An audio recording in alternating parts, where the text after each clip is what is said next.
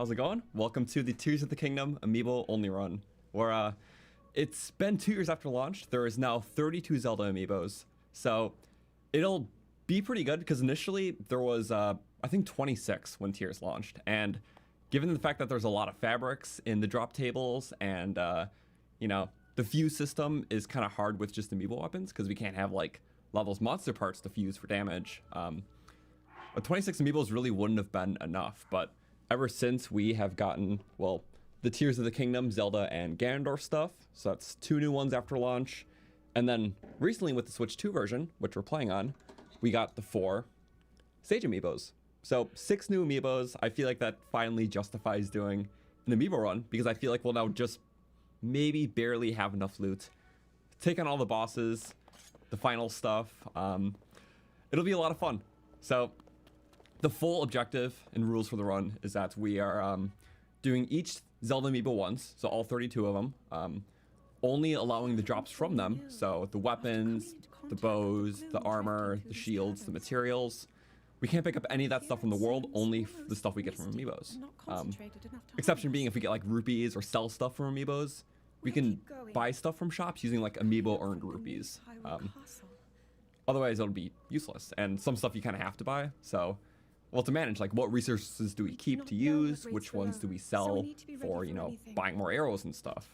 But as long as it's a resource that's obtained from an Amiibo, it's allowed. So that's our main restrictions. We're also not allowing sages because we could just, you know, we'll spam through most of the fights then. So that wouldn't be good.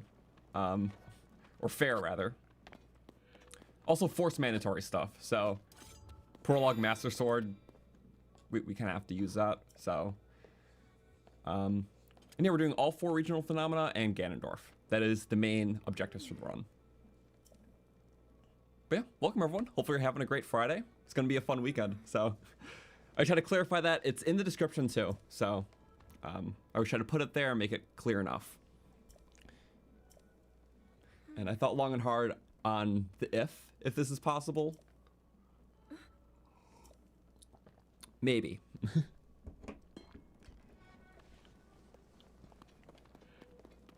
Okay. Force mandatory use. Next room, right? So we'll just skim past this. There's a couple bats we gotta kill. And then when the Master Sword goes decayed, you have to like slash some vines to get out of the little Shrine of Resurrection Zonai type. Whatever you want to call it. So we're gonna skim like cutscenes and stuff. I assume it's a blessing, because, I mean, unless you wanted to listen to Demon King's Secret Stone 4 times. I don't know. Kind of convincing, but I think we'll pass this time. Maybe not my favorite cutscenes, but, you know, it's fine. You see one dungeon storyline, you've seen them all in this game. And it'll be my first run where I'm just doing like a 4 regional phenomena rush. If we're not calling the Zonai run, because that was like a full playthrough challenge run. This is like a normal challenge run length challenge run, but we're doing the 4 regions, which I never did before, because even in like, you know, we did the Gerudo run and the Zora run, but we only focused on those regions, because there's just so much more depth in this game. It's hard doing all main dungeons, and I'm just gonna save. Yeah, a lot of stuff. Okay. This is mandatory use, so. And mandatory with more flavor. Yeah. Like the one time we can do that in this run. Master Sword and beams. Not hurt. Are you, Link? I think it's kind of fun.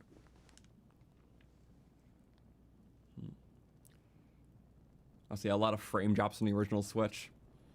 It happens, but it's almost perfect here. And if there is frame drops, I can't tell, because it'll be from like 60 to like, I don't know, 40. So it's still much above even what the base game ran at. And yeah, I said before, it's like everything runs more fluid. I think it overall makes a nicer gameplay experience, especially when you're like using your bow and like moving around a lot. The high frames are nice. I still kind of miss like the more cinematic look of when it was 30 FPS. But overall, this is really good. And the cutscenes are still in 30, so they look more cinematic, to put it bluntly. So like this. it still has that like movie-like feel. They're not like moving around like a soap opera. Like, this is rendered in 30 FPS despite the game being 60 now. And that's why it looks so spooky, so mysterious. It wouldn't be the same if it was like as smooth as normal gameplay. So I love that they kept that artistic choice intact. On one hand, you could say artistic choice, on the other hand, it's technically more work if they were to re-render it in higher frame. Regardless, I like it. So, but yeah, there's only been out for like a week, so still kind of chatting about the new stuff.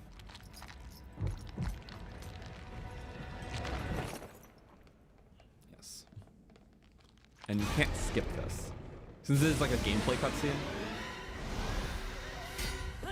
Because you lose the hearts. Yep. Strictly because it's the gameplay cutscene, you can't skip it. Which it makes sense, because it's like, it's kind of gameplay in that way. You went from the 30 hearts to 3. Nope. Slice sword. Shink. The one cutscene we're watching because we don't have a choice. The sword that seals the darkness. The blade that shatters so easily against my power cannot save you from me. And yet you eventually get the blade after Ganondorf. But as you know, for the final phase of these games, I never count that as part of the challenge run because it's always like a cinematic final fight. So Breath of the Wild challenge runs end after Calamity Ganon, Tears challenge runs end after Ganondorf, because cinematic phase is like whatever, like the gameplay's done, you're just there for like the theatrics and it's cool. But it's like one consistent pattern we've kept for all these years.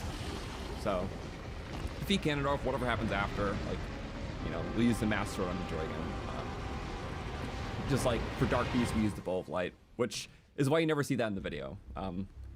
It's just kind of, you know, theatric. It's cool. So the real final fight is what comes before, and that's what we count the end of the run on.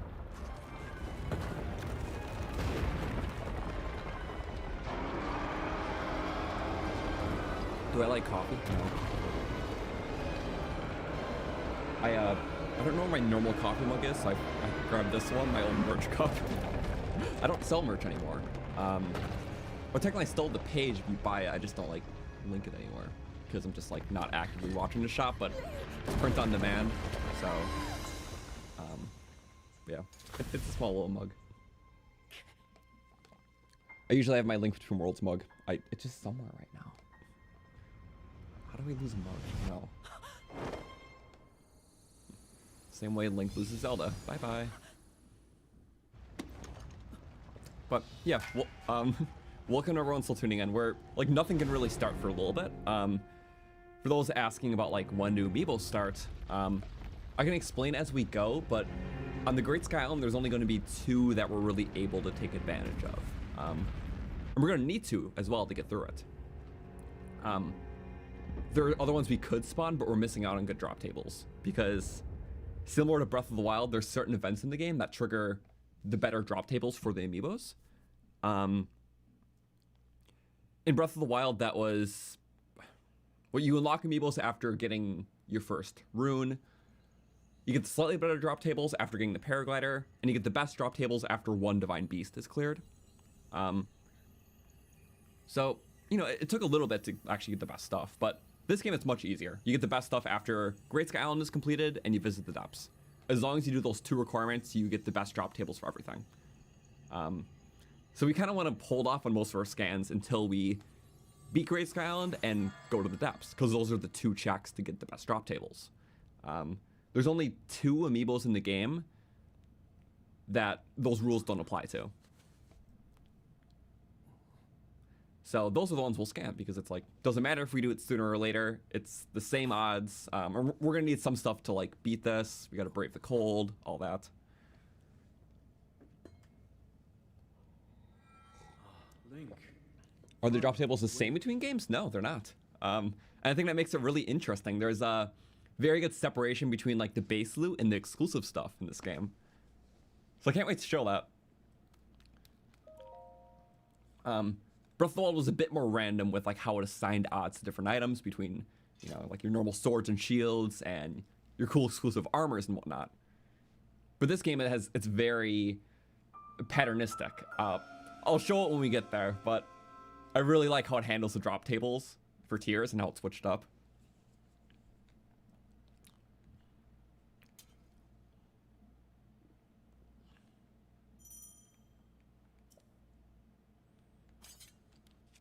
Okay. Well, mandatory use. And again, I think that's it. At least for mandatory weapon use. Yeah. Because technically you don't have to break the Master Sword. It gets returned regardless. Because you never really break it. Just like, you know, you just can't use it if you used a few hits. Gets returned anyways. So I'm not sure when we unlock them. I'm pretty sure you unlock Amiibos after first. I think it's first shrine. I'm hoping it's first shrine. I'm kind of banking on that. Because if I go to options, Amiibos, yeah, I have to make some progress. So I'm pretty sure it's first shrine. That would be really weird if it wasn't. By weird, I mean, you know, let's just not think about it because it's probably not an issue. Totally. Okay, so we're gonna have a little lightning round through this because there's only gonna be 2 Amiibo scans throughout the whole thing. I'm gonna go fast through it because, you know, in the starter area, there's only a few segments where there's like unique gameplay interactions if we can't pick up cool items. Can't whistle sprint. Nope, can't get the chest. Naked until we get cool hero armor, perchance. That's why I like it, making you use like more of the classic tunics. Just often more mixed matched. There'll be a lot of resources and a lot of ways we could spend that. We could wear armors, we could sell them for other things. Like, there's so much. Amiibo runs have so much potential. And with 32 of them, we're gonna really see how that goes. Last time we did an Amiibo run was Breath of the Wild, and there were 25 Amiibos at the time. Because it was before Tears came out. Tears launched with the 26th Amiibo, which was the Tears Link one. And then we got 6 more Tears ones after that. I'm so excited. Thank you, General Quacks, for the 2. What's my favorite armor set in Tears of the Kingdom? Aesthetically, the Frostbite. I love that one. Just Link is like a snow god, and it glows blue in the cold, and Freeze is just a really good effect too. No, I really like it. Like, the Zonai armors are so good. That one especially is just beautiful. It's awesome. Ooh. Yeah, and like, it's mostly all like returning Breath of the Wild stuff and Zonai stuff, so, you know. I wouldn't give the title of best armor to anything but a new one for that reason. Froggy's silly. I like dying at green and being like an actual froggy, so it's a good reason. Can't use it. Yeah, we kind of. I literally don't think there's anything unique we can do until we beat the first shrine. Which is fine.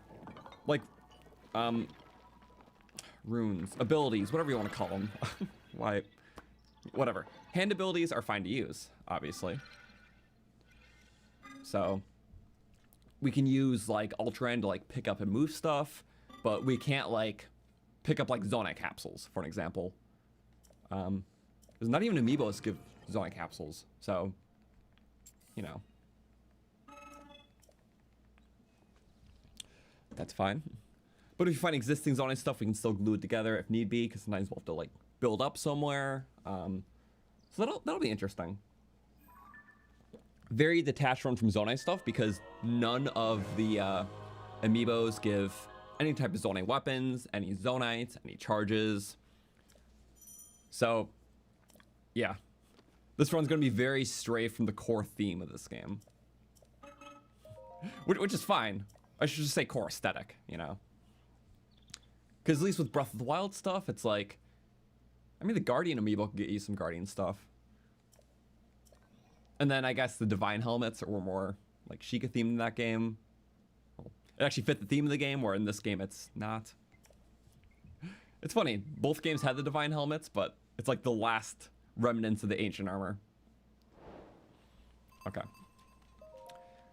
So just to preface, you guys won't see anything unique until at least I beat the first shrine. So we're just going through it. Great Sky Island is longer than Great Plateau, but I'm really going to try to speed through it because there's really nothing we can do besides 2 amiibo spawns. There'll be a couple of unique interactions because we got to get through like the cold. I guess one way through the cold always is you could just like save reload buffer, which means that you sprint as far through the cold as you can. As like the second before you die, you just save the game, unpause, the game kills you, but you reload the save with 3 hearts right where you just died, basically. Because it's exploiting the mechanic of whenever you load back from a death, it gives you 3 hearts, regardless of what you had. Just so you're not spawning in with like a quarter heart or something. So in some runs where it's extremely important and things are really finite, that is a strategy you can use. So just run as far as you can, like the second before you die from cold, save the game, unpause, you die there, and then you reload where you saved, which was right there with 3 hearts. So you can pretty much like go through the cold without, you know, expending any resources. It'll just cost a lot of deaths, and I don't want to run the death counter from a superficial means, so we're not going to. We'll figure it out with food. Amiibos drop a lot of food. It's like might as well take advantage of it, and there are some early ones we can take advantage of. There we go. If you guys have seen the first or any of the first 2 Amiibo runs, you probably already have a jump start on how things work. There's different things here, so I'll kind of explain things comparatively when need be. But yeah, one thing I really like is how they handle the drop tables. It's a lot cleaner in this game, a lot more segmented, and I'll explain that when we start scanning stuff. Also, is there a way to lower the chances of getting paraglider fabrics so you can get usable stuff? I wish. Yeah, sometimes if you don't meet certain requirements, it'll like heighten the odds of getting other things. That door will open only to those. At least for Breath of the Wild it worked that way, not for this. So there's always going to be paraglider fabrics in every single drop table here. Like every Zelda amiibo has a chance at a paraglider fabric. Some more than others. Which is why I needed to wait for more amiibos to come out to do this run, because there's a chance that like 4, 5, 6 of these scans at least might just be a fabric. And, well, that invalidates the main point of the scan. You can still get the loose drops though, so that's still handy. I no longer have a physical form. Also, I love the cutscenes, but if we don't skip them all, this run would take like an entire other day, I think. So, the challenge runs, we don't worry about that. We were doing a base playthrough of this game every Wednesday night. We did like a whole binge over last weekend because Switch 2 version just came out. But every Wednesday night, 6 p.m. Eastern, we continue our base playthrough of this game. It is my second ever main playthrough / 100%. Very fun, showing off all the new features. Like I have like my phone app up where I show like the voice memories. We've been using the item bank. We've been doing like the navigation stuff. A lot of great 100% tools. So it's like, if you thought about 100%ing the game before, but never wanted to fully invest because there's some tedium, it's like trying to find the Koroks and the mini bosses, all that. The tools on the Zelda notes are just so amazing. So like, if you're thinking about doing your first ever 100% of Tears of Breath of the Wild, this is the perfect time. Switch 2 version with Zelda notes, it's phenomenal. So many great resources for like tracking and automatically updates like which Koroks you have, which ones you haven't, all on the map. I can't show it off right now because my phone's not hooked up today, because we're not using it today.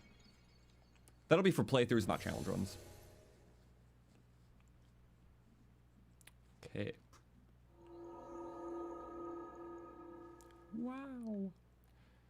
No. I want to say, do we get, yeah, no hand abilities yet, meaning no amiibos yet. I'm gonna like save. Do I need a save? No. We'll save. Okay.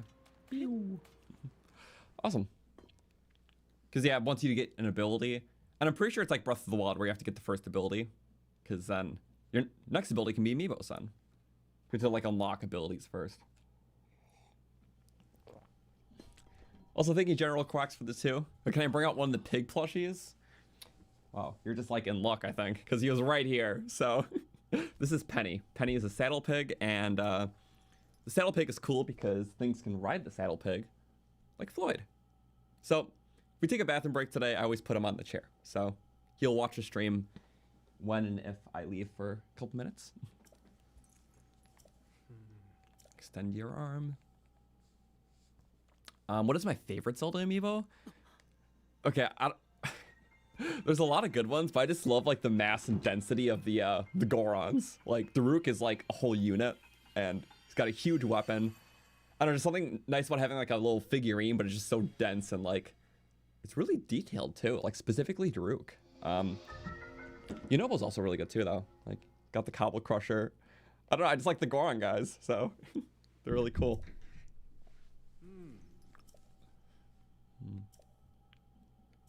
Yeah. And we'll get to comments. There's a lot of you guys here, so welcome. Remember, there's not going to be too much interesting stuff on the Great Sky Island. A few unique interactions. Still have more time to just chat about things, too. So, yeah.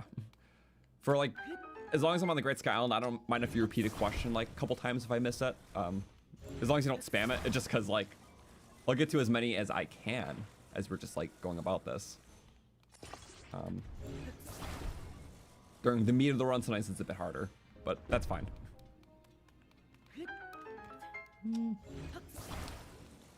Favorite weapon is, of course, the drill shaft. But if we're talking about tiers weapons, one of my most like proud of weapons is Soldier Spear with a Light Dragon Horn. It's a weapon that's really good for early mid game because it's like a healer staff, and the Soldier Spear makes it so you can charge it up really fast. So you're getting the most hits per second if you do a quick charge with the Soldier Spear.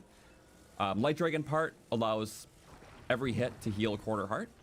So it's basically the fastest amount of hits per second with the fast charge. Really good for healing, like, you know, a heart or two at a time, because sometimes you just take like little ticks of damage. You don't always want to eat food. You can attack with a weapon to gain life back. You can do it really fast. Also, why did I do it this way? I don't know. I felt like it. I don't remember the last time I did this shrine normally. My last time I went like all the way up there to that example. I like bridged to it and then I took it. Because that's literally meant to be an example, but you can take it. If you just, you know, stick that. It's silly. No, So a lot of this run is contingent on unlocking the Amiibo ability after the shrine. I'm pretty sure we unlock it, right? Out of all the things I checked, I didn't actually consider this. I just assumed, because that's how it is in Breath of the Wild. So. I'll see a make bread. Technically, if I bought the... I think you can buy wheat at Rito Village. You know, we're just dealing with low money here. Because any Amiibo obtained rupees are okay to spend. And by that I mean, either you get Amiibo, or you get rupees directly, or you sell some things you get for rupees. And that requirement is crucial because there are some things we have to buy. So if I didn't have that, the run just wouldn't be possible. Also, it makes it more interesting because it's like, if we get cool resources, it's like, are we going to use it as that resource, or are we going to sell it to get something else? The exchange rate may not be as good because you sell it for a lower price, but the item could be more practical. So it depends. There's a bit of currency management, and I really like that aspect. Because with Amiibos, you're not really in control, but that adds a little bit of control and choice to the randomness, and those two sides and halves kind of complement each other. Okay. Also, yeah, all rules in the description for those coming in. Well, there we go. First shrine done, and Amiibos. Okay. Just like Breath of the Wild, we now unlock the ability, which we'll have to use it in just a second. I'm going to show why it's practical like very soon. So it'll be before the next shrine. So let's just quickly go over to it. Because we do need an amiibo drop before we can even get to the next shrine. And I'll show you why. So just run over. Literally nothing else we can do. I do like that pipe. If you take that cool pipe, though, you miss the Korok that's here. Rather, that's there. Oops. Yeah, there's a Korok there. So if you take the shortcut, you miss a Korok.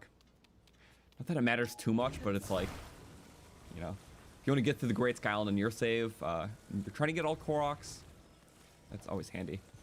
We did that on our recent playthrough. We, oopsies.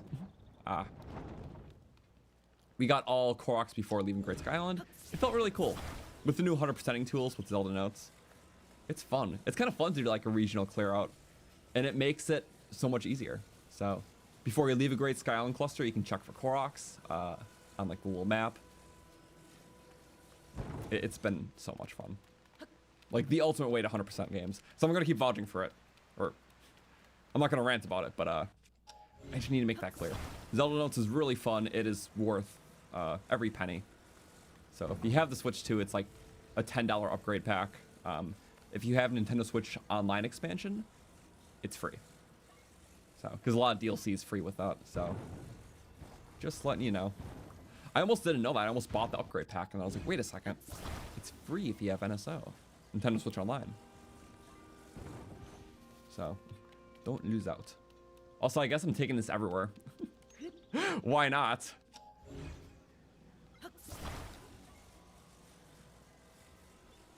I mean, it could be handy. I never thought about doing this.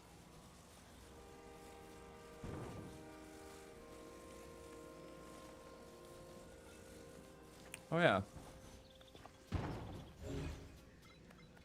Wait. I have like a weird alternate way of doing what I was going to do, which is cross that water. Yeah, it's like, I know you have to cross, oops, I cannot see crap. I can't even like push it out. There you go. Auto-made hoverstones. Alright, awesome. Not awesome, we're in an enemy camp. That is... what? Okay. What am I doing? Good question, right? Just don't break my stuff, and then, like, we're fine. No qualms if you don't break my stuff. You're cool like that.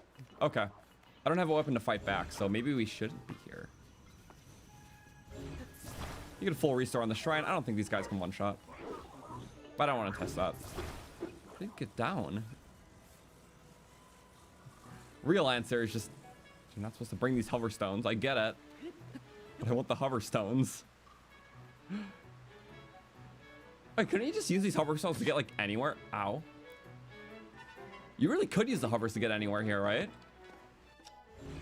Something I like never considered. Oh. I didn't consider that either.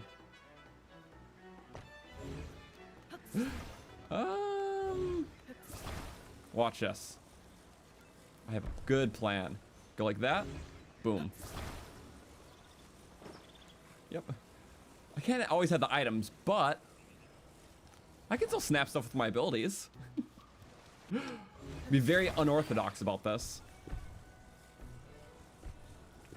There you go. This is certainly a way to do it.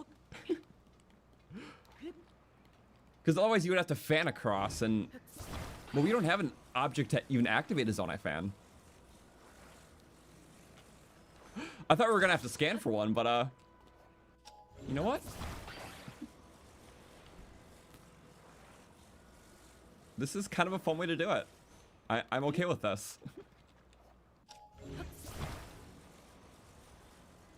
So sorry, my chaotic thinking is delaying the scan by just a tad bit. We'll still have to scan two things here. Just because not as early as I thought. Because yeah, otherwise, you know, you get pushed back by the current. Well, ta-da! Theoretically, you could just move those anywhere and go anywhere too. Want to go straight to the flux fight? I guess so. Like, I never thought about that.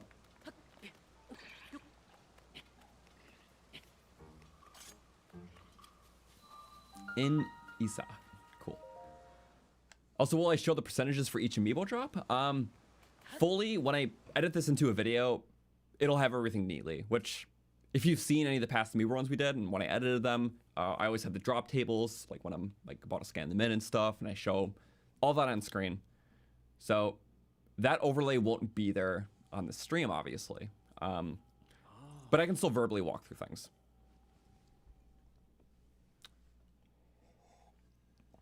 So yeah, that's a big thing. I do like showing off like those stats, and then since attrition is important, I'll show off like durability stats too and all that. Look up things as we go, but yeah, attrition is a big deal because it's like we need enough weapons to get through the fights. So the thing is it really just possible to lose these runs based on bad luck? We just get a bunch of paraglider fabrics? Yeah, like you can lose. That's why I originally didn't do the run when it launched, because 26 Zelda amiibos, I don't know, I feel like we would have been short, but now with 32, I think we're okay. Okay, there's a big rock wall. Guess we lost. Bye-bye. Can't have weapons. Or can we? Just wait. Just wait. Just wait.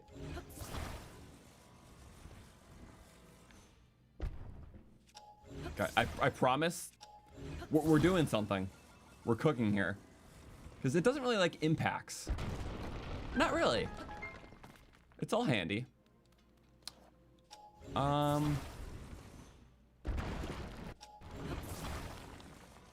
Let's see now. Is this going to be an issue? That might be an issue. Oh. I didn't consider this, did I?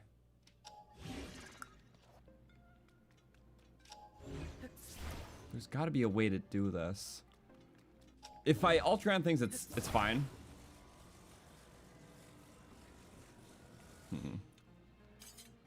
Thing is, we don't really have the best drop tables for everything yet, because you need to both beat the Great Sky Island and at least visit the depths to fully unlock the best drop tables for everything. So we're not fully in that boat yet.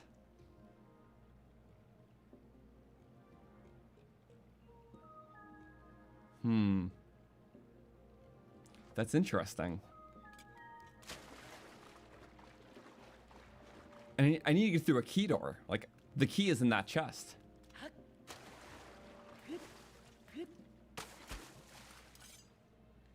Okay, what do we do about this? So the thing is, even if I scan all the amiibos, they won't drop the things that we need to actually break that, because there's the 2 checks. So first, I can almost guarantee we do need an amiibo. So we'll have to leave really quick. Remember, I can't use the Master Sword because that's a force mandatory. I don't think that would help my case anyways. I am not allowed to save Scum Amiibo. What I get is what I get. Well, there are 2 amiibos in the game that right off the get-go, they give the best drops. So we can scan them whenever, and we're not missing out on better drops because, well, their best drop tables are already unlocked. They're not locked behind like beating the Great Sky Island or doing the depths. So this might be unorthodox, but our first one is a very silly one. An old friend, Wolflink, which a dog could be helpful, but it's gonna be helpful in his own way with meats. A lot of them. We're gonna update the counter so I don't mistake that. Just a ton of meat. So this could be good for getting through the cold area too, because the cold area has a lot of breaks with, like, you know, the caves where you're warm. So Having cold resistance won't be helpful because you're in and out of cold a lot. But this, just to mitigate some of the life when we cook it, will be nice. There's also one other amiibo that is the best drop table currently before we do anything else in the game. Outside of him is, well, his friend, the Bokoblin. Silly guys. Give silly little weak drops. More meats. And with this, we usually have a chance at a weak weapon. There is a chance of that fabric, which we don't want the fabrics. They won't really help us, but a weak little weapon could help us. Boko shield. Okay. It's like a 1 in 5 shot of getting everything. Literally anything would have been fine but the fabric. So we're good. Our first weapon. Well, not fully weapony yet, but it's fine. So I'm gonna go the second amiibo. So the thing is, yeah, we did our 2 amiibo scans here. If we want to take full advantage of everything, we need to beat the Great Sky Island. So can we beat the Great Sky Island with just that and this? Including the shrine? I kind of have a silly strategy.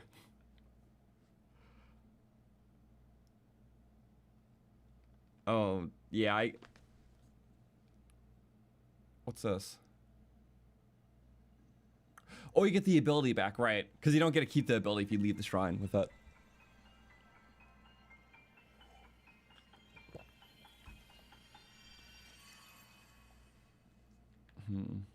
Yep, you get it back. I never actually seen that because I never left a shrine.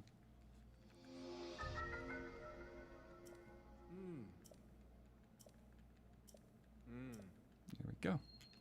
So what we got to do? We'll do the rock thing, right? There's 3 rocks. This is going to come in handy because we have to get that chest.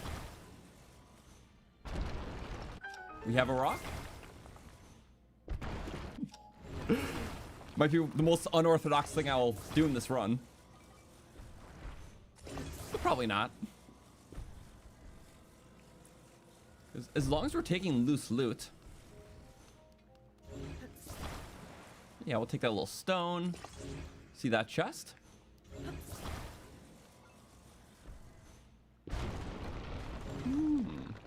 I can't take what's in there, but I can still take it itself. Problem solving. Now if we look at our little progress.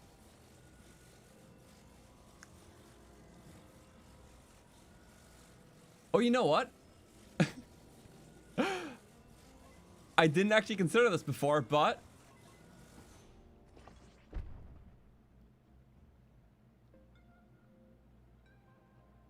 that's kind of, wait. Kind of not, wait a second.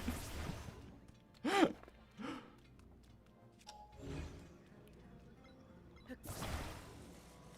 doesn't matter. I just gotta take things as long as it's not going in my inventory. Plunge that.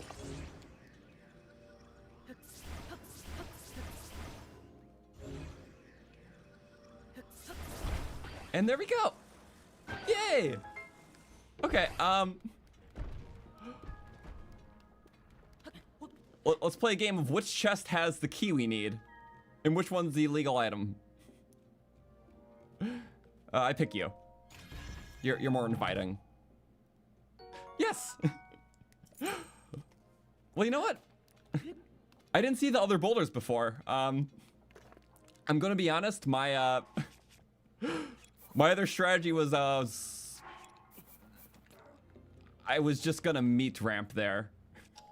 I was gonna stick all the meats together and plunge it out that way. But good, there were other boulders. Okay, so I technically didn't have to leave the shrine. I just saw other opportunities.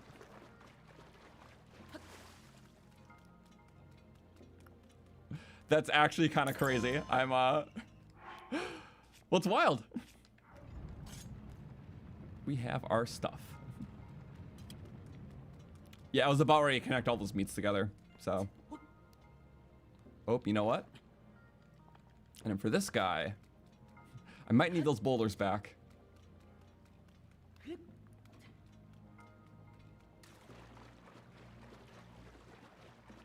Where'd they go? Here they are. So, I didn't expect this challenge, but it is a challenge that's now passed.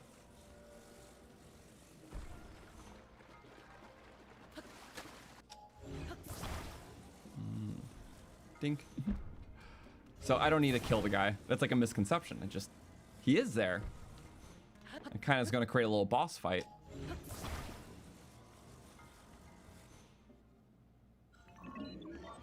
Hi. I can't even see anything, just boulder blocked. Okay. Oh, you can just stump them. Might be ideal here. Bye. Oh, that worked. Little baby. Whoop, wee. Okay, all good. Just don't shoot your arrow. Right? He's scared. Scared of Rauru? Eh, why should you? He's a friendly goat. What's number 2? And we have all of our amiibo drops for here. Yeah, it's kind of the best possible case. We didn't get a fabric, so we have a shield. The shield is honestly the one of the better things to have for this run.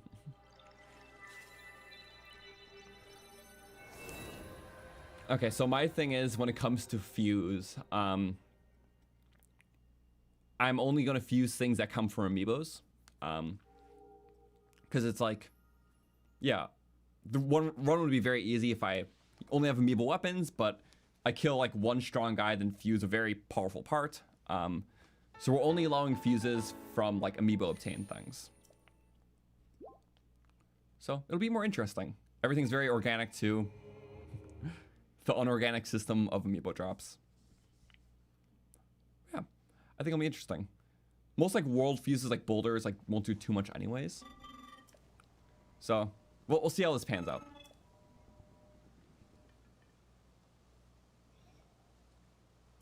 Please take it. All right. Oh, the energy cell.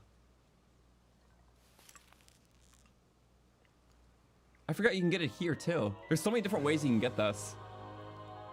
So it's by default after the shrine.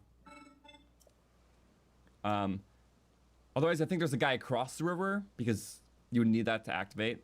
Or to go across the river, I think. Right? I think, yeah.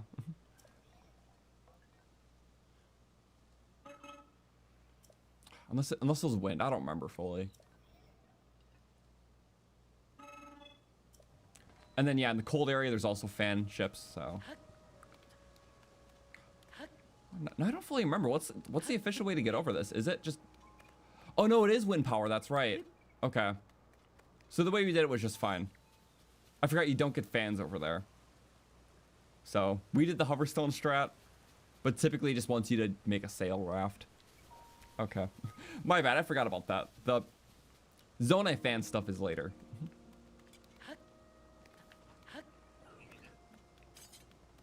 Okay.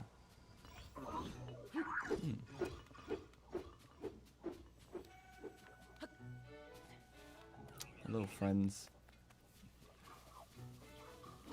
See, I have the shield, but there's gonna be very unique utility uses for shields. Like, put bombs on them, you get a bomb jump for extra height. That's kind of a big one, because the nice stuff will be spaced apart. And we may not have the proper means to get across. Since we're not using, like, abilities. Sage abilities. Even the extra jump from a bomb shield could be really handy. Don't tell me this is Is it really a cave-in? It really is a cave-in. Oh, no, it's not. It's really not a cave-in. Never mind. We're clear.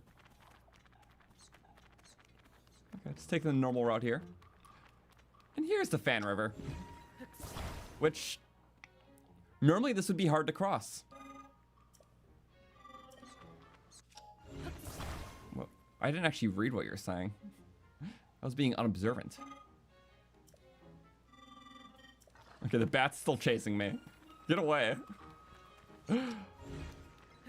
Well, I could use those hover stones across again, but now we have little fan methods.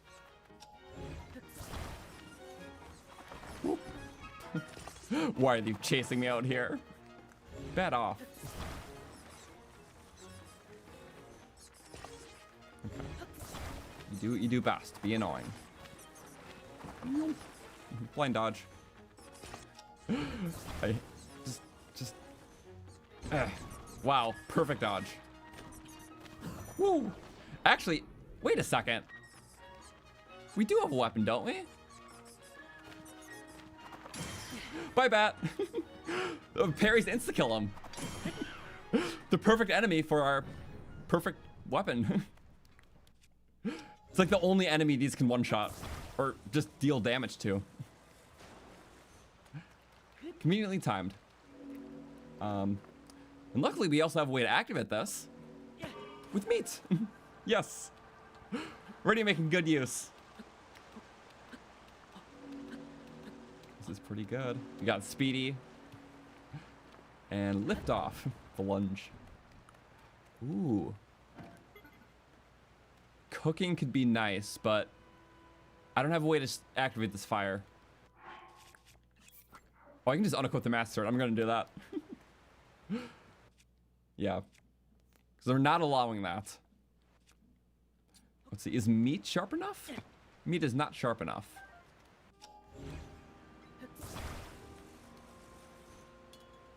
I didn't think that was gonna work. I mean, I'd love to start a fire, but oh well. Because cooking this meat can be kind of good.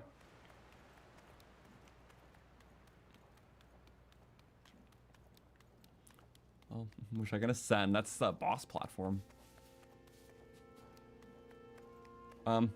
Also, reason why I didn't include the Minoru quest in this run, because Minoru's quest would make us like mandatory.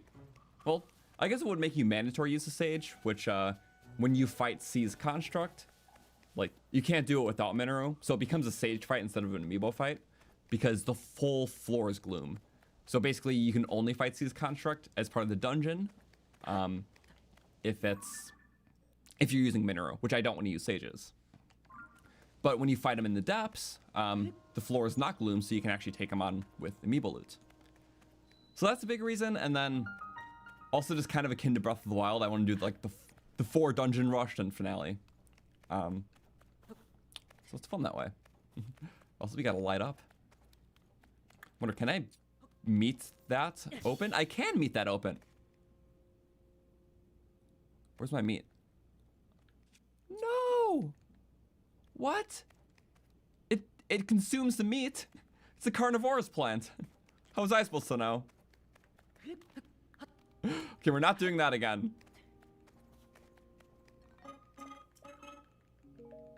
No, thanks. We're down 1 resource because of that. Little carnivore. Yeah, I could shield surf. I'm gonna use durability.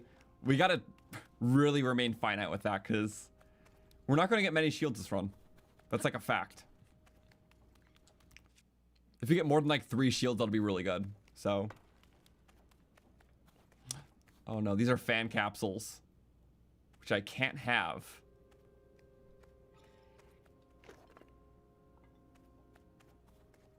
Yeah, I can't take. Oh no, yeah, that's gonna be hard. Wait a second. If I grind with the shield, it doesn't take durability. Could I really do that up here? Yep, full durability. Still full durability. Wonder if I can just... I might be able to. Let's do that. And then just back out. It actually might work. Yeah, because doing this does not consume durability. Any rail or like snowy sandy surfaces, you're free to do this. Okay. This is the strat. Wow. Way more interesting than I thought the Great Sky Island was going to be. We can do some really unique stuff here. You get a nice speed boost. As long as you stop right away, then you're good. Oh, too steep now. Okay. Much safer than not safe. But not dead. Oh no. Yeah, that's rough. I messed that up.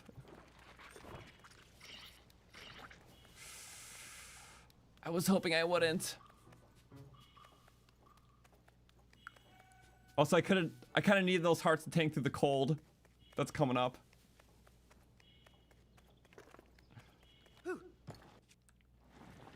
Okay, we're our own minecart. Wait. There is a fan. You just have to take it yourself. At least I got us back here without dying.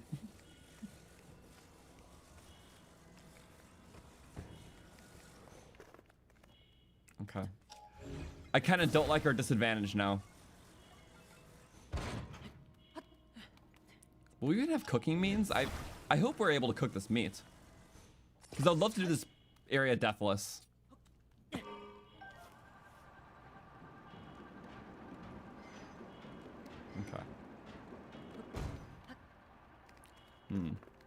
So that really is a strategy. Yeah. Reminder, there are no fans over there, just the capsules. And I can't pick up capsules. So capsules, materials, weapons, bows, shields, armors. Can't have those. So I'm sorry, I'm gonna be a little blinky. There's a shrine soon. I'm surprised we didn't die.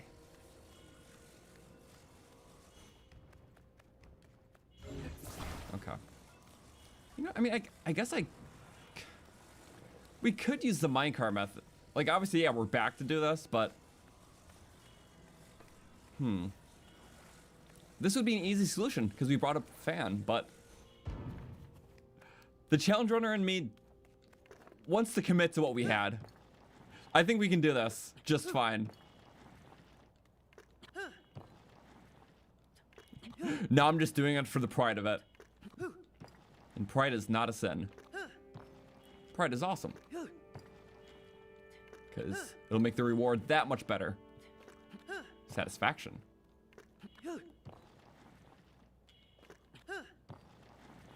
Ooh, what? Whoa! I'm like drifting, what? How am I doing this? How'd I like leaned into it. Full upwards? I don't know how I did that. This is why you gotta commit to things. You'll just miss cool interactions like that. Oh. Ooh. Please. Okay, this went from very easy to very rough. I don't know. This is so rough. Please keep doing it. Please, please, please. I'm like ever so slightly moving to the left, but we're correcting each time. We're so close. Just please. Please, please, please. Yes! Yes! Not a single point of durability drained. Fully fresh. Fully did it. This is amazing. Okay. Well, that's good. Solve that obstacle. I don't see a cooking pot nearby. We have raw food, but I don't want to... We're not getting the full potential out of it then. So I don't want to do that. Yeah. Sorry, in this run, attrition is, you know, important to keep in mind. Aha. They were generous. I would have liked to not waste those few hearts before, but you gotta deal with the cards you're dealt with. And the mistakes they come with. Throw that in.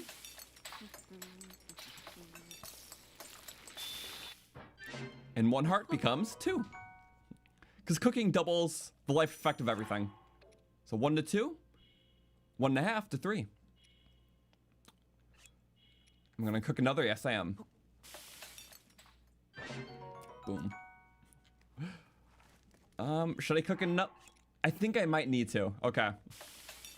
There's gonna be a lot of gaps in the cold areas, but I'd like to do this without dying.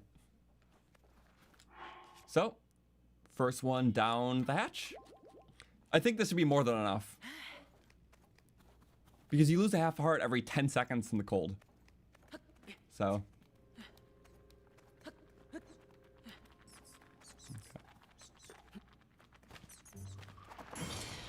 I don't want to lose any life to these. Or durability. Everything's finite. I'm not even gonna try it. Run! Woo! Why did I try that? Risky of me. Okay, now we're in the cold. So, yep. Every 10 seconds we'll lose a half a heart. Oh, no. So we just gotta run really fast. Oh, go on the paths, There we go, regain some stamina. We just gotta make it to the next cave. Oh. Want a little bit of speed? We go sledding. No durability lost. Oh, almost rough. Yep. Still fresh in durability. I just can't hit any rocks. This is very handy for this. And ooh, quickly make it in the cave. And now we're warm. Okay. Barely took any damage. That's good. And yeah, shield surfing helps with that. It was only like a 40% chance of getting a shield from the Boko amiibo. So, yeah, we can kill the keys with it. We could shield surf to get through the snow faster. That was just really good all around. The other 40% was between bow drops, which we wouldn't have had arrows for. So I'm glad we got the shield. And then the fabric would have been pathetic. But we're gonna get fabrics this run. It's like out of the question. Okay. Now we're nearing our next section, which usually you have to go around quite a long way to get up this path to the shrine right there. But I'm not about that. As long as you do a good climb. You have to really plan this out. Because it's all leads to a tree.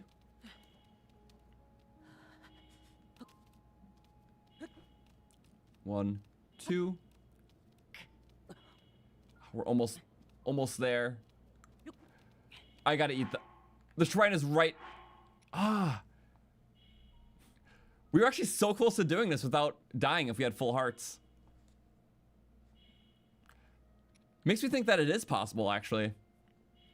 You just need a shield and need to be very particular with the timing. Oh, that could suck. Okay. It was really just for that last little bit. Okay. Only had to eat 2 of them. The first one because we messed up earlier. And the one just to finish this off.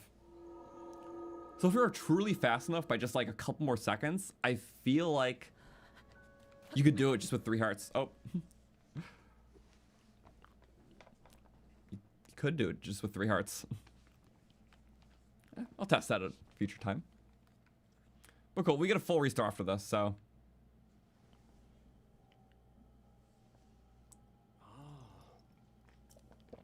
Oh, no deaths can be awesome. I really want so.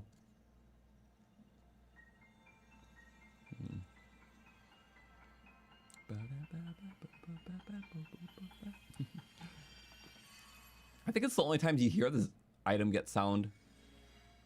It's like rune distilling or map distilling, I think.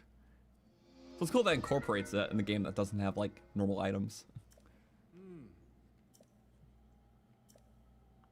Rauru is so pretty in HD. Rauru's just awesome. I love him so much. I just always love the fact that he's kind of like the ancestral counterpart to Link in a lot of ways. Like he'll be like the one other person in the world that really resembles like the Triforce of Courage kind of thing. Except he was a king. I thought it was cool. I like Rauru's character. And he just looks cool. So there you go. Boom. Okay. Well, I see an interesting thing here. I see ropes holding this up.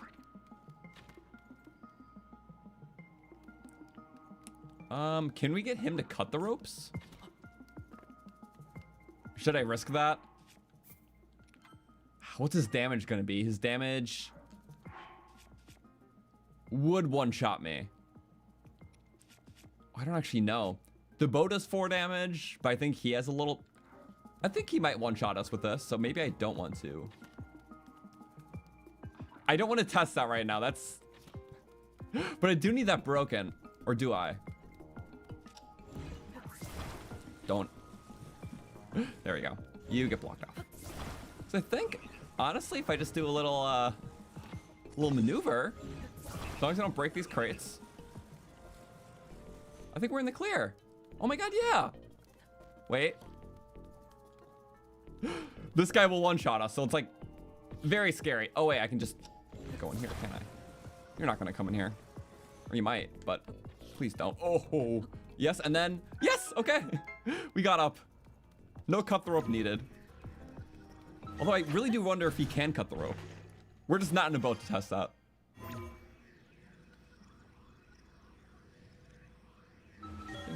You can get him to cut the ropes, that's really cool. Well, I had to be observationally aware there. But yeah. Can't test that one low hearts. I feel like we just had a half heart more, we could have tested it, but it's fine. Also, you cut him on your first playthrough, that's so cool. Whew. Well, that's 3. There's gonna be one more.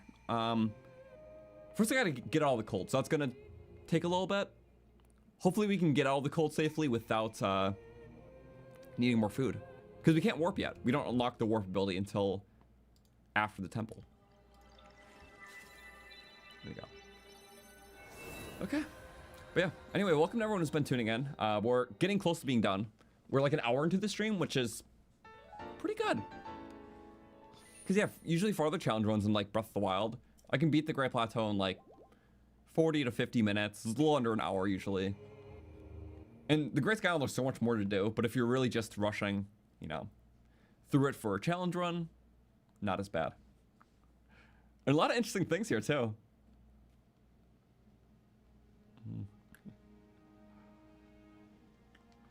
Also, yeah, we always edit these into videos, but you know, as soon as we're done streaming it, which we'll be going on weekends, so we'll do today, we'll do tomorrow and Sunday at 1 p.m. Eastern, so a little earlier we'll start. And if for whatever reason we don't finish it on Sunday, I'll do Monday, but we'll figure that out. I think we'll finish it by Sunday, or Sunday being the last day.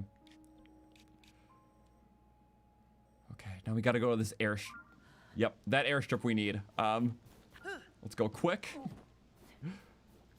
Please, we gotta make it out. Like that. It's like the only ascent you need to do. There, okay. I gotta leave in time. No cold clothes, I'm sorry. But, yes, we can be timely. And we see the wings. Wings are good. Okay, you can place them yourself, but alternatively, there's meant to be a runeless strat in case you came here before even getting Ultrarand, which is possible. See this icicle that's blocking this? As long as you break the icicle, I'm so sorry, Meat. Where'd you go? No! All to save a smidge of time. Why does the meat keep going away? It's being consumed. I mean, that's what you do with meat, but sad. Damn. I know those carnivorous icicles too. That's a shame. Bright blooms and icicles. The enemy of meat. Whoa. Oh. That could have been really bad. Okay. This little silly guy. We just gotta go now.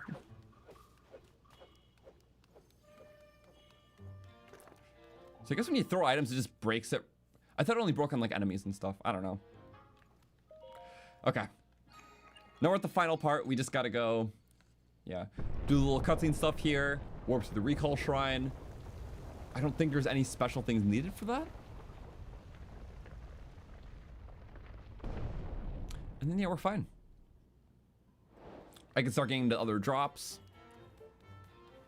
I can't wait to show all that off.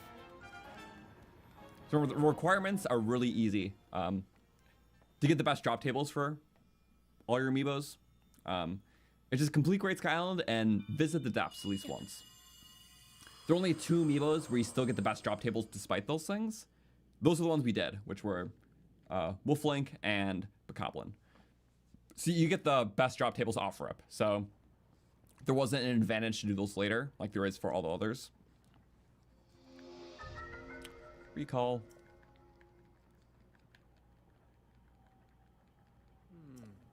Yes. Usually I just shield surf up there. Can I do this without the shield? I don't know. Okay. I forgot. Usually I like shield bounce. You don't have to use recall. It's just a silly thing. And we go up. Yeah. Okay. It is just a silly thing. The shield bounce just makes it easier. If you use a wing to a shield, you get the extra high bounce. I love the movement thing. It's one of the coolest fuses because it just helps with movement. You get a super high jump. All right, you gotta do the... Right, it's door test first, then shrine, then orbs, and door again.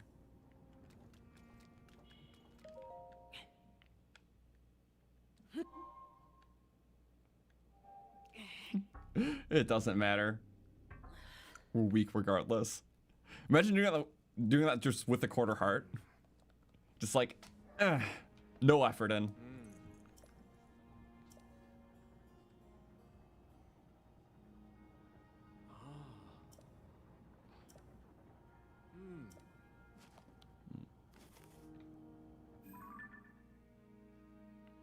Yes. There we go. Now we unlock fast travel. So it's not like a right away thing, which I appreciate because it actually encourages you to just flow through the space naturally in the starting area. So, yeah, we just unlocked this. And it's actually practical because you have to warp to go back here. Or, I mean, technically you might be able to just hover stone up. I never tried it. I don't remember. Do the hover stones expire? I think they do actually, yeah. So never mind that. Those big hover stones, I think they do expire. I just don't know exactly how. Okay.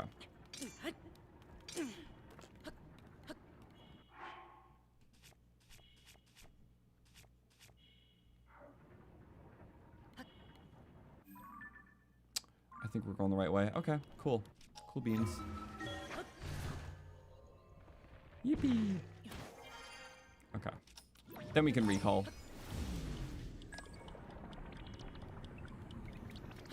And go there. Oh wait, I keep forgetting this one. You have to fully commit. I do that almost every time. Okay. And we go up. In like just a second, really quick, I was thinking of a technical thing. I think my audio is like slightly desynced from my gameplay. I don't know if it's just on my end or your guys' too. You guys let me know if that's the case. Like, is the audio a little behind or am I just going crazy? No, it's fixed. Wait.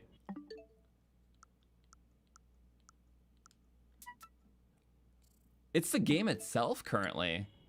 The Switch menu is just fine.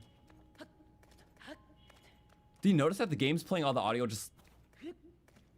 Or it was for a little bit. It was playing all the audio a little bit later. Okay. Or it must just... I don't know. I'll keep an eye on it. I think just for my end, for like a little bit, it was hiccuping. Because I have it through an external speaker. My bad. I just want to make sure you guys weren't dealing with anything. So... Sorry, I probably seem crazy right now. But I promise it was there. I like jumped and then by the time he landed, then he made the jump noise. I'm like... Something's not right. But now it's fine. Okay. Who knows? My bad, I'm crazy, so. Yeah, everything's perfectly fine now. Don't know. I haven't had that happen before, but I do know that's like an issue with some capture cards. With my first ever capture card, that was a genuine issue, and it's the same brand, so I don't know if it was like showing age. I got worried. But we're fine. Also, I never noticed the grippies on these. I'm just now noticing the grippy platforms. It's kind of funny. Okay, don't die to the bounce here. Boing, boing. That could have been bad. I love being careless and reckless on that because it's silly. Wait, did it actually catch it perfectly? I did. That's kind of funny. I just peeked the corner and just like instantly popped out recall. I'm like, it could be aligned right now. You can't die to the bounce? Okay, good to know. Well, you never know. I'm not too cautious with those types of things. And there we go. We're gonna skippy scop. And in this case, yeah, you take the wing down. Could be just faster to warp. I don't know. But I guess it really doesn't matter too much. Wing's like cinematic, right? You take the wing, but then you have to skydive into the pool. Yeah, we're gonna skydive into the pool, because skydive pool is cool.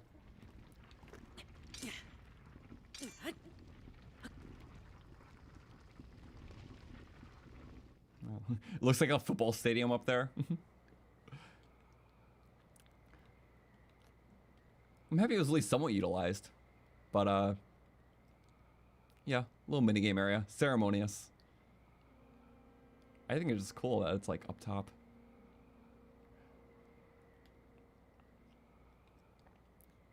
What the? What happened to my wing? It jittered.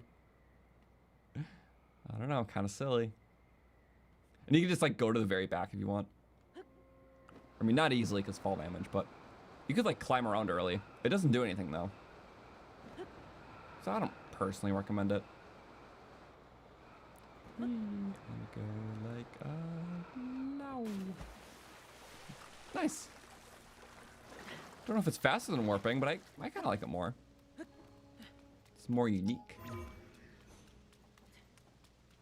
Also, yeah, if you want a Korok, it's right there. We're not after Koroks this run. Oh, right.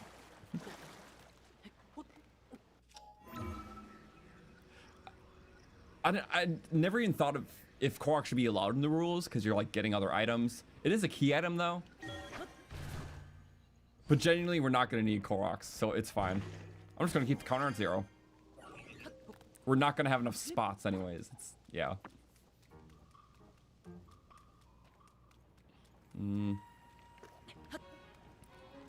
Also, I don't sound like I have an American accent.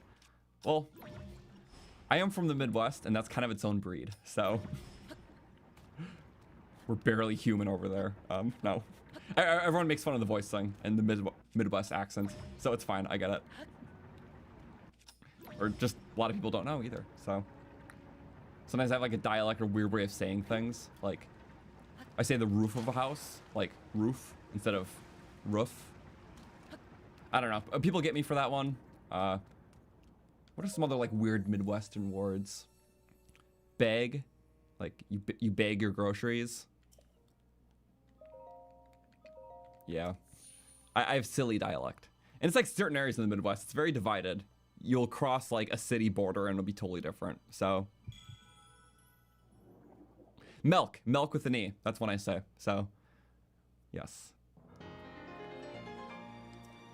Oh, that's very Ohio coded, but yeah, that's like the dark realm of the Midwest, as so we put it.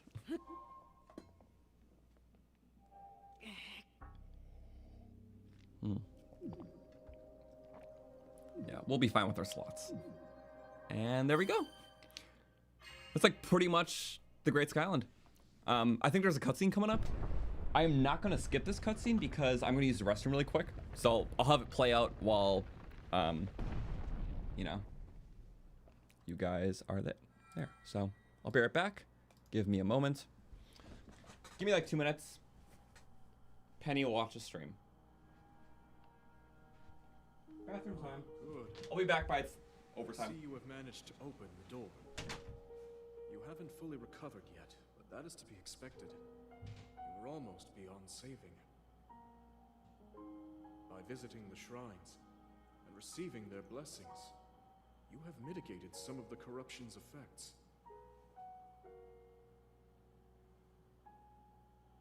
Though our time together has been brief, I am so happy that we finally met.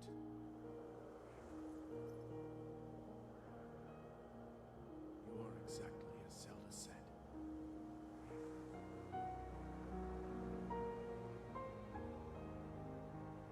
I've done everything I can for her. Now it is up to you.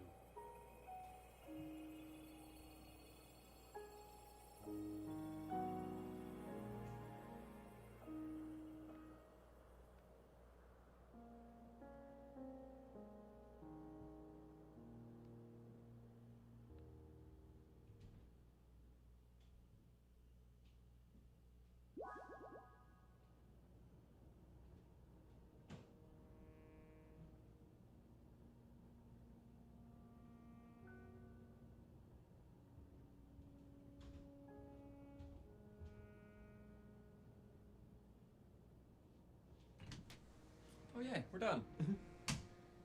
I forgot how long that one was. Not very. Penny watched. Oh, Penny likes it, so just feeding them a little bit of the story context.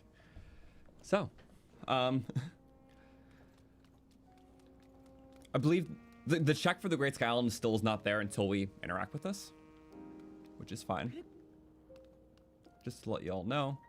Because yeah, we mentioned before that you need to complete both Great Sky Island and visit the depths once to get all of the amiibo drops. Well, technically there are two separate checks, but holistically doing those two things makes sure that every amiibo gets its best drops. Pig watch Raru die again. Twice in a row. Just traumatizing it. Okay, bink. We're gonna skip the ones we're here for because, yeah. Okay. And with that, Great Sky Island is clear, so the drop tables for all the rest of the amiibos are upgraded. So they're almost in their complete state. There's only just one more check, and that is visiting the depths. As soon as we just unlock the depths, visit it once, the best drop tables for every amiibo is unlocked, and we can start scanning in whatever. So I was waiting for that because only two amiibos that didn't matter for was the two we scanned. You get the best drop tables right off rip. So I'm gonna save. So obviously it'll take some time if we, you know, jump down there and get the paraglider and do all that. But how about we just get the depths immediately? Because you don't have to get the paraglider first. If we're just trying to prioritize the drop really quick. So, if we want to do so,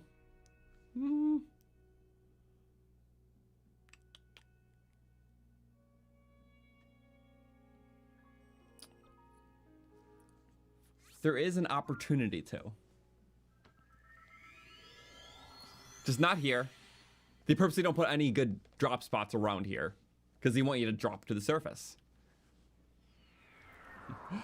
We're in the cold area, so let me get out as quick as possible. I don't want to ruin my shield.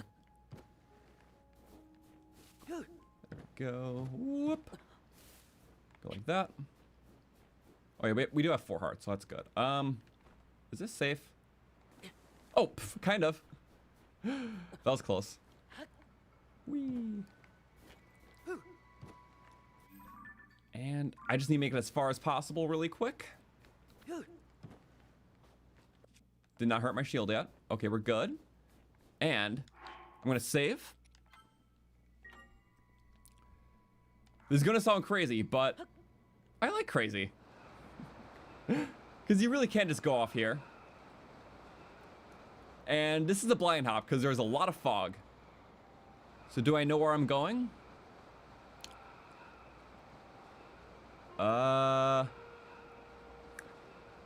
I'm looking for a chasm pet. Am I close to one? Let's see. Oh, see the circle of birds? They always point to just points of interest. But thing is, there is a very interestingly shaped, well, gloom pit. It's a well, but with this nice bite-sized hole, we can go through to the depths in the well. Because it is a well, there is water. We unlocked the depths. That was the final check needed to unlock best drop tables for everything. So I'm gonna save. I would do a spawn immediately. We could, but the lighting's a bit of an issue. So I'm not gonna do it here. Let's go back. But yeah, we have the drop table now. So the best drop table's unlocked. So let's do our scans right away. I was like, heart was pounding there. And if you look at our map, we have sky, we have depths. We have no surface layer. It's just sky to depths. It's kind of funny.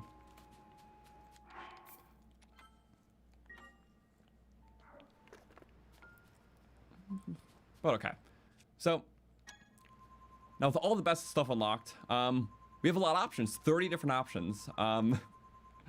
So what I was thinking, I wanted to show off how the drop tables worked fully now between like all the stuff you can get.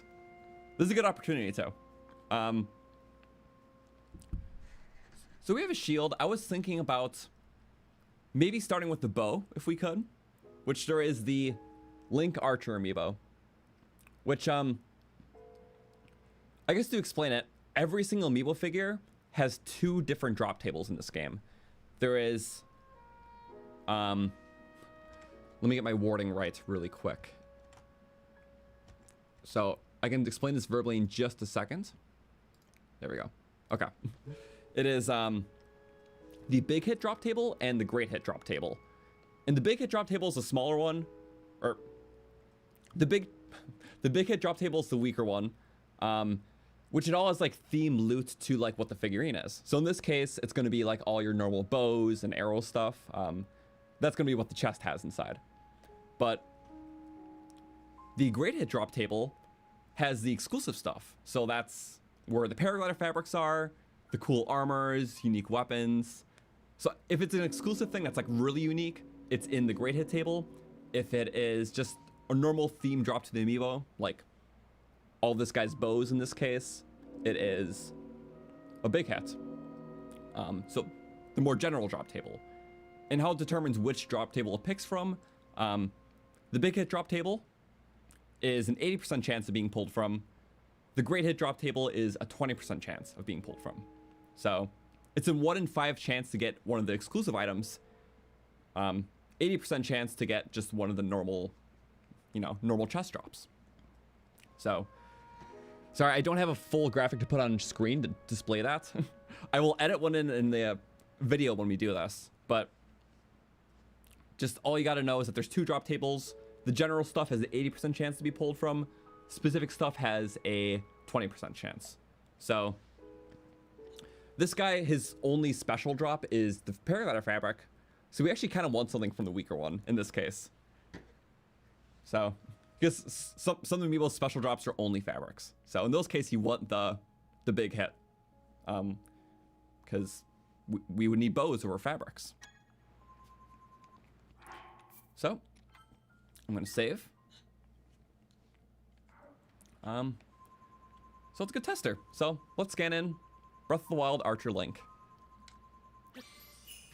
Fishies. We always get the assorted goodies.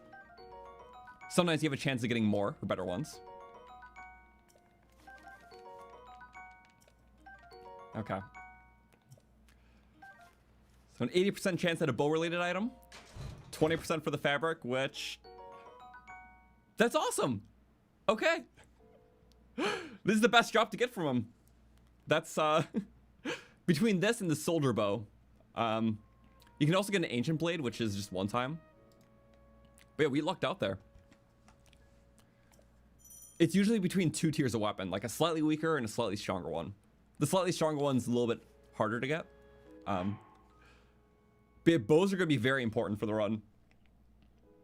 Because the weapons have very low damage because of the fuse system. It's meant to make them powerful. Which we won't have a lot of good fusions, but bows are just naturally powerful. So bows will be very important. Now, let's update the counter.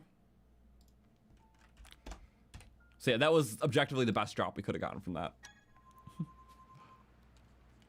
So we'll try one more right now. So we have a bow, we have a shield. But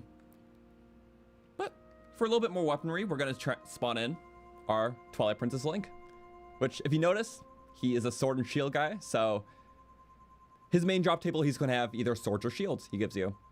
But for his graded table, on top of the fabric, he also has cool armors. Which, they're great for looks, great for defense, or selling. Get the loose little nuts. We got arrows. That's nice. Sometimes you get those additional drops too. There we go. Yeah, in case we need some effects. I know we got mighty stuff too earlier, which is good. Apple, apple. So, it's mostly split between bow and shield. Maybe potential some armor too. It's a good drop table. I'll take a shield. Okay.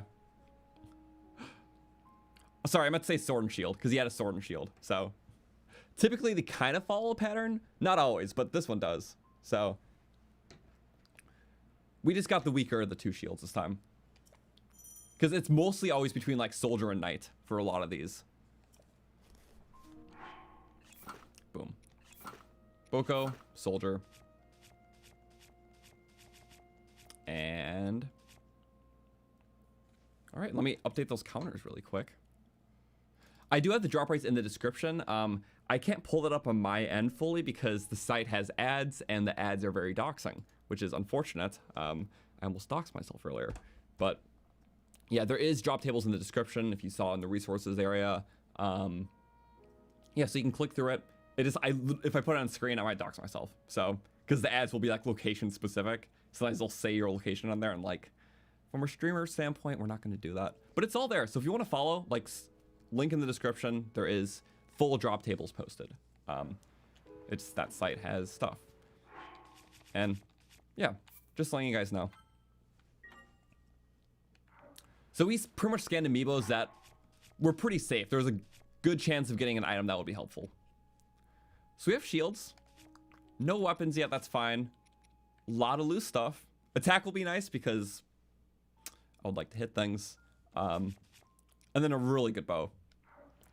So, I think with everything, this is a really good start. Let's just get the paraglider. Because once we do that, we can start pushing regional phenomena. Is this safe?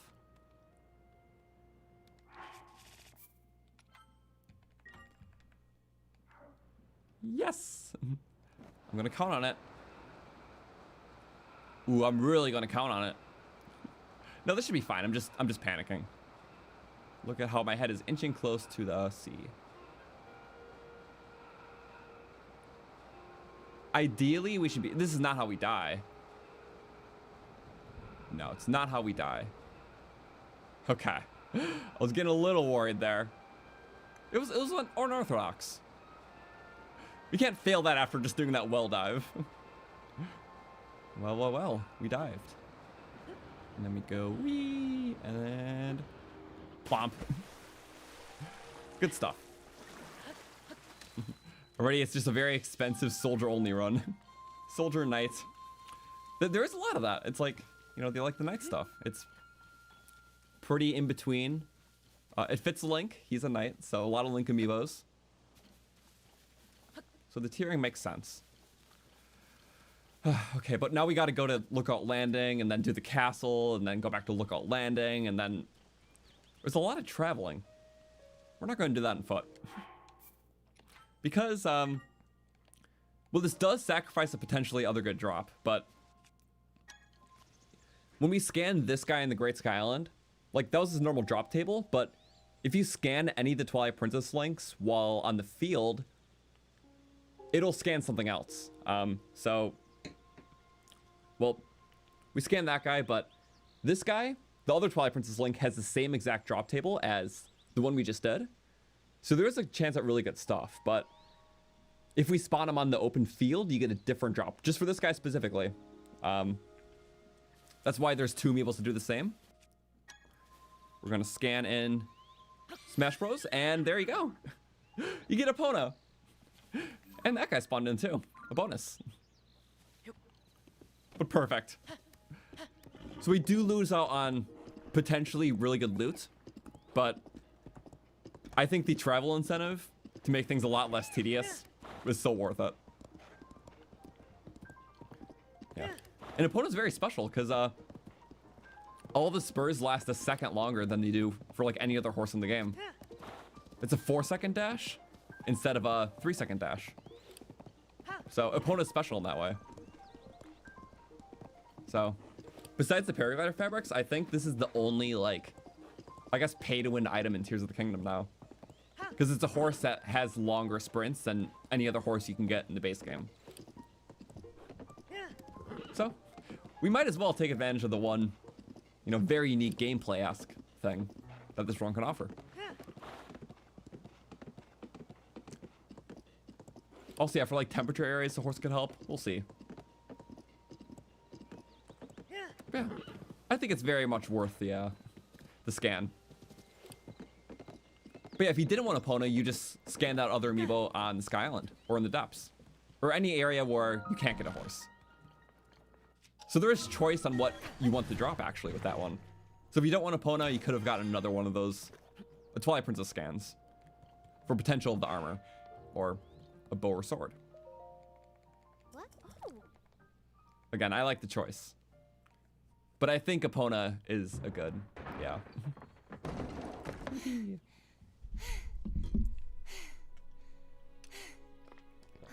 We'll register Epona, don't worry. Where have you been? As long as we're not going too far. Linky, you're not a ghost, are you? I'm not a ghost. I'm going to skip that. I'm sorry, there's going to be a lot of cutscenes. So, we do have some goals set each day because it'll likely be a 3-day challenge run. You and Princess Friday, Saturday, Sunday, which is pretty typical for other runs. Usually kind of how it What? happens to line up is first day is all the starter stuff up to the end of the first dungeon. Second day is the middle 2 dungeons. The final day is the final dungeon and finale. That's usually how we do it. So at least by the end of today, we'll get through a full regional phenomena. Yeah. Considering we had to do all the starting stuff and get ready. Yes.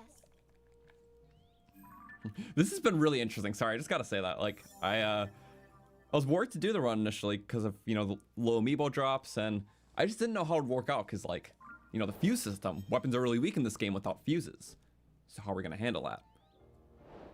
And it's being handled pretty good. So, I personally am a fan. Oh, hi, horsey. There's so many interesting things already happened, like having to shield surf up the rails in the Sky Island, or like beat that one shrine by like ramping a bunch of boulders together and like taking off the key chest. Diving into the depths immediately because I don't know, I just found the loot sooner, and it saves a step. More risk, more fun reward. Okay, but I love Epona.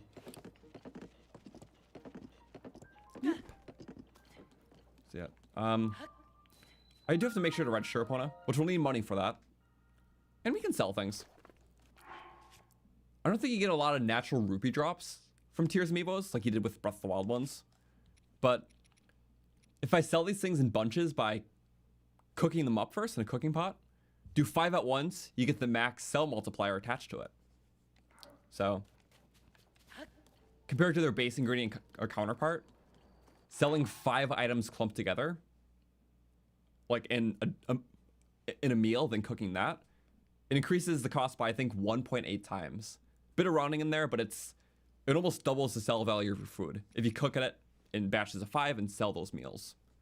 So if you're just trying to sell raw ingredients that can be cooked up, always just cook them together in batches of 5. You get almost double the rupees back as if you were to sell them separately. Okay. And then we go in here. Oop, oh, don't. I'm so sorry, opponent. You just kicked the, yeah. You are a strong horse. I didn't mean to hurt you. I don't think I did. And then we can just back up. This saves a lot of time in this early part. Having a horse this early, let alone a very fast one. I'm really glad we used the Amiibo scan for her. Yeah. And just for getting around the whole world. All the regions. Even some more stops because we need like shops. Here we go. I'll see all my past horses. I love Stump.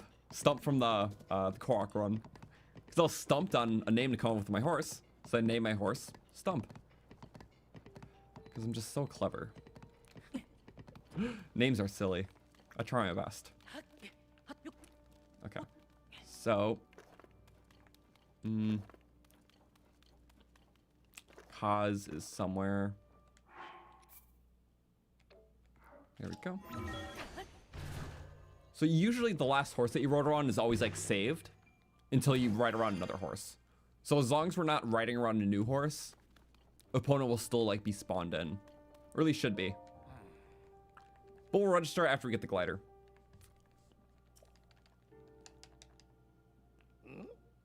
And in one piece. Okay, I'm gonna skin this. Oh, much faster than I remembered. Especially considering we already got the depths objective done.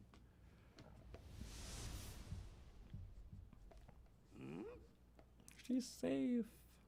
Yay. Wah wah. She's flying. Totally Zelda, guys.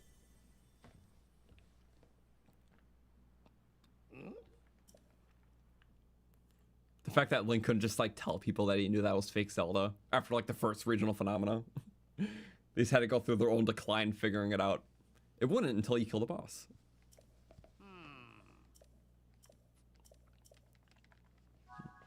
Okay. Now we're withdrawn. Okay. So warping would be kind of efficient, but well, I gotta take Epona back. Hi, horsey.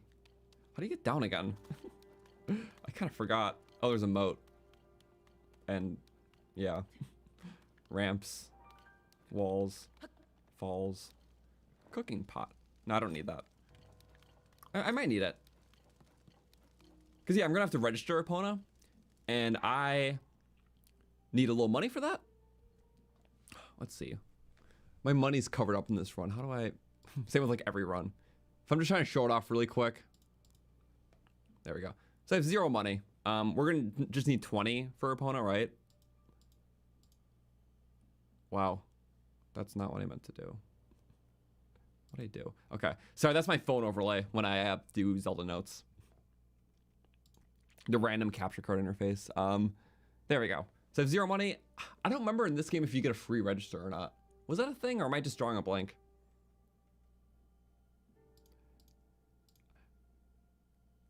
Damn it. I'm sorry, my thing's like freezing up. Is that good? Okay, we're good. Well, regardless, let's just cook a couple things to sell. We don't need this much meat. And if you cook up all the meat, it makes a meal that sells for way more. Because meals with 5 items in them sell for 1.8 times what the base cost of all the individual ingredients will be. I'll show that off when we get to a stable. Not gonna lie, I kind of just cooked that now in case like it was raining at the stable and I couldn't use the campfire. So, silly reason, but I might watch it actually be prevalent. So yeah, we'll sell that. So it'll be nearly twice as valuable as selling those 5 pieces of meat individually if we did that.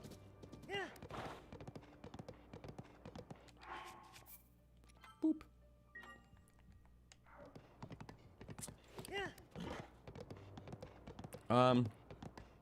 would I be able to get fuses by doing the Lurelin Village quest and paying to play the treasure game? So that's a very good thought. I'm glad you mentioned it because I thought about this type of stuff before.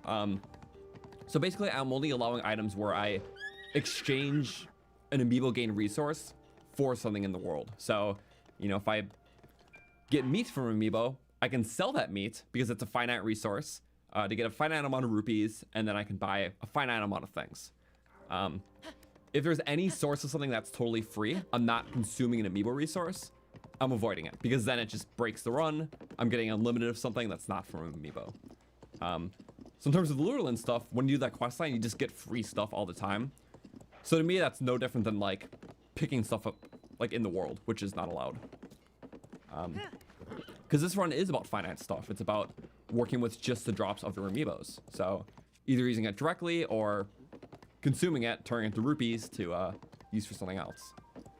So if I remove the finite aspect, it removes the sense of the challenge. It's the same reason why we're not allowing stages, because Yunobo could just break the whole game. You could just bowl into everything. So this doesn't take any durability. So yeah, that's my whole thought process. And so far, it's been going really good. We are down 0 durability for anything. We did the whole Great Sky Island, figured out a couple little roadblocks, and yeah. I think it's awesome. Let's go. Yeah, we'll talk to Pyrrha. Okay. What? Technically, I don't have to use the glider right away. For kind of fun, it's like when we get a fabric, it's gonna cost like 20 rupees to put one on, but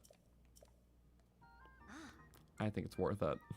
It's like I can't just not use the fabrics in a run. I don't care if I'm using a smidge of my resources. It's just gonna be a smidge. Like, that's fine.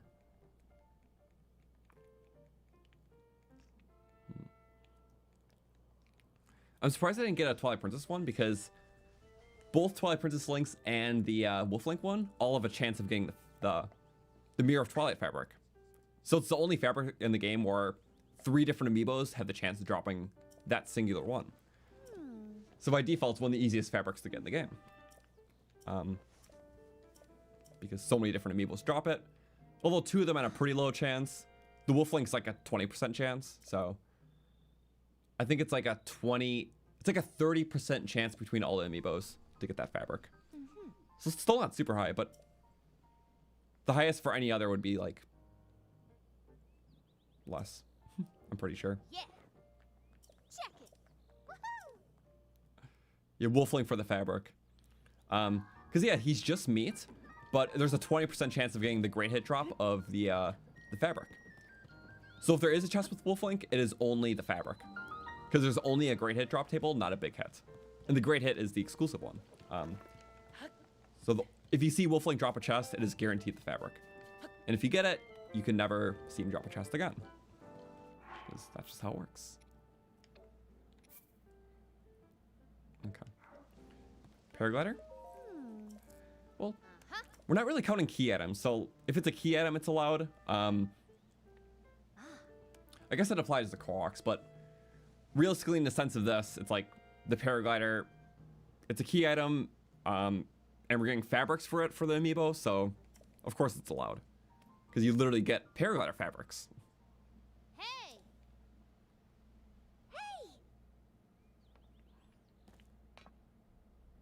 But, you know, holding off to using the paraglider until we get a fabric for it, then it's truly an Amiibo item. But you don't have to use the paraglider right away.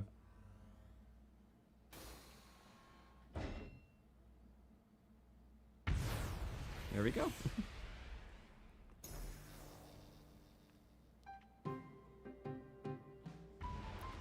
Happy cutscene. We're gonna skip it. I forgot you could. Oh.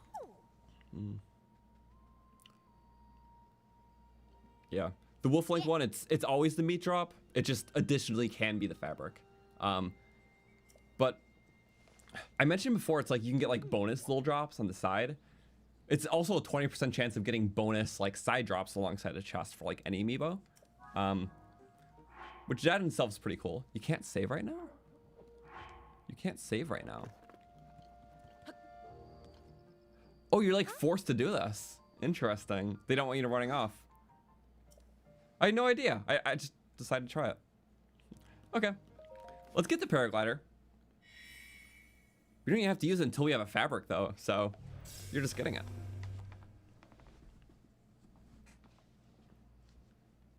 But yeah, as I was saying about the side drop, Wolf Links is the best because you get like a double meat drop. Instead of just like a few little items, you get like double the amount. So there's a 20% chance to get like a whole meat storm from Wolf Link. It's like 20 pieces of meat. And those extra 10 are like even better. They're like, you know, some like roasted stuff and like the big meats, the big birds and all that. So it's delicious. Okay. Big tower. I like how they handle towers in this game. Like sometimes you have to like ascend under from a cave. There's like a cave system. Sometimes they're built around an enemy camp. There we go. Paraglider. No fabric on it though. But as soon as we get one, then that really is just an amiibo item. It's just like an upgraded thing.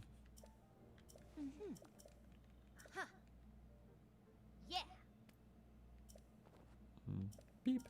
Best of luck. Okay. Well, let's go. Link's trauma, not the Guardians. Well, they do that to him. He doesn't deserve it. The calamity was hell.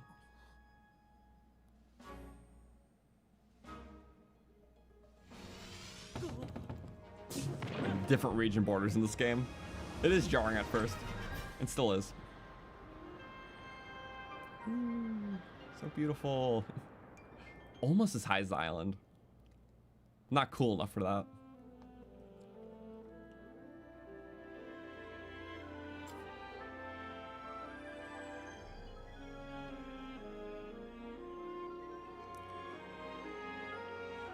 Yeah. Imagine no... Well, I know you can do no fast travel runs, but getting back to the Great Sky Island will take a bit, for sure. Those ones supposed to be kind of fun, though. I never tried them, but I feel like in the context of, like, whenever you visit villages, like, you'll want to stay there for a lot longer. And the going away part might be a little sad, because it's like, oh, I gotta leave the village. I can't go back until I, you know, actually find my way here again. It's not just like a convenient spot to warp to. So I always thought about doing a challenge like that, or a playthrough. Never committed, because I was always doing other things. But, yeah. See, we technically have the glider, but we want to amiibofy it. That's a word. So let's just land first anyways. There's some water. Wait, is Epona still there? Epona is still there. Wait a second. Can you do this? I have no idea. You can! Right on Amiibo. Okay. Sorry, we're on our own mission. But there we go. Quest done. We have the glider. We'll just need a fabric for it. Which means we can get warps around, like, you know, a warp to Ateno and just branching out so we can, you know, start taking on the world. Okay, now I'm gonna save. And we'll register this guy too. So, that is actually so cool. Is that still in clipping distance? I don't know. I never did that before, I don't think. Guess you can still do that. Epona's an amiibo item. That is allowed. I mean, environmental stuff's like okay anyways. But just reiterating. This has been so much fun. Oh my god. And I mean, I never officially stated, but implied that this is the first challenge run in the Switch 2 version of the game. So I feel like I don't have a reason to record challenge runs in the normal version again. I think just subjectively it's a better experience. Like, any objections? Like, this is pretty cool. There was another one I was saving, actually. It was going to be my next Tears of the Kingdom challenge run before they announced this in the Amiibos. But it's going to play a lot better in this edition, so I'm very excited. And the reason why I didn't do it is because the weapon switching was really slow before. Like, in Breath of the Wild, you can switch between things instantly, like you kind of see right now. But with Tears and everything being like its own render, because you can make really interesting weapon combos, the weapon switching menu was always really slow in the base Tears, if you remember. Now it's like almost at Breath of the Wild speed, so for runs that involve like a lot of weapon switching and having a lot of weapons, it just makes that experience nicer. So I think holistically for playthroughs and challenge runs, it'll be nice. So yeah. Can't reveal fully what that run's gonna be though, because I never like teasing the idea than like switching my path. So that's why I typically reveal a run like days before I start streaming it, because I'm fully confident now. I'm not just gonna hype you up for something and wind up doing it like a year later. So but yeah, I do have the next few runs planned out, just not the order. So okay, well, staples are good. Might as well just get a bunch of them. Yes, yes. And I can register me, Epona. I need money, right? Wait, does this count? Are you too far? I am me. I already know about the system. Register horse. Yep. Max stats. Or max for Epona. I'm pretty sure it's always max. Oh, normally it's 20 rupees, but... Right, for tiers it is free or first. I thought I was just making that up. And for a name, it is Epona, the legendary horse. Fully bonded, as it should be. And we'll take it. There we go, now officially registered. Now, yeah, we just don't want to let Epona die. Shouldn't happen. Epona's got a decent bit of health. I'm pretty sure your first revive is free for horses in this game, unless that was just Breath of the Wild. But there's weird things in each game, so it's hard to remember which was which.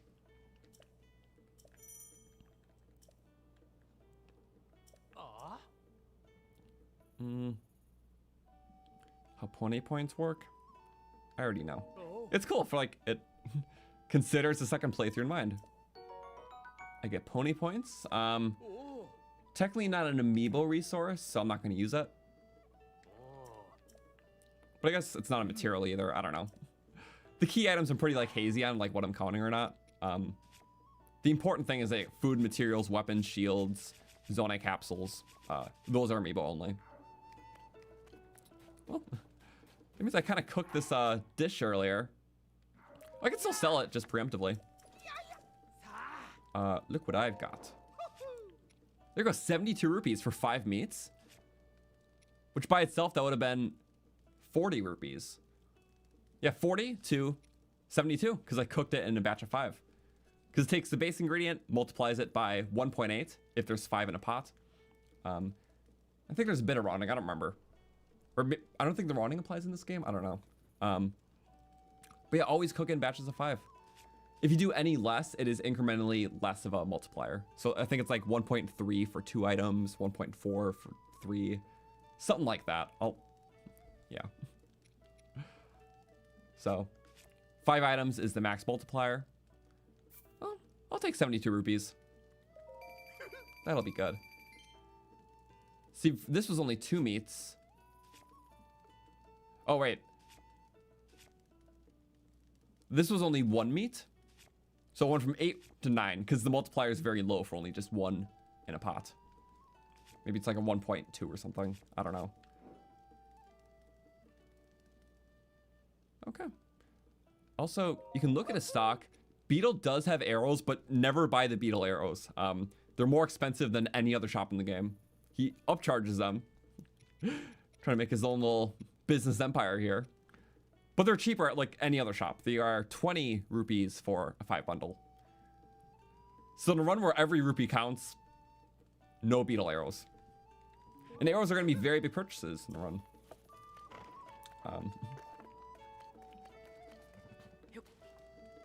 So yeah. Beetle does sell all the good stuff for cheap though. I think it's just the arrows that are inflated. So keep it in mind.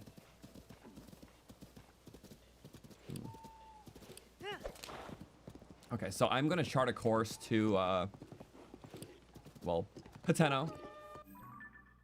Which, I'm trying to think fully.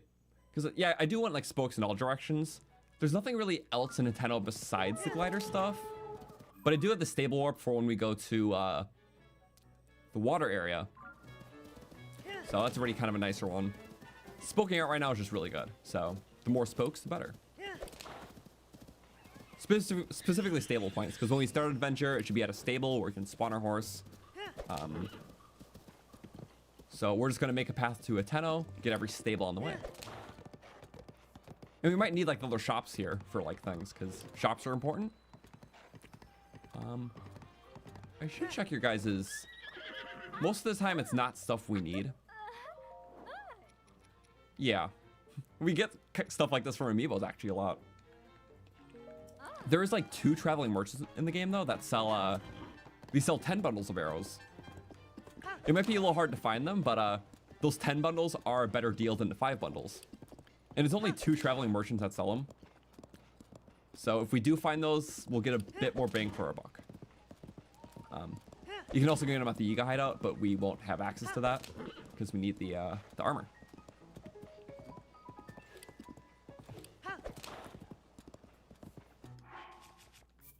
Also, yeah, save. Also, if I was gonna wait for Minoru to come out to do this run, I was thinking it a little bit, but I'm like, you know what? There's always gonna be another Zelda amiibo coming out, because I think if you were to average it out, there's about 3 Zelda amiibos that come out a year. If you do like the grand average, since the amiibo's been a thing. I know that's not, you know, it's a lot one year, few the next year. But I kind of thought to myself, I feel in a good boat to do the run now. I'm not just gonna wait for another amiibo, because there's always gonna be more amiibos. We just happen to know about this one a bit earlier. So the choice was either do a 32 amiibo run right now, or wait like 6-7 months, whenever it's gonna be, to do the same run just with 1 more amiibo. I'm like, I might as well do it now. And who knows, maybe down the road, a few more amiibos come out over the next like 2 years. We can do a follow-up with slightly different rule change, because that's what we did with Breath of the Wild. I did the original one in like 2020. Very fun, but it was like my first challenge run, so the rules weren't like, I didn't make it super hard because I didn't know how it would go, kind of thing. So I still allowed like champion abilities and whatnot. I allowed save scumming because it was more so just for the spirit of it. But a couple years later, Zelda Loftwing amiibo came out, so that was handy. And then I made, you know, the rule set a bit more refined. So I didn't allow champion abilities. I did not allow save scumming. So it was more of like a refined actual, you know, the to the luck of it run. It was very fun. So I'm already playing with like a very tight rule set now, because I'm obviously a lot more experienced at challenge running, which is good. Also, I forgot the shrine's all the way up there here. I hate that. I hate that a lot. If we look up, we might be able to find a falling rock. I'm gonna do that.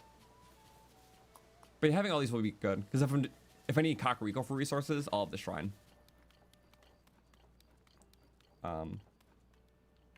Did I just use my paraglider?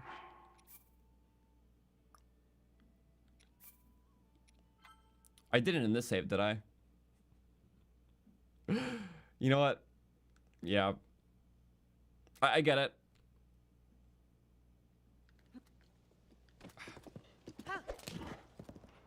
It's such a habit. I forgot, like, I'm waiting. Because we're gonna get a fabric, so it's like we might as well just... Yeah. Fabrics are so common. My bad. Thank you for catching that. It wouldn't have been a deal breaker because I wasn't using it for like a practical use, but still, in spirit, I like to be attuned to the rules. And the save was like right here, so we're fine.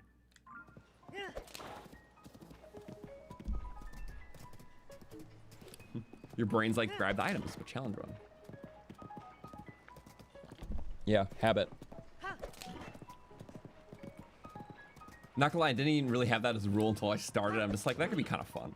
It's not gonna matter too much, just, it's more in spirit. And if there's like a little thing I can do to be more in spirit, I'll do it.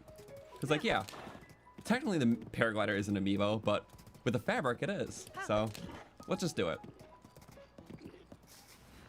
So I always jump off the horse with the glider like that. It adds barely any challenge here, but I forgot there is a, oh yeah, there is a path. Wait, did I ever notice that? I thought it was always just a clump of things. I don't think I ever went, or I don't remember ever going around. I genuinely don't think I've ever like took this route before. That's annoying. Really? You suck. It's fine. It's fine. It's fine. I guess I could take my horse through. Because I kind of need my horse over. I mean, that really makes sense. Yeah, that's a kill. Amiibo item. Item being a horse. You can't take a horse, but it's a path. What do you mean? Are you serious? That's actually kind of lame. It's just an invisible wall. Like, you can easily take a horse through this. Considering you can, like, nudge up, like, mini mountains. Did I do it again? I did it again. Not in this save I didn't.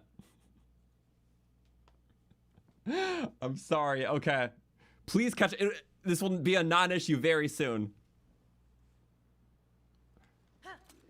Look, every time I leave my horse, it's a habit. I do jump for the paraglider. Because it's just like, it's cool, you know? So it's very habitual. I've never blocked the paraglider before in a run. I just like never had it for certain things.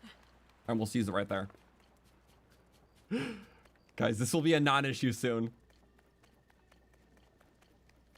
Okay, so what I'm gonna do. Oh, whoa. But can I do that without using the paraglider? Guys, don't laugh at me, but I have a very good way to get to the shrine. It's gonna work too. No paraglider, right? No, I'm gonna do no paraglider. I'm gonna jump off this. I'm gonna get the shrine. It's gonna work. I promise you. Ooh, I mean, promises are hard, right? But bink. Watch this. Do it without the paraglider. It's a good climb, right? I need something steeper. Steep is good. That was not steep enough. No! No, my strategy. It was too flat. I was trying to. No. Why was that to death? No, let me show you. Let me show you what I was trying to do. Oh, but I don't have a rock to do it. No. Wait, just look up. You just gotta look up sometimes. Literally looking up, I feel like spawns these rocks. Not really, but in my head it does. You don't understand. I can do this without the paraglider. I can do it. That was a perfect ragdoll, though. I would have to admit. So maybe it was worth it for that. Okay.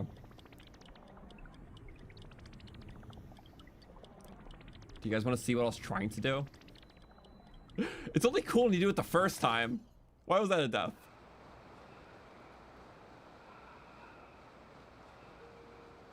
Okay. So don't grapple that wall all funny. That is a flat spot, which I hate. Watch what I was gonna do. I was gonna do a little boop. Why is that it's too flat. It's too flat. No, I'm probably seeming crazy right now. I definitely seem crazy right now. If you know, you know. If you know, you know. But I don't want to say it before I do it. Like, just... I first tried this so many times. That one should have worked. It's being unfair to us. Violets. Thought it was like here. Hey, hello. That could have been bad. I could try. Maybe the shrine. This was not supposed to be a death, nor was it supposed to be two. It really should have worked there, yeah. I'm used to doing it on steeper surfaces. The shrine won't be enough time in case, because it'll just be tighter time.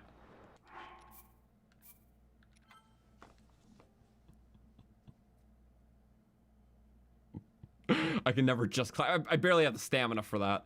I mean, realistically, I could make it if I'm patient, but do we do patient, boring strats, or do we risk it all for the adventure of it? Yeah, I do it to myself. Okay, so no paraglider. You don't even get to land, do you? Nope. Takes too much time. See, that'd be such an annoying climb, you know? At least this way, sure, there's deaths involved, but there's action. There's excitement. There's wonder. We're gonna do it. Oh, did we?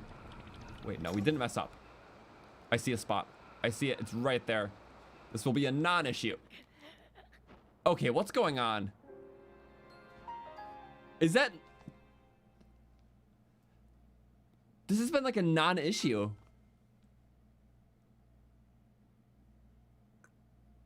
I guess the dueling peaks are suited for more like climbing, so there's like kind of... The hills are done different, and I don't know. Guys, I'm gonna do it. It's gonna work. I promise it will. Okay, I'll try the shrine side. That's just gonna be hard. Yeah, that spot did look good. Okay, so it's really not me this time. It's so much fun doing this, but I guess this spot in the world's kind of weird. The shrine is a very small... That's gonna be tough, but...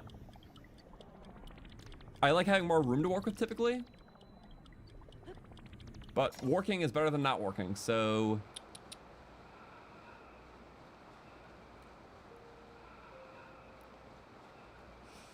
Yeah. I might just have to, nope. Okay, I did land on the shrine. Okay. Because it protrudes out and then goes in.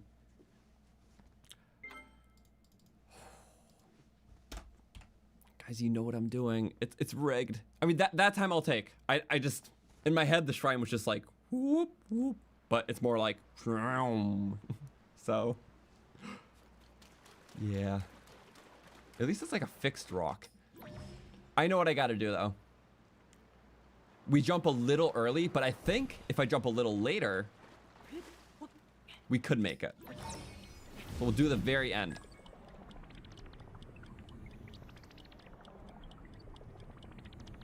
Yeah, if I did the well dive, just thread the needle right away. I should be able to do this. That was much harder, I promise.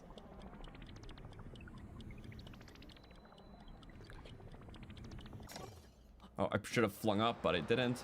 That's fine. So that... Okay, I see the issue. I can't quite make that other wall. Like that. Got it. We did it. I saw a flat part. So, yeah, it's like, at that top, it won't work. I think we just got a slightly bad spot most times. Besides, like, 2 of those, which were very unfair. That is the cause of all of our deaths this run. Trying to be stylish. But I take style over tedium. Oh, we do that to switch around. I use the glider.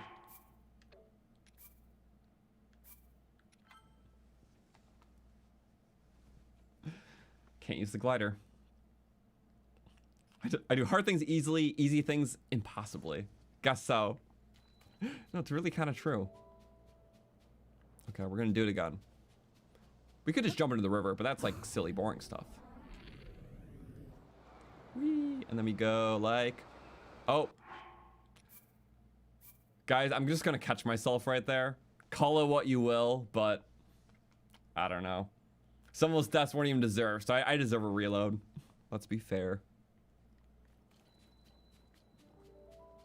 I'm gonna do it again. There's water, I get it. I could just go in the water. Wouldn't that be easy? Ah, okay. Let's just be normal and go in the water. It's... Any deaths would be on me just trying to be overzealous. So... Water. You couldn't help me. It's like an addiction now, so... Where is the water? I don't know. It's all kind of the same color to me. Whee! Water's down here. We're safe. Okay. Hello, horsey. Yeah, we got the shrine. Why was that where we got all of our deaths? So yeah, I also do need a glider fabric, but you know, we'll get there. Cause yeah, not using the paraglider until we have at least one glider fabric. It's a pretty high chance for like a lot of different things. Specifically, it's a good drop chance for some over others, especially like the Sage Amiibos, like the new ones. Because like a lot of them, those fabrics are a 20% chance because there's no other exclusive stuff in their great hit drop table. So if the fabric is the only exclusive item, it is that full 20% chance because the great hit drop table is 20% chance to pull from, and it'll be the only item.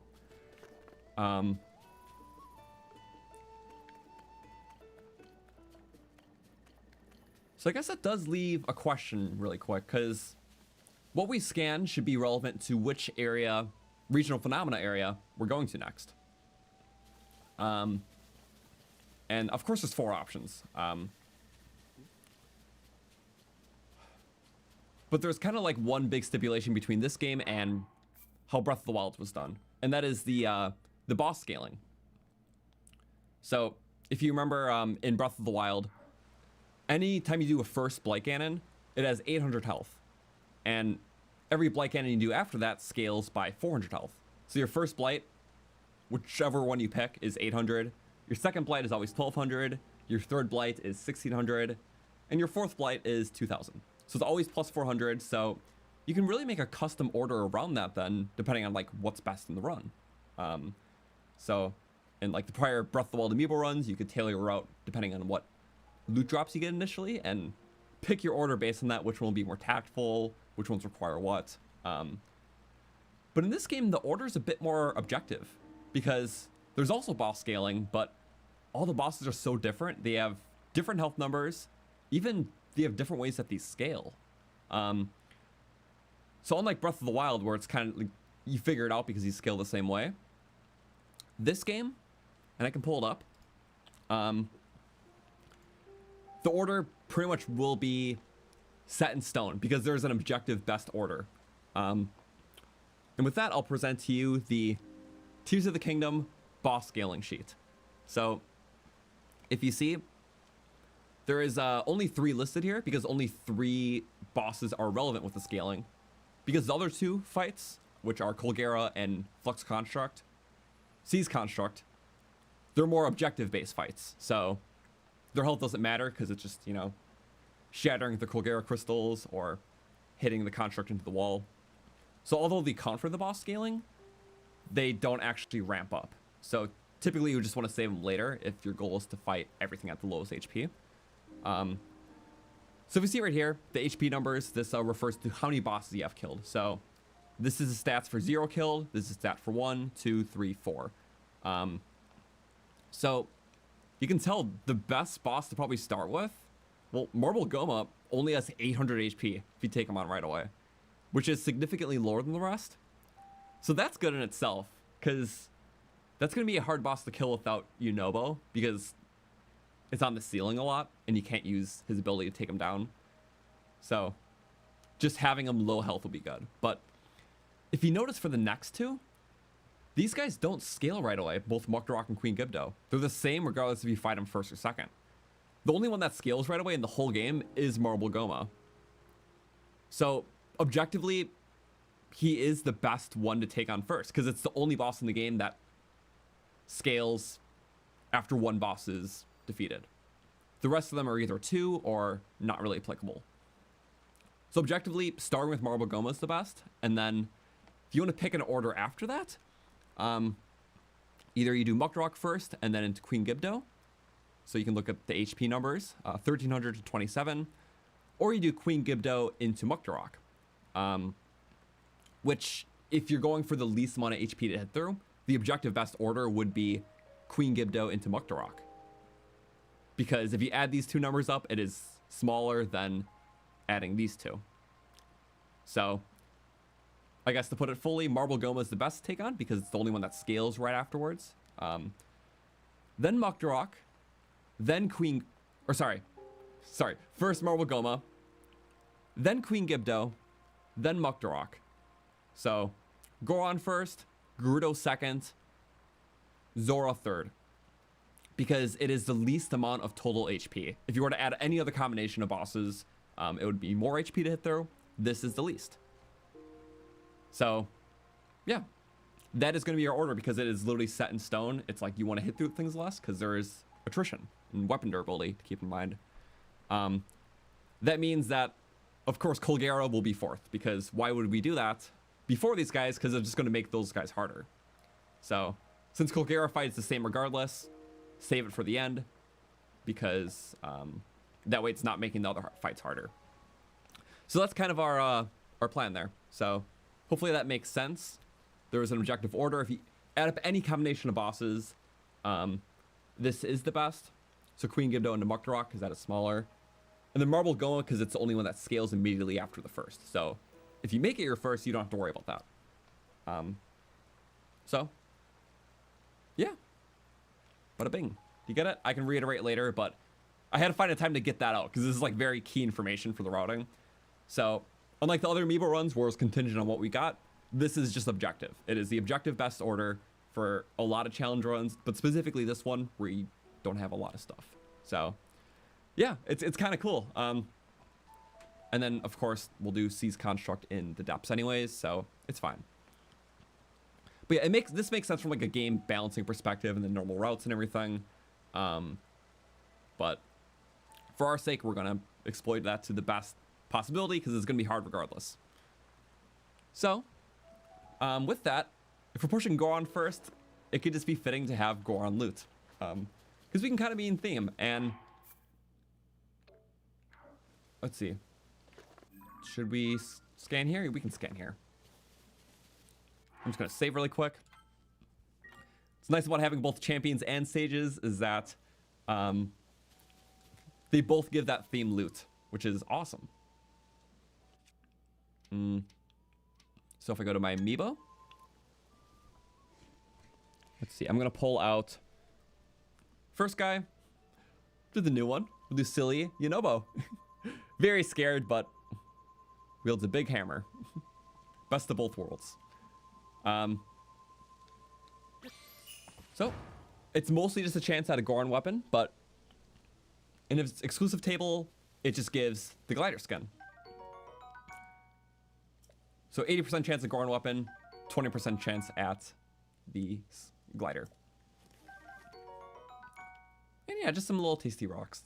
Nothing crazy this time. So, fitting loot nonetheless. Might as well. Okay, the slightly better one. It's usually between Decayed and Pristine. Slightly lower chance for the Pristine, but yeah, very small drop table for this one. Because there's just this one Goron weapon. So, yeah, just a good way to get the regional stuff. And I love it. We're gonna save that. Make sure I update the counter precisely this time, because precision good. It's our first melee weapon too, which is kind of nice. We have that, the shield. Damage isn't going to be crazy, but with pristines, it's at least somewhat nice. And then, for the corresponding, we are going to do the Rook, which champions are objectively a little better because it's the same drop table, but its great hit table also contains the Divine Helms. So, it's a 10% chance overall to get a Divine Helm for one of these, and a 10% chance for the glider skin. And the weapon odds are the same. Oh, did we get a... We got a special drop, an opal. That's like the extra loot these can drop sometimes. If it's anything above an amber, it's like one of the additional little drops. And... I mean, the Divine Helm could be really good because fire resistance. But... I'm still going to take that. Getting pristines over not is nice. There we go. 2 fitting weapons for that section. Again, the boss is going to be very much ceiling mounted for a lot of the fight. So bows will be handy, which we have. Okay, we're going to go to number 7 then. Or that's 7? Yeah. Okay.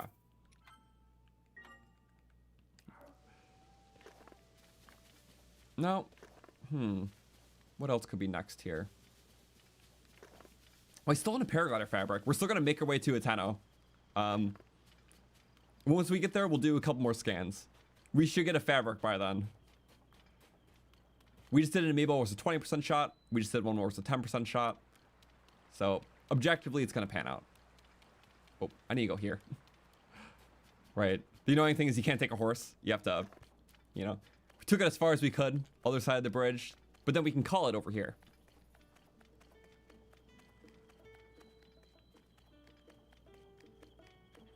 Can we take this?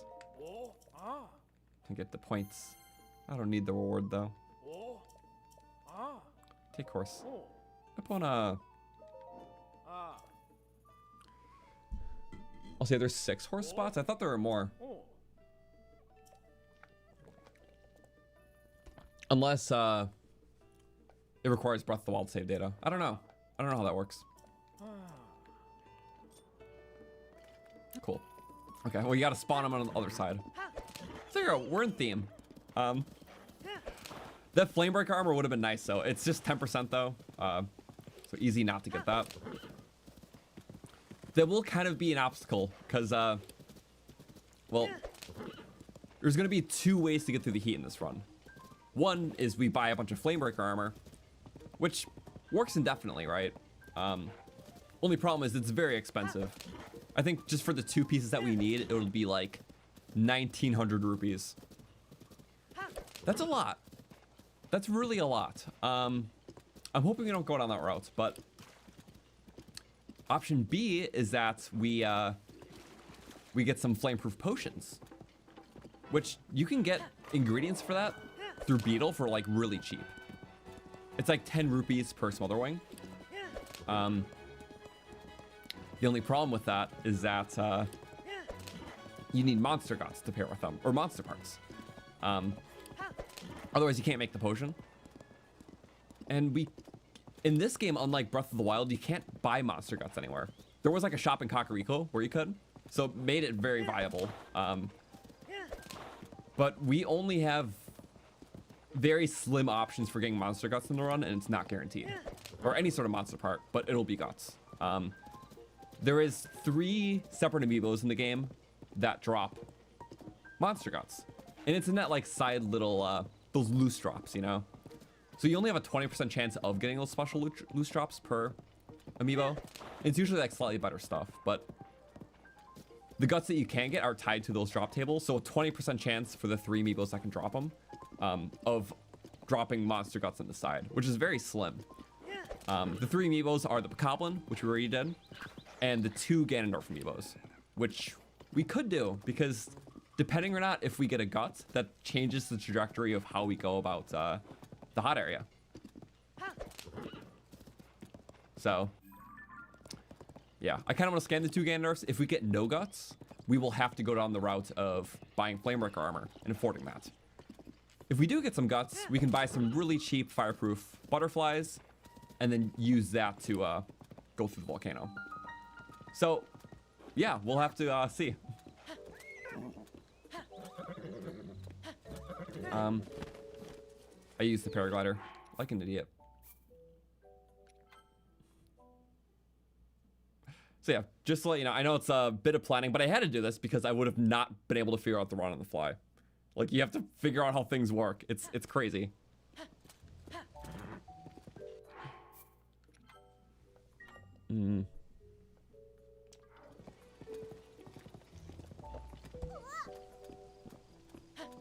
Yeah, rules are in the description. Also, yeah, welcome everyone. This has been a very fun stream so far. A lot of good problem solving, some clumsy stuff, but that's natural. Yeah, glider alert, I know. I caught it immediately, unless there's another one, but whatever, it's reloaded, so. I always do the paraglide off the horse. It's just like my normal way of doing it. Like, the dismount button to me is double pressing the jump button. Jump, paraglider. Like, that's just so natural to me. Okay. So anyways, on the subject of those guts, obviously we spawned the Bokoblin amiibo, but we got no guts. Because kind of similar to, like, you know, how the drop tables... like that 20% thing. Like you have a 20% of getting the better drop table with the exclusive stuff for the chest. You also have a 20% chance of getting little more side drops along with your loose drops. And that's what we need for the Ganondorf stuff, because for the Ganondorf guys, they have those guts. It's kind of a wild thing to explain, but you know, it's fine. So we're gonna go, well, we can just get really good stuff from the Ganondorfs regardless. But I'm gonna start with Smash Bros. 1, or Twilight Princess. They also just dropped some of the best weapons in the game. No guts, so okay. But for literally some of the best stuff we can get, not guaranteed. Yeah, small chance to get a really cool weapon like the Dust Claymore, but the rest of them are just, you know, gems. There.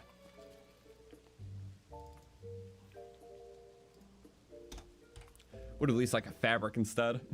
It was just a couple meats and an opal. Like that's the whole amiibo. But now, this one just has a good drop chance in general, and that's Tears Ganondorf, because it had to be good. It's literally signature villain amiibo. No guts though. Okay. We cannot go the potion route this run. Because that was our last chance to get any sort of monster part. So we will have to, since we didn't get guts for potions, nor did we get the Divine Beast Helm for the fire, we will have to fundraise 1,900 rupees for a Flamebreaker set. Yeah, that's the only way I can think of, because I mean, we could use wetness to ward off the flames, but by that time we would have to buy so many splash fruits that it would be the same price anyways. Wait, can you buy chew jellies? Wait, chew jellies are considered monster parts, and you can make. Wait a second. Can chew jellies make elixirs? I think they can, because they're a monster part, right? And they sell them at the Karakara Bazaar. So I don't think the elixir method is off the table. Because yeah, 1,900 rupees is a pain. But if I can just buy some cheap choo-choo jellies, if I can buy some cheap butterflies from Beetle, we got our fireproof stuff. Okay, yeah, boom. Well, in that case, worry alleviated. We don't have to spend 1,900. Whew, I just thought about that. So glad. Let's get the chest though. Yes. I believe this is the only amiibo you can get a royal broadsword from, or like any sort of royal sword in general. Like minus scaling, because I think scaling has an effect. I don't remember. I'm gonna shut up because I don't actually remember. It does in Breath of the Wild. His other drop is like Loom Sword, which is a good attachment, but obviously double flurry damage is great. There we go. We're already scanning really some of the best stuff. Was that, did I count that scan? No, I didn't. So this would have been 9.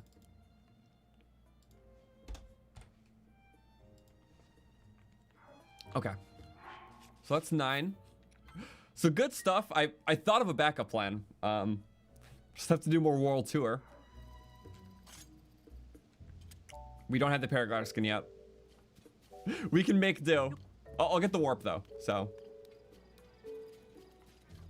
Can I easily get the warp? I don't know, we'll see. And yeah, I can use fuse, I just can't fuse objects that aren't from Amiibo. So it really limits my fuses. So yeah, this is only 10 damage. So I could fuse weapons to weapons, but the attachment likes to break off early. But you know, there's other options. We'll cross the road when we need to for combat. But fuse can be a powerful tool when done correctly. Even in the absence of monster parts.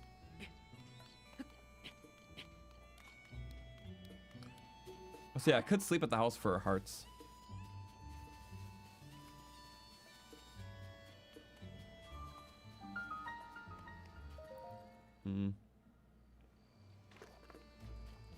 Also, Gerudo Town will sell you more choo jellies than the Bazaar. Okay, I just remember the Bazaar specifically because, like, it was that elemental arrow shop in Breath of the Wild. A very fickle one, but, yeah, right. Gerudo has everything. I should know. Is the Lizzletail still at the Bazaar in Tears? It's not. Trust me, I looked into this one thinking of that because that would have been so good for fuses. Like, I would have just put Lizzletails in, like, most things.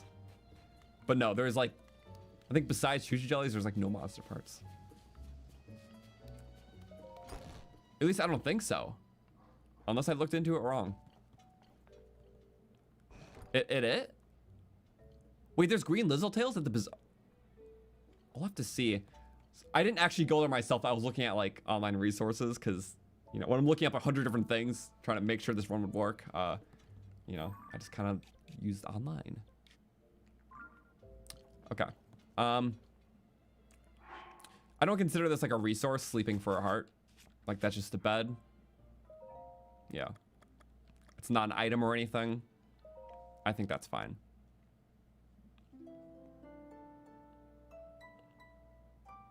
Okay. Well, let's check. Let's go to the Bazaar. I don't know.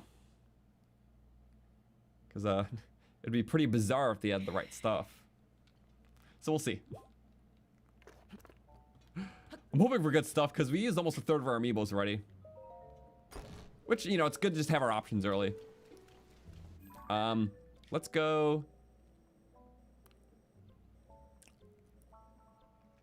Again, spokes are totally fine because with spokes, we have more warps, so less to worry about later. So I don't think there's anything more of importance here. Lurelin, I don't think will be important. Yeah. Okay. Closest stable would just be this one, so we gotta cross the canyon, but I think we can do it. Hey, this is all it. We're preparing for the Goron area, but in doing so, we'll have a lot of forks for when we do the next sections. Ooh. Also, yeah, no Amiibo gives Korok weapons, so that is correct. A Korok Amiibo would be pretty cool. Wind Waker HD comes with a Makari Amiibo. I don't know. Could be kind of a good idea. Like, I'd love to see more, like, you know, non-super core characters for Amiibos. Like, on these games, they have the stages and champions. Well, pretty important, but it's not just Link and Zelda, you know? Let's see, who would the Amiibos be for each game? It would be, I think if it's Wind Waker, there would be a Makar and Medley Amiibo. So you got a little Korok and another Rito Amiibo. Twilight Princess, we do technically have Midna. But a full Midna one could be cool. But we have Midna riding Wolf Link. And there's already a billion Twilight Princess Amiibos, so not too much more. Skyward Sword has Loftwing and Zelda. So you could do a Loftwing and Link, but a Fi Amiibo, it just annoys you the whole time. It just gives you little tips and guidance. Oh, you wanted loot? No. The loot is the amount of knowledge I will feed into your brain. Verbal loot. Majora's Mask Amiibo, I mean, we only have the one, so Skull Kid, that's, yeah. Skull Kid Amiibo would be awesome. Bink. Oh. Ow. Well, that sucks. We just healed. Do we Blinky Blonk? Yes, we do. What's a healing? You can use the stable for free. You know, this actually kind of sucks because we have to brave some elemental stuff going to through the canyon. And hearts would have been good for that. Yeah.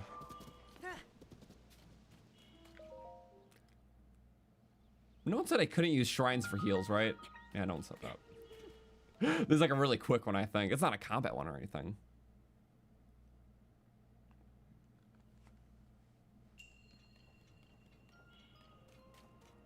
Sorry, I'm literally just doing this for heals. Don't mind me. It should take 2 seconds. Also, you love a Skyward Sword Impa Amiibo. Yeah. Honestly, any Impa. Why did I not think of that? Sorry, Impa. Also, you say like different Zeldas. Like, Skyward Sword has Zelda. well, let's just think backwards. Every 3D Zelda game has a Zelda amiibo besides Ocarina of Time. Yeah. Because obviously Tears and Breath of the Wild, and then what's it called? Trying to think. And Puzzle. That's hard. Skyward Sword with the Loft Wing. A Twilight Princess is a Smash Bros. One, but that counts.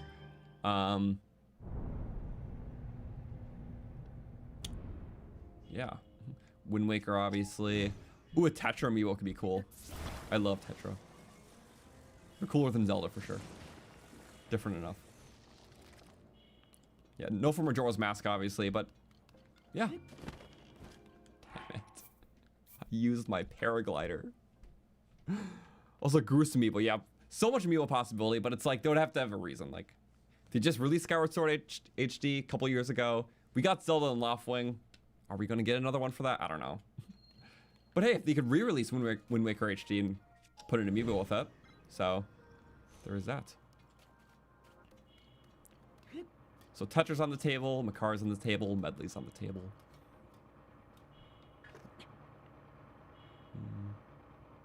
The Groosinator would be awesome. I am fully for that idea. Also, sorry, I'm doing this for a restart. It's crazy. Just like one shrine. This is like a fun one. I wouldn't do it if it wasn't fun. So we just do that really quick. It's gonna be a one shot. Ravio amiibo. I love Ravio. And yeah, I could give you the helmet early in this game. But yeah, a Hestu one just seems perfectly fitting. Maybe I'm just surprised it's not one. I don't think I was supposed to use that whole thing for it, but we ball.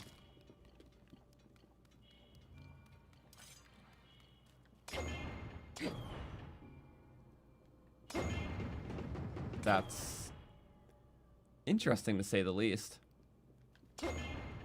Am I not understanding something? The way it shakes is kind of silly. Yeah, it was just... I should probably get that out of the way. I could just do that to do it. The lazy get out of the way strat. Am I...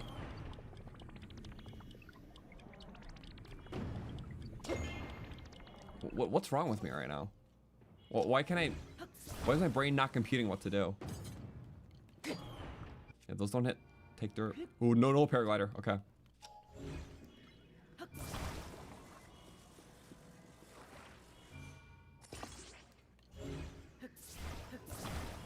It's just my timing. Or maybe just longer? I don't know. Hit it sooner. What am I doing wrong here? I don't actually know, and that's why I'm like a little embarrassed. Oh, okay. Yeah, we just not obstruct it. My bad, I did the best. All right, that's for the second thing. A very Breath of the Wild-esque structured shrine. Main puzzles for the completion, secondary puzzles for the chest. Because so many shrines in this game are really structured different. Like, the chest, you just try to put more out in the open, I noticed, or you just build little Ultraman things to get to. So, yeah, Breath of the Wild's more keen on doing the one puzzle for completion, one puzzle for the chest. This game has some of that. Also, is there a specific thing from the Amiibo drops I would want? A major one would be the big Goron sword. Because I can make one of my star weapons from even my normal saves, which is the Soldier Claymore onto a big Goron sword. Which is good because, one, just a ton of damage, of course. But two, you never have to worry about the weapon combo breaking off early, because the big Goron sword has way more durability than the base weapon. So you can use it its full time, which is really handy. It also just, you know, it's a really good dual weapon to have. You can do the spin attack because it's a soldier weapon and uses less stamina. It's just such a fun one. So, big Goron sword is like a 4% drop though. So not a very high chance we'll get it. But that'll be awesome. If I got that, if I got Soldier Claymore, we're set. It'll be a very fun run. Also, sorry, I did all that for a restore. So next time we just won't get hit. But it was kind of fun. And am I allowed to use rock octals in the run? Well, that is the big, important question. And it's also the only thing that makes this run possible. So, attrition still is important because we'll go through arrows. But when it comes to durability itself, the weapons will just be very weak in terms of damage. So we'll just have to use up almost all of them to completion. And then restore them in between, like, segments. So, at first thought, you might think it trivializes the run, but it doesn't, because the ending push itself, to beat Ganondorf in second phase, is 7,500 health. So basically, we need every single weapon we get across all the Amiibo drops at full restoration before going to the finale. So that's the main stipulation. The attrition, minus arrow attrition, comes really later in the run. It's really everything we get against Ganondorf. So the only times we're like consuming into attrition would be using arrows. Because yeah, it's like we have this, but with what fusions, you know? Nothing's going to increase the damage too much. So there's going to be a lot of durability if all these weapons are fixed, like assuming we have a full inventory by the end. But is it 7,500 worth? I don't know. We'll see. Depends on how smart we spend our arrows and what bows we get.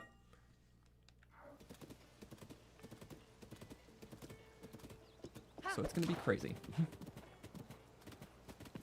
Also, yeah, Big Goron sword, Soldier Claymore is a good lawnmower.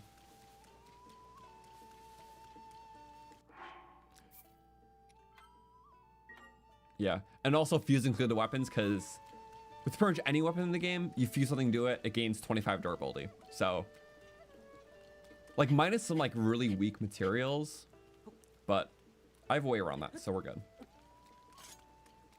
I just need something on it, and it gets that bonus 25. See, even if the damage increase sucks, well, you know, it has extra durability. Also, yeah, Octoroks are once per blood moon. So I believe you have to kill the Octorok to allow the blood moon thing to work. I'm not sure about that. If someone has a confirmation, that'll be helpful. But I'm pretty sure in order to recharge the Octorok's, you know, weapon purification by eating a weapon, I think you have to kill it after you use it. Is that not true? Because that will save me some, well, technically durability. So I don't know. Maybe some of you guys know hunted Octoroks, because I always just let it suck with the weapon, repaired it, and then, you know, what's the word I'm looking for? I killed it afterwards. I don't know if I need to kill it, but I always thought I did.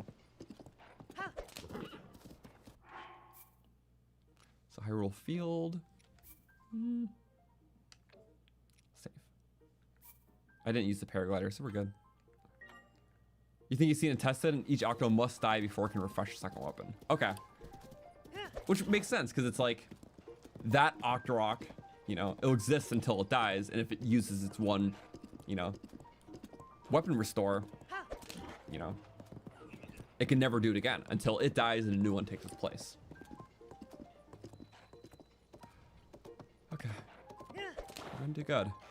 I don't think you can take a horse through here by any means. I mean, there's a river, so probably not. There's like that mini stable. Sorry, Gruto Canyon. Splash fruits. It's 1:25 p.m. So yeah, you're gonna deal with a lot of hot, a lot of cold.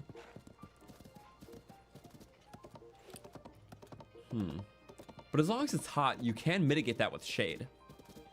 Just don't have to be in the sun.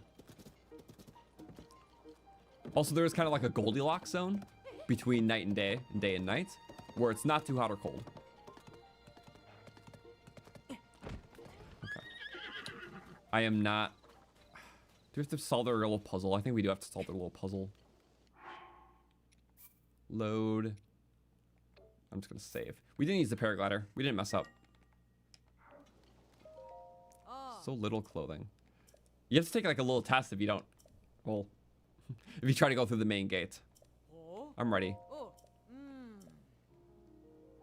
Best way to warm up when it's cold. Stay near fire. Ooh, we don't even have a wooden weapon. If we had a wooden... Yeah, if we had a wooden weapon, we could mitigate through the cold, the night. When it's hot, stand in the shade.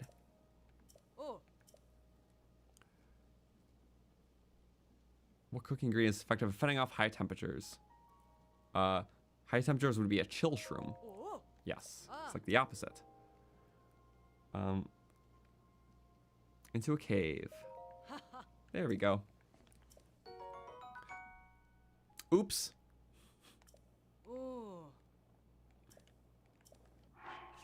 As long as we drop it, it's no big deal. Please put something on. No, it's hot. You should know that. Okay, it is hot. But if we're in shade, we're good. Okay. But yeah, the desert has all the stuff we need. We have monster parts there to make fireproof potions. Then we can buy some ingredients from Beetle and then go to the mountain. But first, a little desert truck. So, shade, shade. Oh, a lot of shade. Okay. We get 10 seconds in between, though. Boop. And we got wolf. Okay. Not fun. There should be some caves if we can ascend some places. Okay. We're fine with doing this until nighttime. Oh, those guys can't see me. They have flamethrowers. Oh, wait, cave, right. Yeah, I forgot there's caves. Which caves are good initially, but then we're going to ascend on the surface where there's no shade. So I feel like caves will not be a good option here. Oh boy, that is raw sun.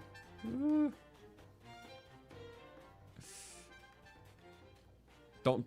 Yes, okay. Just in time. So what is the best way? Also, does holding an item for Shadow with Ultra End work like it did Magnesis? That's a good question. Because that could solve a lot of issues. Do you think we can get to the top like this? Oh my god, that's not good. We have all wooden shields. Good thing you're a little slow with it. I think this should be fine. Oh, that could have been really bad. It's a little... Please, thank you. How high does this take us? I like the ins and outs, but ooh, noticeably. So many camps. Drake, I hear dragon. Oh, I can't use paraglider, right?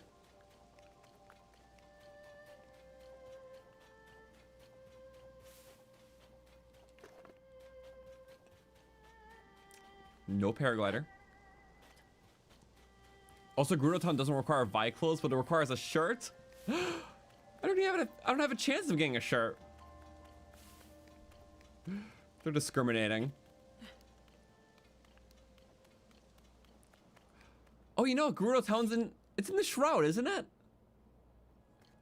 Oh wait, there's like a lower Croton. You know what? No, we're fine. We're fine. Because the bazaar's there, and that's what we need. Is there a jail? No, there. Oh yeah, the jail is in the lower part, right? Sorry, so many stipulations. Thank you guys for telling me about this. We'll figure it out for sure. But everything's good to know. All knowledge is good knowledge here.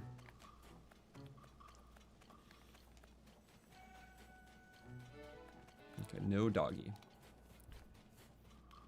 As long as I keep running, I think they're not going to catch up well. Yeah. Oh. Oh, blockade. Haha. Wait a second, a vehicle. It's not from my own inventory, so. Also, that cave leads like right back to the start of the pass, so. No thanks. There's a steering stick. Okay, we're good. Also, what time is it? It is 5:40. Well, we're in shade regardless, but we're nearing that Goldilocks window where not too hot, not too cold. That's not too bad, but could be better. Bink. Yes. All right. Well, if it's world objects, we use it. This is a kind of funny one. Kind of glad it's a normal run, because if it was any other playthrough, I would have made some stupidly elaborate build to get up this and wouldn't have worked. 'Cause that's what I do sometimes. I just like these confident base builds. So, where they just kind of dredge over everything.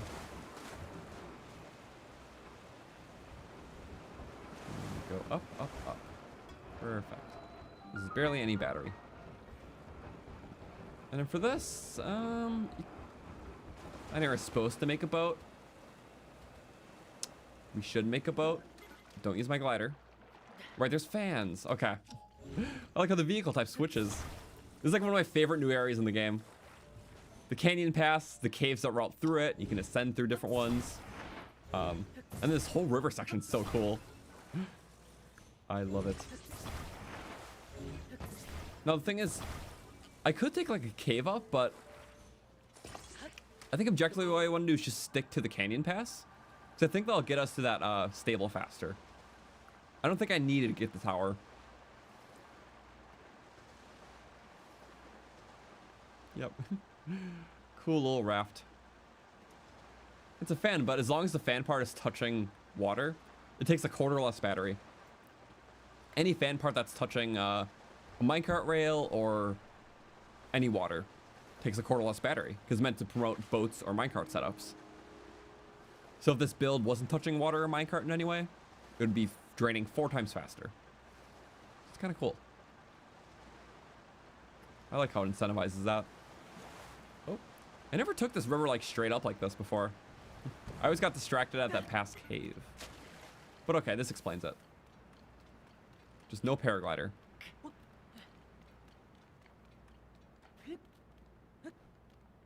No paraglider. Cool. Yeah, more excavation stuff. Or, no, those were the ones that were there. Just, you know, they're moved around. Oh, that could be bad. Could have been really bad, actually. So I'm glad it wasn't. Beep. There's some Rockies. Now it's cold. Okay. I forgot we're still racing against that. It is... What time is it? 8:25. So we're just out of the Goldilocks zone. But I think that's just enough to get where we need to. I just want to get to the shrine. How far is the shrine? I thought it was pretty close. Oh, no. Well, we did pretty good. Yeah, just being in between those waves is so good during the daytime, because in between the canyon, just your constant shade. So taking the tops by like ascending up to them is not the best, because there's no cover there. And that's the shrine. Okay. I might need a little snack. Oh wait, ascend. Also, shield surfing on paths shouldn't take shield durability. I don't remember if they changed that from Breath of the Wild.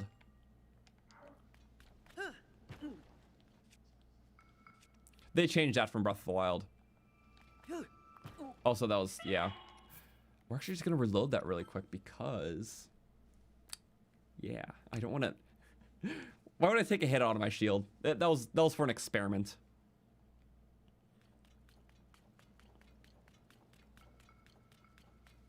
We might be able to make it if I'm just really lucky with my little sprints. 20 seconds, or like 18 now, 19, somewhere in the ballpark. Oh, we're right there. Okay, we're good. You know, I might just do this shrine really quick, because we can restore our hearts. By the time we're out of it, we might hit the Goldilocks zone to hitting into daytime. Like that few hour window where not too hot, not too cold. Hidden metal.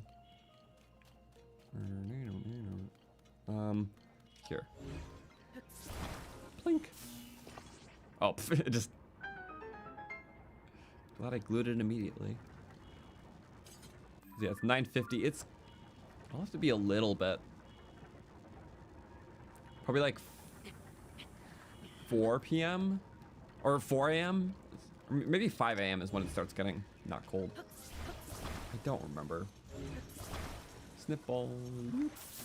Yay.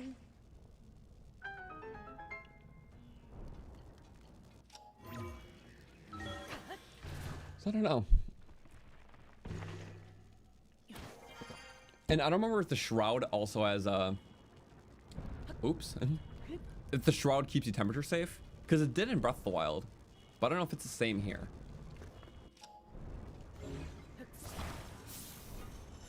Oh, can I not wrap that around? Huh. Guess I can. We don't need these silly gears though. Rather than silly. It's just randomly there. Just to throw you off.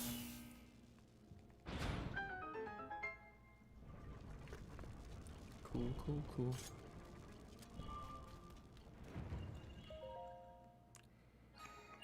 Whew. Maybe I should have waited out the time. I don't know, because I don't know what else to do, you know? If there was a campfire nearby and we had a wood weapon... I think that stable could have a campfire, and we just waited out for a little bit, do an amiibo scan. Maybe. Let's see really quick. I think the stables just keep you warm, right? Am I right on that? We're gonna try. Because this is like a building. What time is it? It is 10:55. I can't wait to have what we need to go to the section though. Okay, are we warm? Yes, okay. Stables are temperature controlled. No fires around. It just is. It works like that. The old busted up one. I believe in you. You can clean it up. If I do want to go through the cold though, I could have a little torch and a wood weapon could be handy. I just don't have a fire starter here. Where's the actual fires? How are we warm? There is some amiibos where you can get a wood weapon from. Not many. Because the Bokoblin amiibo doesn't give you weapons. Well, we got a shield from it. Pretty sure in Breath of the Wild had more variety to include weapons. There is some that drop boomerangs, the wooden ones. Well, I guess maybe we just wait out the Goldilocks zone. So it's a couple minutes away. We don't have to wait that full time, but I think it's a good time just to take 2 minutes, use the restroom, let the game idle and just actually in our favor. Then we'll spend those last couple minutes if need be, just maybe scanning an amiibo or figuring something out. Because yeah, our goal is desert to pick up choo-choo jellies. Choo-choo jellies can be used to make fireproof potions, and then we can start doing the section, the mountain. Okay, these are stream watchers, so if you didn't know already. So yeah, give me like 2 minutes. We'll be right back. But yeah, our goal is doing a volcanic section before the stream ends, which we will. We'll be back.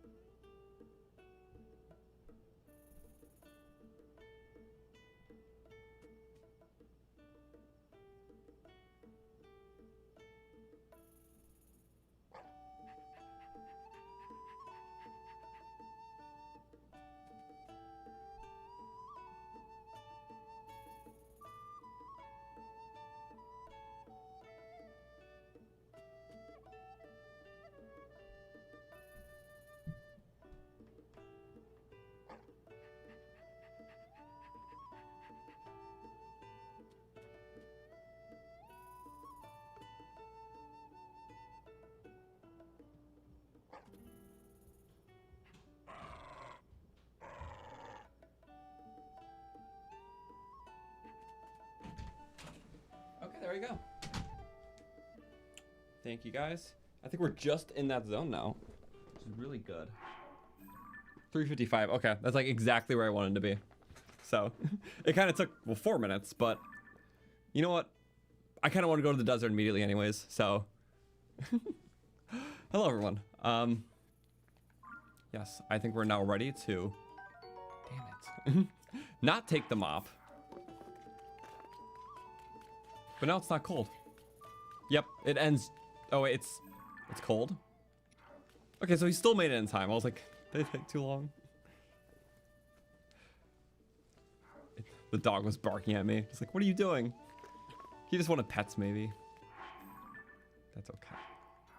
Oh. It's gonna warm up gradually. If fire weapon could be nice, I just don't have a way to ignite it right now. So that's like the only reason why I'm not just scanning it for the sake of it.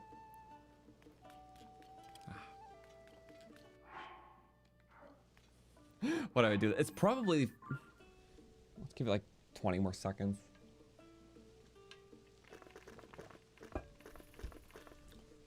Flint. I do have flint, but that's consuming a resource.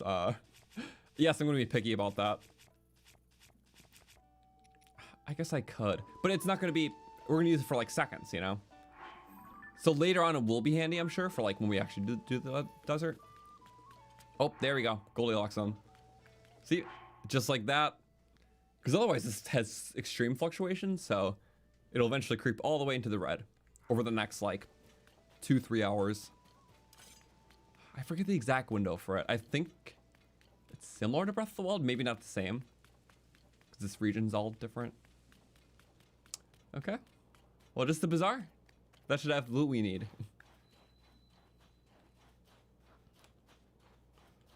So hopefully, yep, surf on this, no durability loss. It's quite nice. What's our temperature? I'm just checking temperature, so. Let me go down, no paraglider though. No paths either, because that kind of wrecks the durability. We're gonna have to do all the Gibdo infestation stuff. And this will be our second dungeon if we're trying to take down everything with least amount of health, max efficiency.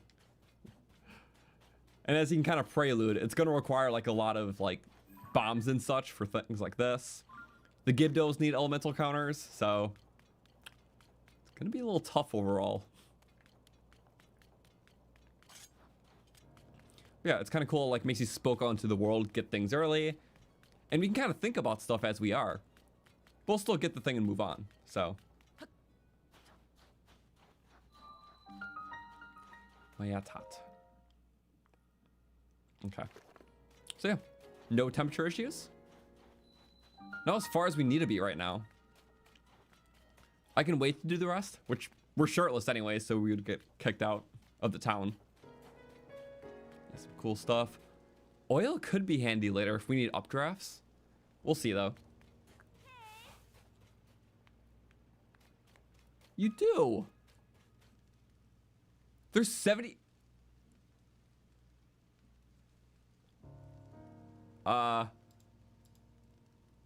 Guys, I think this is a sign. So I did not officially know there were Lizzletails. So I looked up like I looked up a few guides online, like all the shops in Tears of the Kingdom, like what they had. Didn't see Lizzletails, but I guess they weren't including the little market stalls at the bazaar. So I thought it was just a Breath of the Wild thing, but you can buy them, and we have just enough. I mean, it would be criminal for me to walk away right now and not buy one. Hey. Like, that would be actually criminal. Is it a good use of money? I think it's the only monster part we can have. And yeah, this would be for fusions, not for elixirs. Because honestly, getting a weapon fusion that's above even 6 damage will be tough. As funny as it is to admit. Used to be 130 per tail, that's crazy. Yeah, thank you for informing me. That's insane. Well, real reason I came here was for this amazing jelly selection, which wait, water's it's only 8 jelly a piece. Not only is that good for monster parts, if we can, yeah, because we can cook with this. That's really good elemental stuff in general.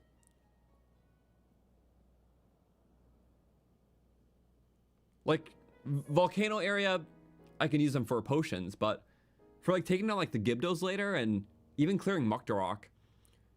Yeah, I'm pretty sure these are cheaper than splash fruits, which are usually sold for like 10. And the other fruits are 20. But these have a much bigger radius even than the fruits. Wait, do these do elemental damage too? I don't remember.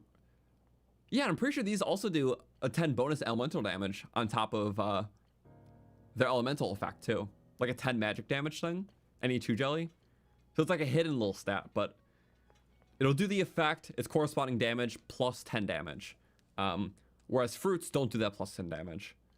It's like a little buff in this game it has. That's amazing. And there's the cheap arrows. We're in a much better boat than I thought. At least starting. Okay, well, to make a little money, we still don't have good means, but hey, 1, 2, 3, 4, 5. Cook it up. Boom. And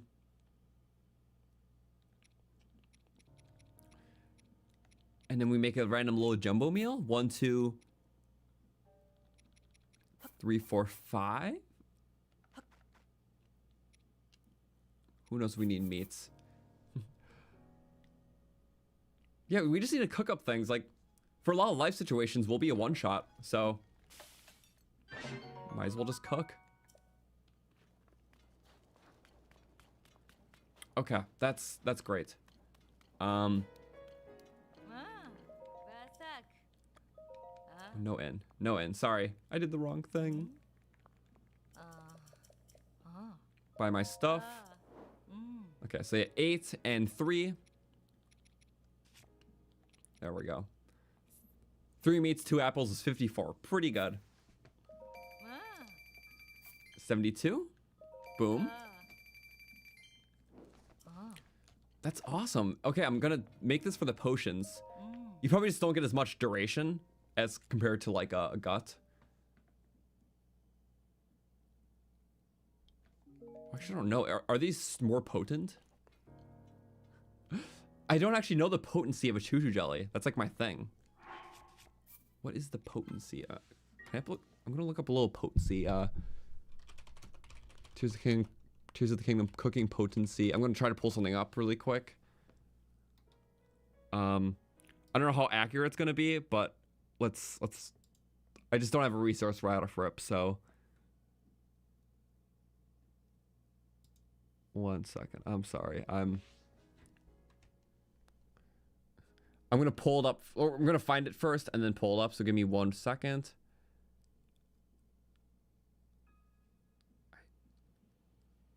I don't even see choo-choo jellies on this one. I don't know actually. You know, we could do a little test. Sorry, I didn't pull. That resource was not. I don't think it was right.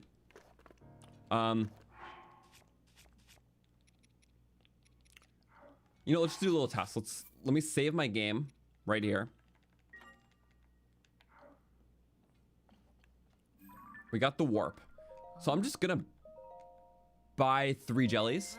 They'll restock at midnight. Where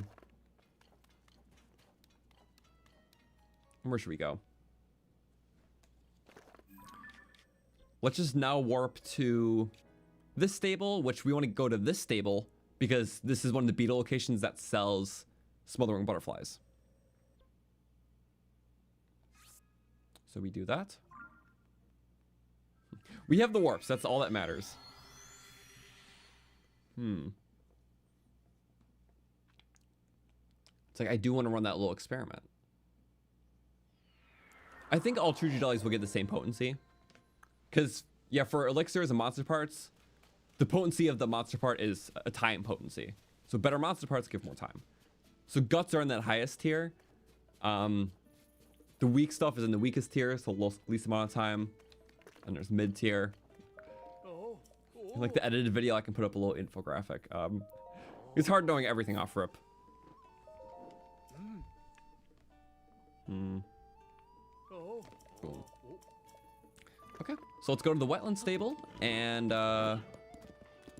pick up some butterflies. Let's test it out with our jellies, because I legitimately don't think I've ever cooked with jellies before.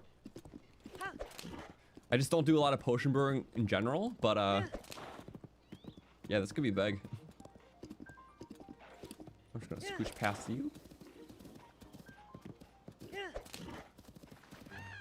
What do we got up there? I still don't have the paraglider, so we might have to do some scans until I do. But we'll wait till we have all of our ingredient stuff. I'm gonna wait till like the last possible minute where we need it too. Wait, this much beats getting the armor.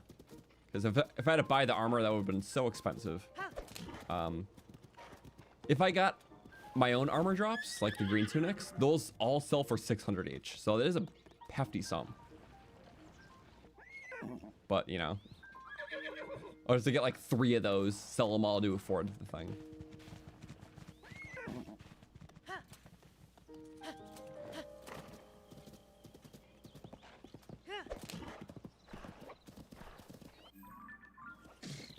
I'm so sorry. No, I'm not.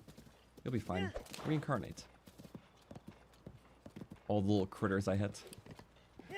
It's Epona's adventure. She can do what she wants. There we go. We just have more spokes in the world. So now after this, we'll have a closer spoke to Zora area. Which is good. It means I don't have to go there early to buy splash fruits anymore. Because I thought I would need them for the desert section, but I forgot about the chew jelly shop. So that's really handy. Whee. Go slash, slash, slash. Single slash. And the shrine was in the woods behind it, right? Yeah.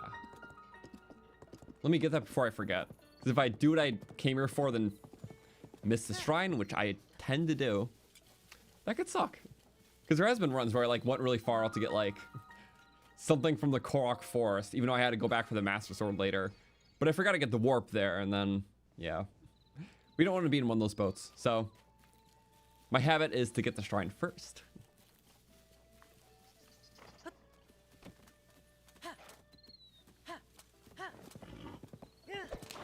Then we go, yoop. Then we go, hi chicken. Okay. The back hop is so funny. I rarely do it. Just splits. Okay, let's figure this out. There's one of 2 beetle stables where he sells crucial ingredient. Smothering butterflies. Alright, splash fruits for 10, which is like the same as any other shop. So I guess I could have gotten them here too.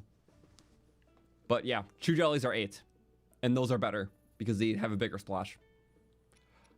So smothering butterflies, we're gonna need a lot of them. 3 is good. Just to start. Restocks at midnight, so we can kind of exploit that as we do. Yay. Trust to light. So I'm gonna test really quick. What will 3...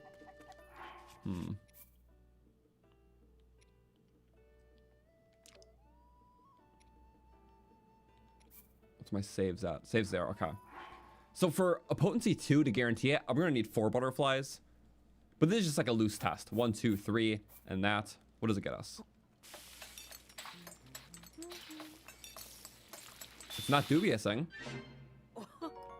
Okay. 8 minute 40 seconds. It'll be a bit more once we have another butterfly in there.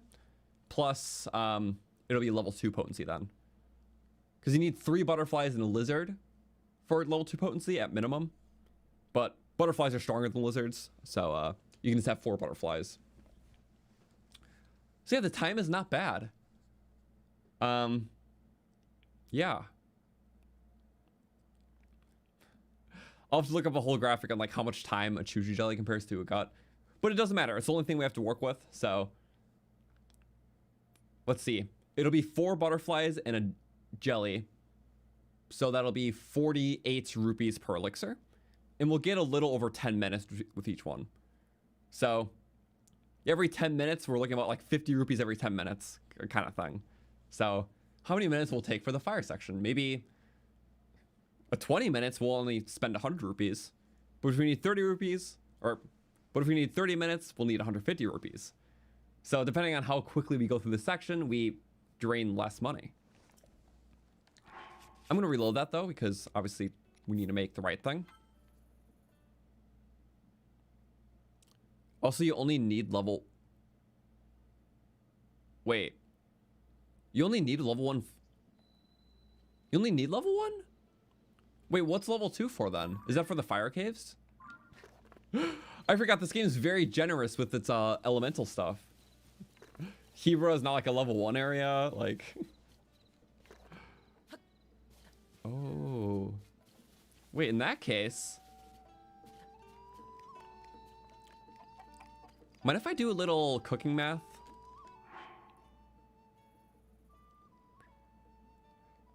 Okay, so the optional area is a level 2.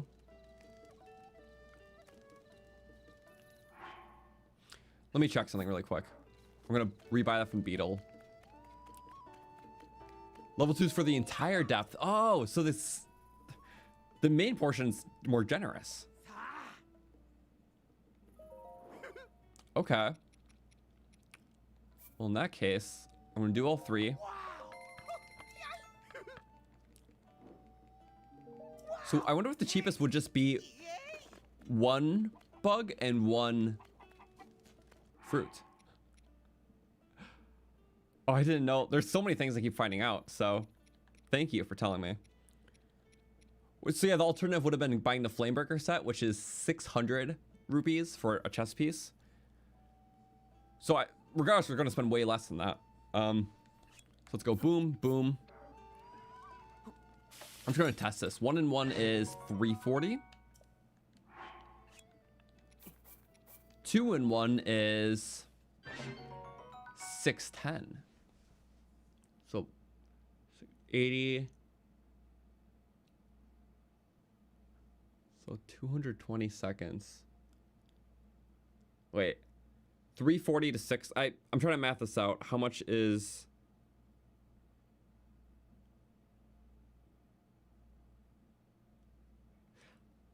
So... Sorry. Math. I don't know why I can't do it right now, but... Wait, no. Check rest. We can't check the individual recipe of each thing. I forgot. Whatever. Okay. Let's do a little math. It's like one of those patterns. If a choo-choo jelly and a butterfly is 340, what is 2 butterflies and a choo-choo jelly for 610? What is the value of each thing? I hate that it's like... If it was just raw seconds, I'll be able to figure out instantly. 340, 60, and 20, 180. 220 seconds for the bottom, and... I'm going to write this down because there's too many numbers in my head. I don't have the source up for this. 180, 240, 300, 360, 370. So 370 seconds versus 220 seconds. So that final one added 150 seconds. Right. Final butterfly added 150 seconds. 150 seconds is 2.5 minutes. I don't know why I couldn't do that sooner. Yeah, wow, it's 2.5 minutes, right? 4, 5, yeah. That's really easy. Just 3, 4. I should have counted. I'm sorry. When it's like, I work with things in either seconds or like a single unit. So, also stream pressure. It always affects my math. I'm sorry. 2.5 minutes per butterfly. So a choo-choo jelly gives 70 seconds and it costs 8 rupees. a butterfly gives 2.5 minutes and it's worth 10 rupees. So what that tells me is that for the ratio to be right, to get the most value, I should combine 4 butterflies and 1 choo-choo. Okay. I didn't know if it could be better any other way. It depended on how potent the choo-choo was, but the choo-choo is way less potent than the butterfly itself. So butterfly's 2.5 minutes, choo-choo is 70 seconds, choo-choo is 8 rupees, butterfly's 10 rupees. So for paying for 2 more rupees, you're getting more than double the duration. It's worth it. So, okay, cool. Awesome. So, yeah. That is important math because we want to obviously be at the highest odds here. Have as much time for the least amount of cost. So it's also funny too because that gives us level 2 potions. We don't need the level 2 effect, but it just is the best for the time. So good to know. 2 chews and 1 butterfly.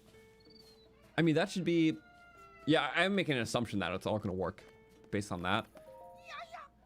But it should be 270 seconds, so it'll be 2 minute 20 plus 230. So it'll be 450 with 450 would be 2 chews and 1 butterfly. Let's test it. Let's make sure it doesn't critical too, because that would throw off the math.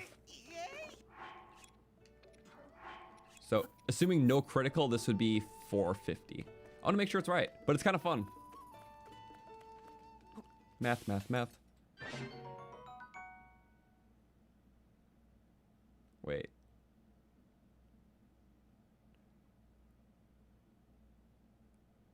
There's other types. Oh no. Isn't there a multiplier based on how many items you're holding? Maybe. Oh no.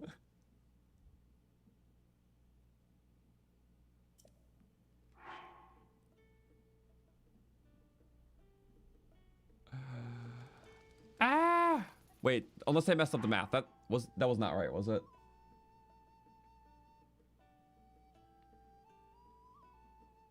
Wait. Butterfly's 250. See, I get 250 confused with 2.5. Blue choo-choos give 110, others give 150. Okay. So I think blue choo-choos is still the best. Well, how about this? How about instead of mathing everything, which, well, we can, but I'm gonna just buy this stuff and then make it midnight and then restock. Sorry, doing all this mental math, it's so much easier when I'm like researching and on my own time, but I think just the fact that I'm doing it on stream, it's like, oh my god, I'm messing up my numbers. Also, yeah, butterfly's 230. That's what I thought. But 230 is 2.5, which is that's literally the reason why it's throwing me off, is because time is written weird to decimals, which I work in decimals. So yeah, it's 230, but 2 minutes 30 is 2.5 minutes, and that always will throw me off. So am I even remembering it the right way? Regardless, we're gonna buy this, and then I am going to sleep past midnight, which not here because it costs money. Icky. So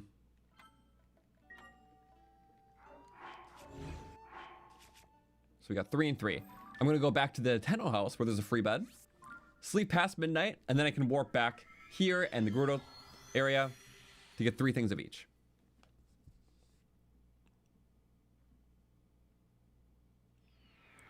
Oh yeah, sleeping at the fire. You know what? You're right. I could have slept at the fire. But you know what? I have half heart to restore. So for this time, let's do this. All for a half heart. But hey, that can be good because being at full health protects you against one-shots a lot of the time. So, you know, that's something, I guess. Hello, froggies. The leave area restock, I'm not sure if that applies in Tears of the Kingdom, because the restocking mechanic works totally different, and it's a lot more generous. You don't always have to leave the area, which in Breath of the Wild you did have to. I'm pretty sure leaving the area only applies to like physical stocks, like Zonai shop where there's like items laid out on a counter. Like an inventory shop, I'm pretty sure those restock now regardless. So the restocking is just way easier. You can just camp them out past midnight.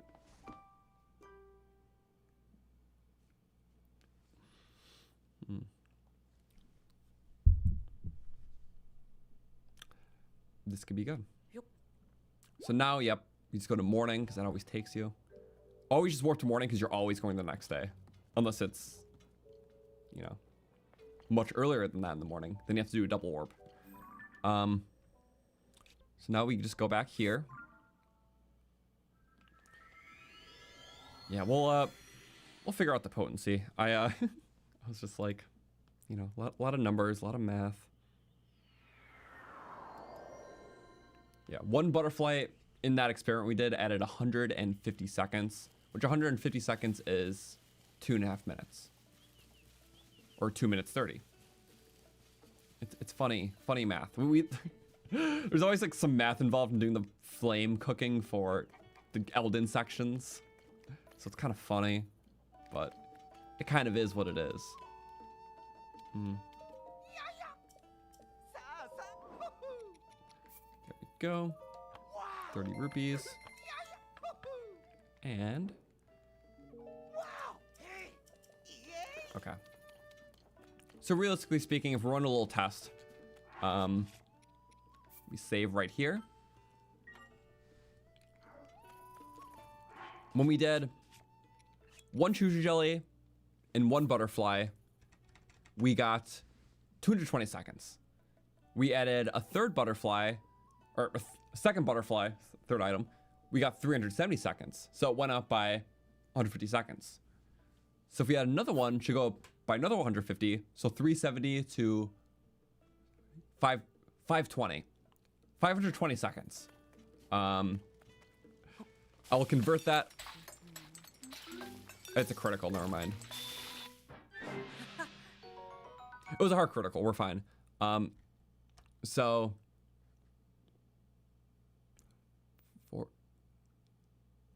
500, did I say 520 seconds? Yeah. 520 seconds to minutes. I'm gonna 520 sec to min. 8 point. Yep. Okay. There we go. So every butterfly for sure is adding 2.5 minutes. I know that for sure now. Good to know. I'm sorry, I don't remember any of this stuff, and I need an updated resource because, yeah, it's been a while. So now that we did that, so realistically, let's do like one more experiment, and that's going to be the choo-choo jellies, because if choo-choo jellies are 70 seconds, if I added 4 choo-choo jellies and a butterfly, well, 70 times 4 is 280. 280 plus 150 is 430.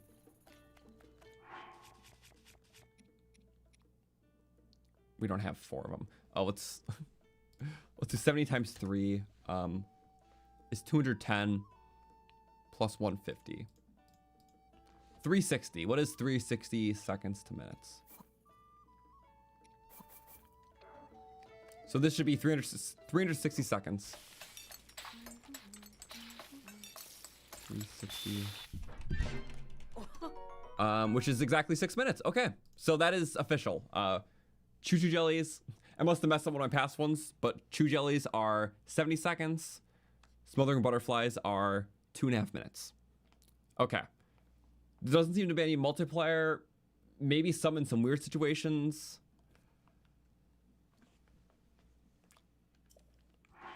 The only weirdness I could maybe see is if it's 2 jellies, 2 butterflies. So 2 butterflies, 150 plus 150 is 300 plus 70 plus 70, 370, 440. So this would be 440 unless there's some weirdness. 440 seconds. 440 sec to min. My Google isn't working. Yep. 7 minutes, 20. Okay, cool. So it doesn't seem to be any multipliers. Maybe that one was a critical that threw it off, but this could have been a critical for time. Or it could have been a critical for effect, because I think this should have been a level 1 effect. Okay. Good to know. So, again, objectively speaking, since true jellies are only 70 seconds, smoldering butterflies are 2.5 minutes, or 150 seconds. There's only a 2 rupee difference between the two. Butterflies are only 2 rupees more for way more than double the effect. So we're only going to use the 1 minimum jelly required, plus all butterflies, which gives us a level 2, but that's not for, it is also just the best time. So I guess we did all that to figure out that our original plan was actually the best, but we just didn't know at the time. I thought I needed level 2. So the fact that I knew it didn't made me change it up. So thank you, at least I know now. So it's just going to come with the level 2 regardless, which is like, okay. Free is free. There we go.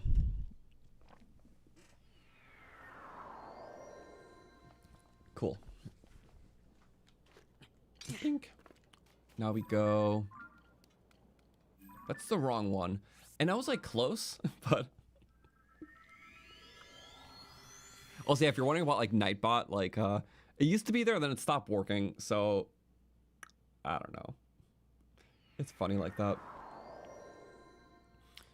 And that's fine.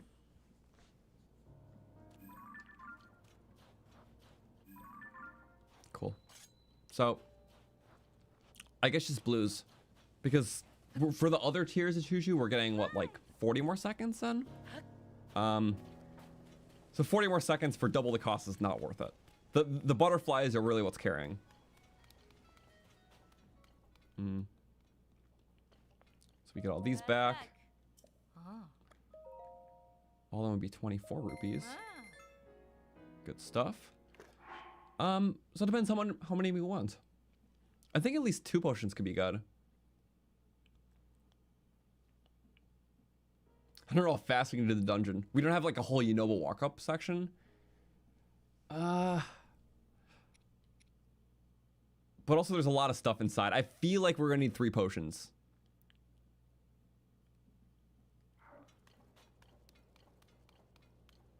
What do y'all think? I don't know.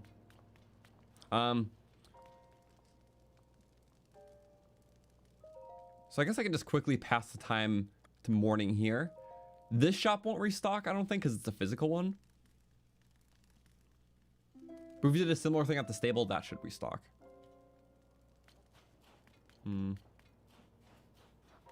Yeah, this one probably should. Yeah, because physical shops don't restock when you way past midnight in the same area. But I think like Beetle would, which is different than Breath of the Wild, so it's hard to keep track. That's just how it is.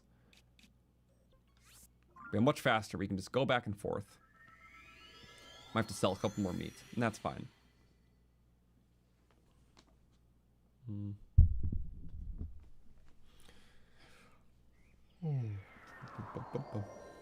How long will you be streaming for? It is literally until we finish this dungeon. So that's why I started early. It's usually on weekdays I'll start at like 6 p.m. We start weekly Wednesday playthroughs. We do 6 p.m. Eastern. This one was 4 p.m. Eastern, so we should have time. This weekend, the streams will start at 1 p.m. Eastern, though, to make sure we have enough time. Because, yeah, weekend start sooner makes sense.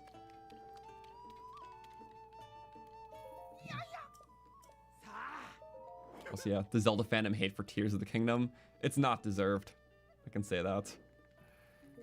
I don't know. Just so many people are very much caught up in the older games, which they're still very fun, don't get me wrong, but like I think it's fine that they're taking on a new direction. There's still a lot of elements of the old stuff, and it's like if you have that much knack to play the old Zeldas, there's so many of them you can play. So they're still there, but I kind of take it as the developers kind of want to move on too, because they spent decades making games like that, and they want to try new things, and they like innovation, so I respect that. Boom, there we go. I'm leaving one of each. Why? I don't know. Okay. Well, that should be enough. Okay. Just selling more of our clump foods. Because we are out of money. Look what I've got. That one sold for 81. We're kind of running low on a lot of loose. And we have some, but it's like, I don't know if I want to use it for something else. So, who knows? For now, 99 rupees. It's pretty good.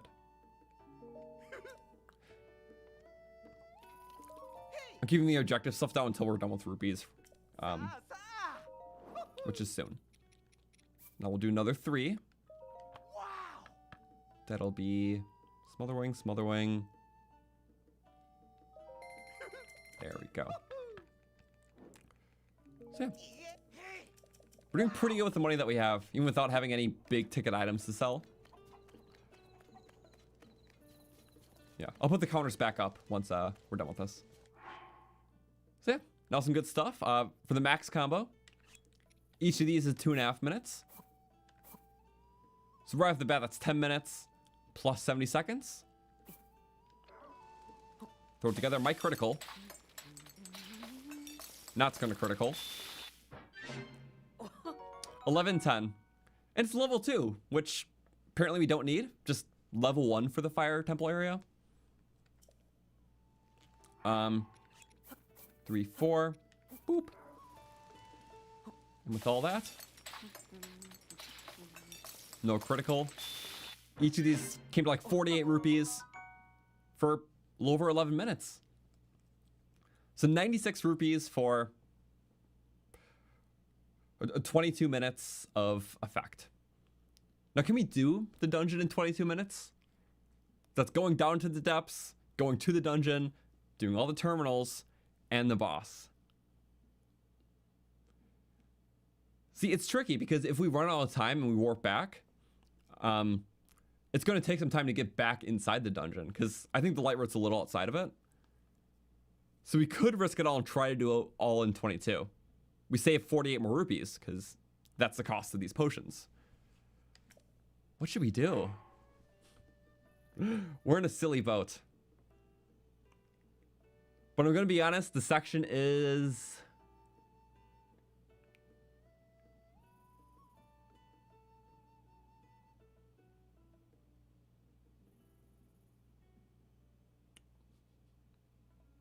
I'm feeling devious. 22 minutes should be fine. Famous last words. Let's try them out. Wait, what about yunobo fight? Is it burning the yunobo fight? It does actually burn the yunobo fight? Well, we can make a mini potion with our last butterfly then. Yeah, my shields would burn. I'll just take them off. So.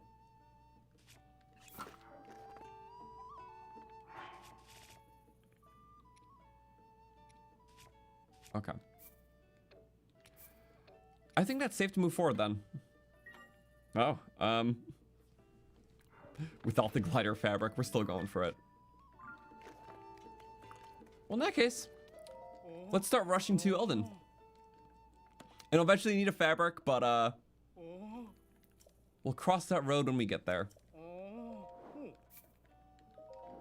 We're in good faith here. Shield, I don't really need a shield, that's the thing, so. Shields are fun. If I got a knight shield, those are fully metal, but soldier shields are wooden. But hey, we have this bow. If I didn't have the bow, it'd be a little tricky. And we'll get arrows as we need them. If I say 22 minutes will be enough time, it's certainly not enough time.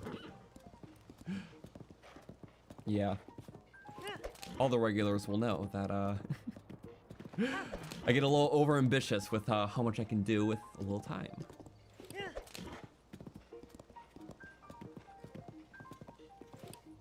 I'm gonna struggle in the moragia fight with no glider, no widgets. I'm pretty sure there's a plane there, right? I don't think it makes you take out your own capsules. Because as long as there is like a world object not going in my inventory, like that's fine to use. So like if I'm driving around a plane because it's there, you know, I pick up a log, like, yeah. Because it's not anything with our inventory. It's like how I was able to sleep in a bed. Like, that's fine.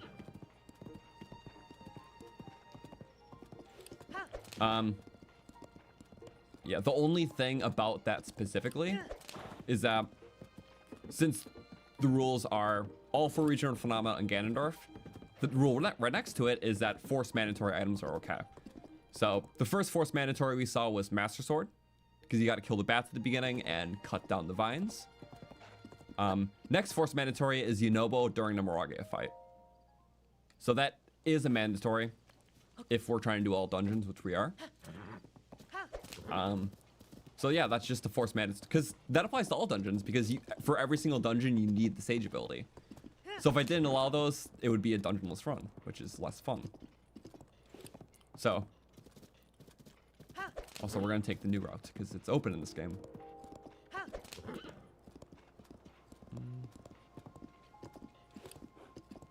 And yeah, free play for Moragia, also Yunobo.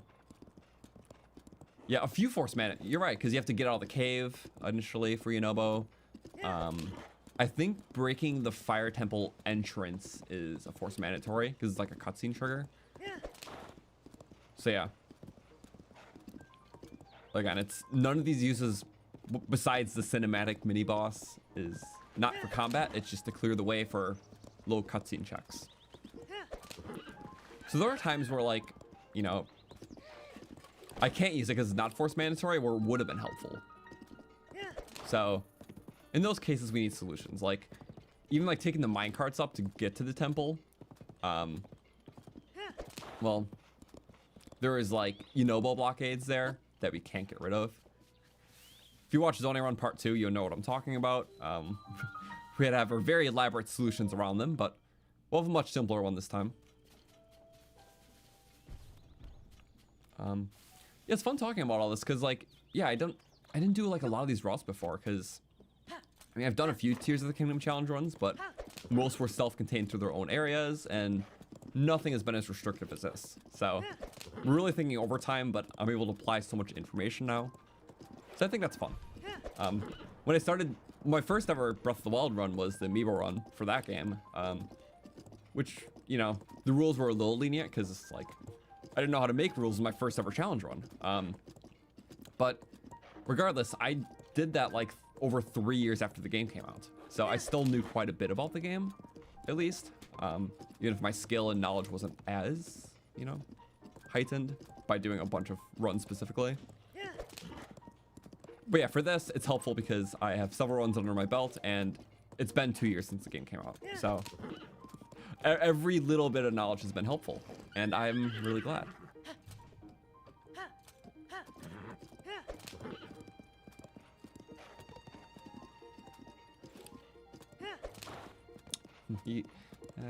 She's climbing. Kind of a steep climb, but I like how there's a new route in here. It makes it diverse. In this game, like, I always prioritize the new routes because, like, if I want to do the Breath of the Wild route, I'll play Breath of the Wild. It's like, I like the new stuff too much. So yeah, that cuts right in from the stable, so you don't have to do the whole loop around. And plus, it wants you to actually go here before doing the Zora section. So it makes sense that there's going to be a path close from Hyrule Castle straight to Goron, rather than going through Zora then up to Goron. Because Zora's meant to be the first dungeon in Breath of the Wild, debatably. And this is meant to be the next dungeon after Rito in this game. Also, I don't really need those shrines. Yeah, I'm trying to think. And no, we're good. So we can just go straight in. We have the horse. Taking the horse through Eldin, which is cool. There should be wildlife here. Well, for now, just we're the wildlife. Oh. Acting a little wild yourself.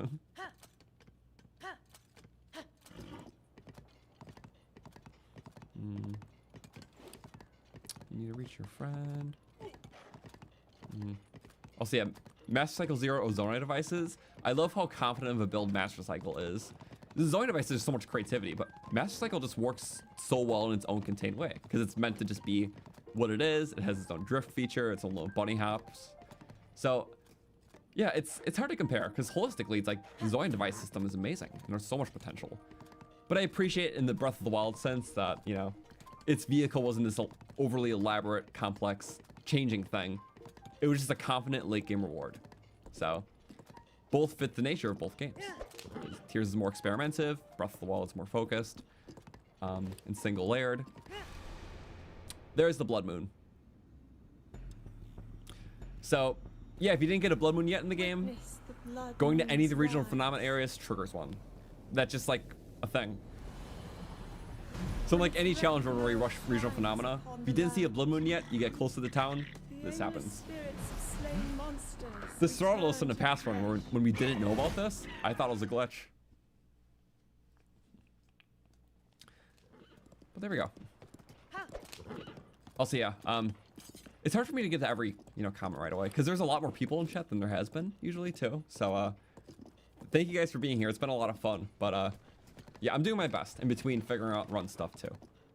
But it's fun chatting about everything because even just the modern history of Zelda is just so, it's so deep now. Just how many different gameplay things we're exposed to and how we feel about all of it. Okay. Well, these silly rock guys. I almost used my paraglider. Oh, hi. Want to start this quest line? We should have everything we need. Hey. He's so full. I bet yunobo is just fine. He's just fine. Yeah, I don't remember if his fight required you to have fire resistance. Who knows?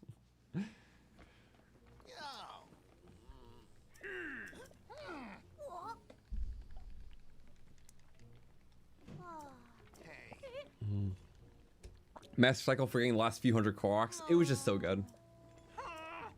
And then you had options too. You had that or the horse. So if you're just going on straightaways, which you know wasn't super common late game because you had a lot of warps, but if you had a 5-speed horse, that would be the best complement to the Master Cycle.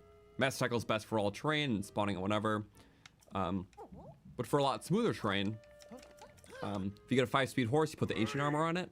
It acts as like an alternative Master Cycle, more meant for speed and distance over, you know, terrain movement.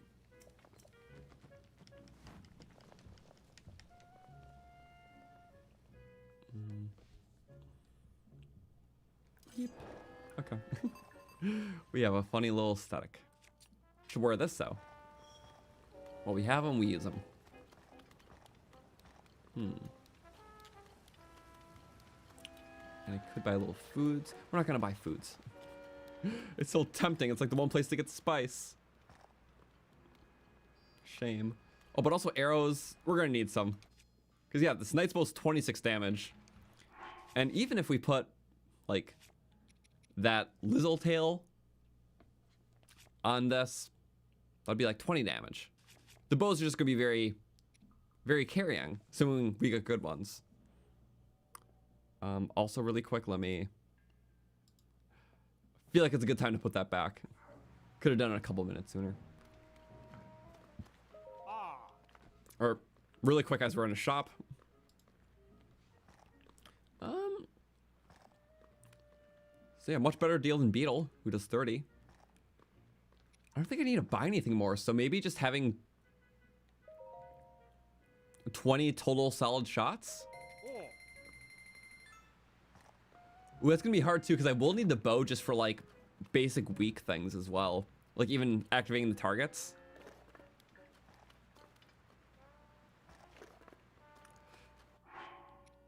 But oh well, maybe this is fine. That's a strong maybe. Also, thank you Not About Games for the 2. Dude, you deserve this. Love your videos. Thank you so much. Glad you enjoy them all. Well, I really want to do this because I think the videos making them into the Amiibo runs, like making these streams into videos. Sorry, I can't talk. It's very fun because when I do Amiibo runs, I can put like the drop rates in them and stuff. So a lot more like on-screen overlays, like stat stuff. And considering I like that stuff, like the internal workings, Amiibo runs are really fun for that. So yeah, I'm excited to be doing this even. There we go. I can talk sometimes.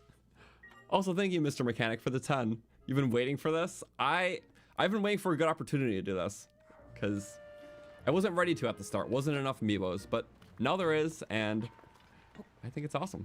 So thank you. Now we're gonna go to Yunobo Co. So up there. I really think it's quite straightforward. It's just your first playthrough, you get so wrapped up in all the extra stuff to do and the caves that take you off your path, and you know, the traveling clocks, the Addison signs. But having nice focus challenge runs are nice.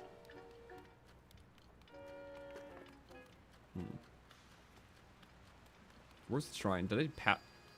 I saw it up there and I'm like, okay, it was here in Breath of the Wild. It's up higher now. That's correct. Bink. Okay. You know what should be easy? I'm trying to think of like weapon fusions, and I don't have a lot of good stuff. I kind of just need like things, you know, to fuse. They don't have to be good things. But I just don't have a lot of things in general.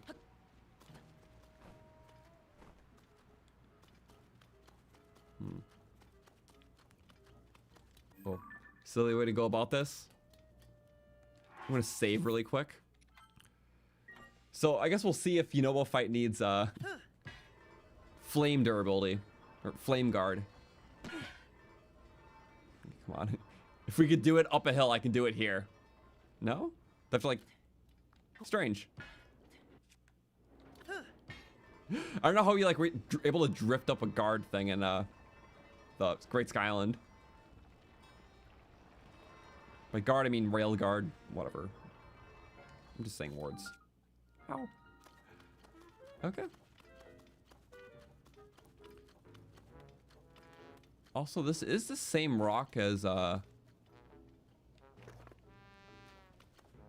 yeah, it's the Flamebreaker armor. Okay, that's 700, so our flame stuff we spent 98 rupees on. We saved quite a bunch. But you know, the most ideal thing would have been getting that nice drop from Druk. It was a 10% chance, so it makes sense we didn't get it.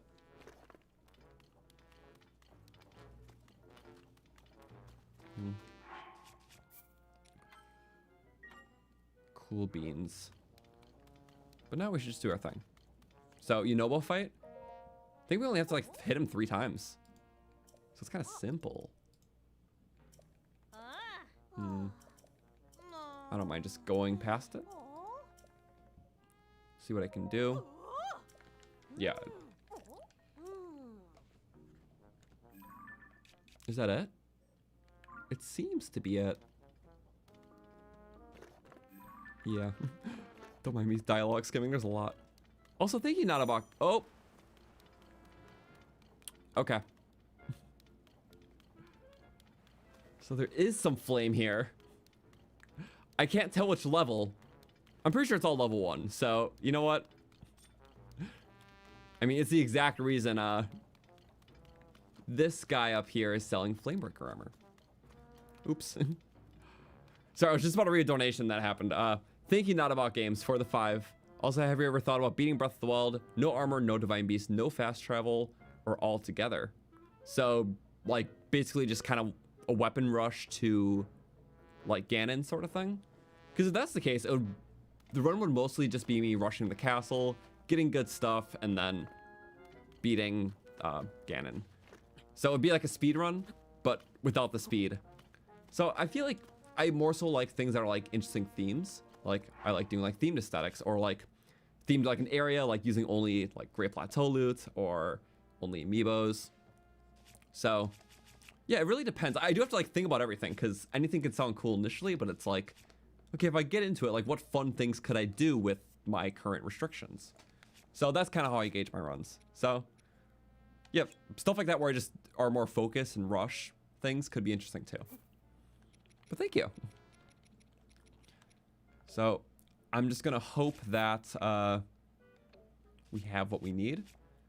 So it's a short fight, so I can use my last butterfly and a little jelly, hopefully.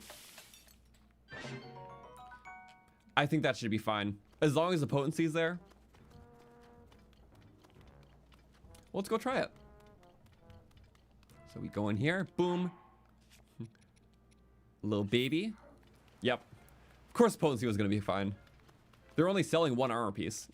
Also, shields are wooden. That it's literally a metal looking shield, but it's wooden. So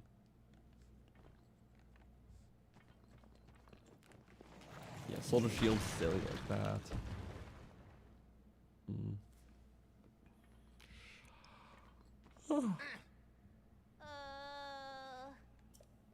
And yeah, the no divine beast runs. It was more common for me to do less dungeon runs in tiers.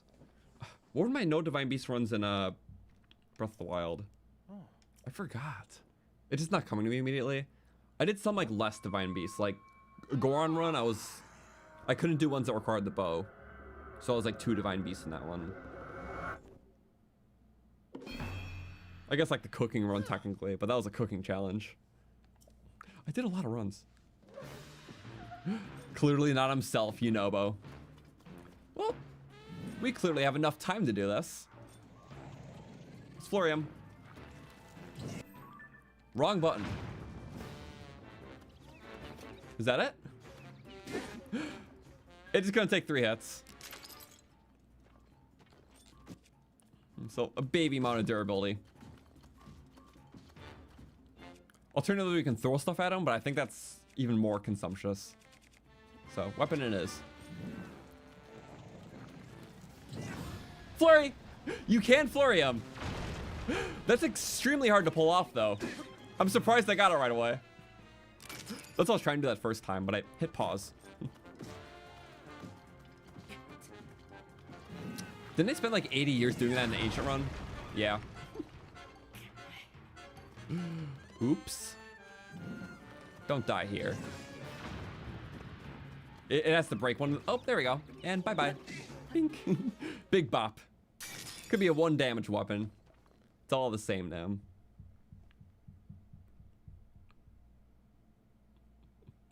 When I opened the map, you thought I was gonna do some crazy trick.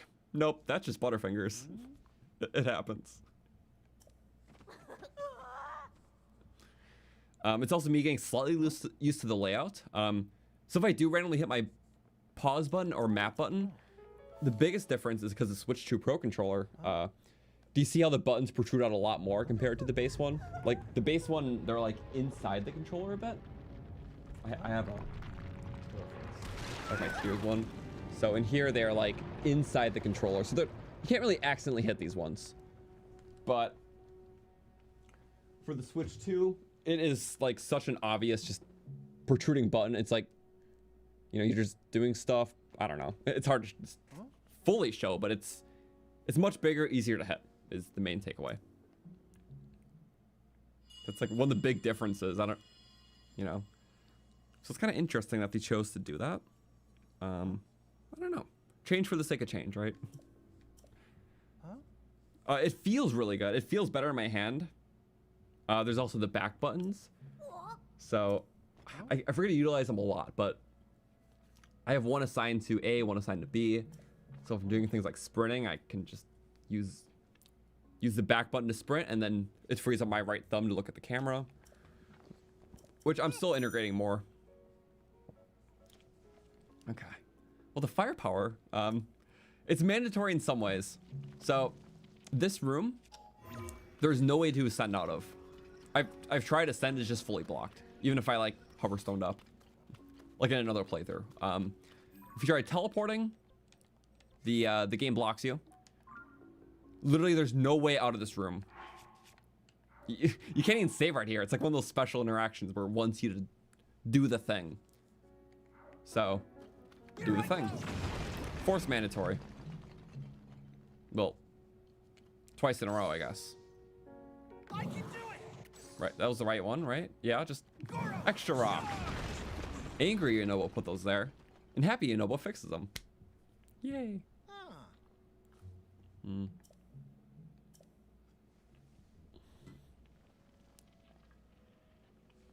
How long does it take to make my videos? Sometimes longer than it should, because I'll sweat little details. But just holistically, it's like, yeah, a lot more time to edit them than to play them, and even think about you know, the pre-stuff, like setting up the challenge run. But that's just how it is. I have fun making them. I had fitting music. I had a little fun editing things. So I think it's worth it.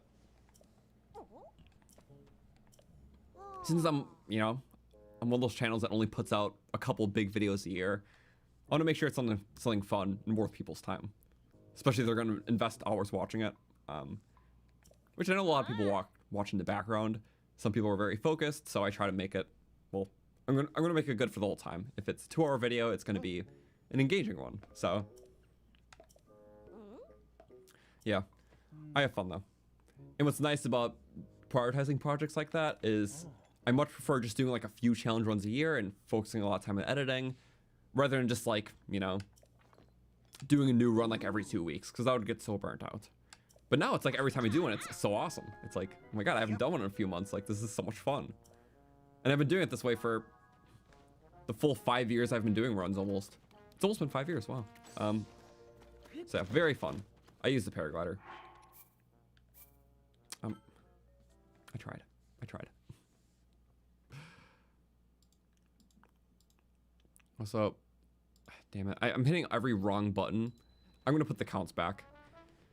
That's gonna make it hard to use to if I tried for every shop, but the rupee stuff was really important right there. And then I remember to turn it back when I was at the next shop. Whatever. We're keeping it now. Because now it's like relevant again.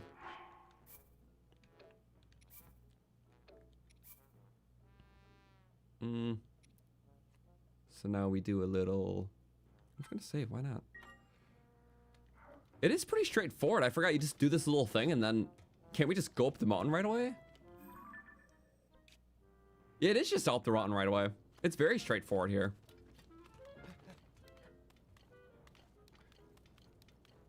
I think the earlier the section too, it's meant to be more. Like, you start with Rito, which is just going to the town and working your way up. You go here, you go to the town, fight Yunobo, work your way up, then down. The Nizora area, just kind of a lot back and forth. And a lot more dialogue with like Sidon. And in Riju, you got all the defenses and whatnot and raising the towers. So I kind of like how it's more work per like each one in the recommended order.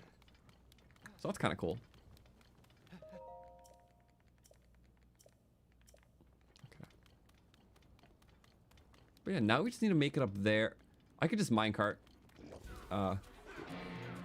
We can run past this, that's fine. Yeah, sorry, I forgot about the meter. My bad.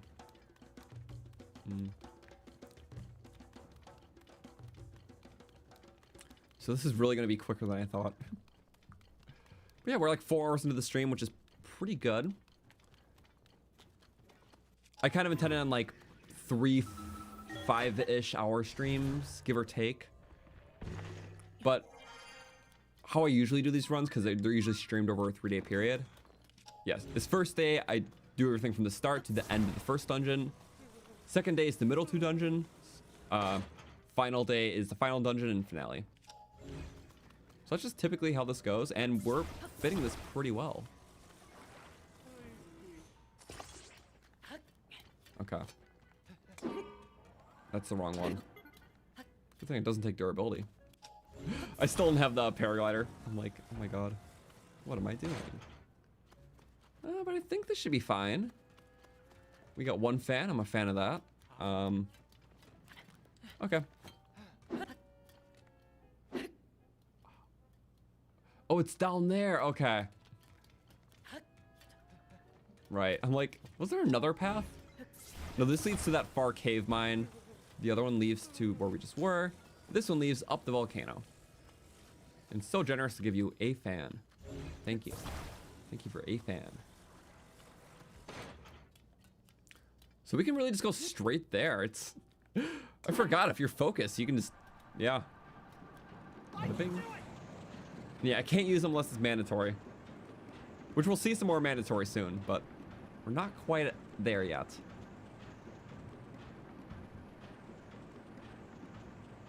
Also, I'm still deciding what my like final Amiibo or 2 should be, because I need a paraglider fabric. So ideally, I want to pick an Amiibo with a high chance to get a fabric before we, you know, descend and plunge into the depths. Because I don't know if my my well strategy will work for falling down.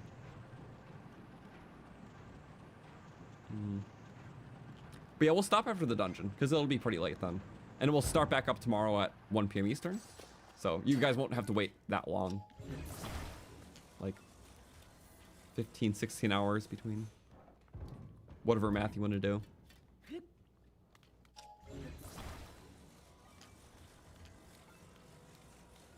There's the fire caves. Wow. Just going straight for it.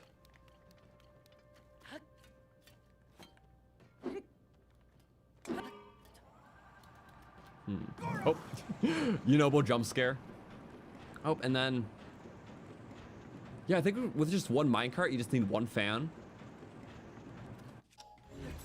Wow. Oh, and he weighed it down. No, buddy, what are you doing? Okay, I need to reset you. So we have a long drive up ahead. I wonder how it's intended to do with low battery. Also, there's archers, but I do have a shield. Because you're a shield, right? Oh, it doesn't even matter. I guess not. Ooh. Yeah. I believe this is all intended to do with just one battery. Oh, don't. Assuming that doesn't happen. One touch, one kill. Yeah. He read the room very well. It's like, oh, you're on track. Okay. Now I'm on fire. It's like same thing, different meaning. Well, this sucks because I don't have a minecart. That was my minecart. So I'm sure there's other fan minecarts around here, right? Yeah, of course there are. That's just so rubbish. But hey, you get that little bit of hearts back, so I'm cool with that. And we died only because we lost those other hearts to yunobo earlier. So that's fun. Finally died to an enemy. Is that really the first? Yep. 1 from an enemy, 4 from myself. Try my recipe. Get off the cart. Get off the cart. Get up. Get off. Go. Now you're scared because you don't want to blow up. I mean, that's valid, but come on. Go here, we go. Bink. Let me go. Here I go. Hopefully no bomb. Get away from that. We're safe. By a long shot. Okay, yeah. Oh, now you know what's in the back. I lost my shield. Yeah, we'll just not look at the arrows. Can't hit what you can't see. Or, you know, whatever. Okay, as long as I duck, I'm not gonna look at the bats so they can't see me either. So, see? Oh. I tried like the toddler hide and seek strategy. Rip. Rock octos. For weapon repair, you guys are great. Hint, hint for later. We kind of need that. We'll get them. Also, yeah, it makes sure you have enough batteries to do this. Well, you know, even if you're early game. Now, the sucky part is this. It is trying to get safely up here. Oh. Okay. So, I can't hit him. Yunobo can do whatever he wants, because I can't stop him. At this point in the game, there's nothing I can do to stop him.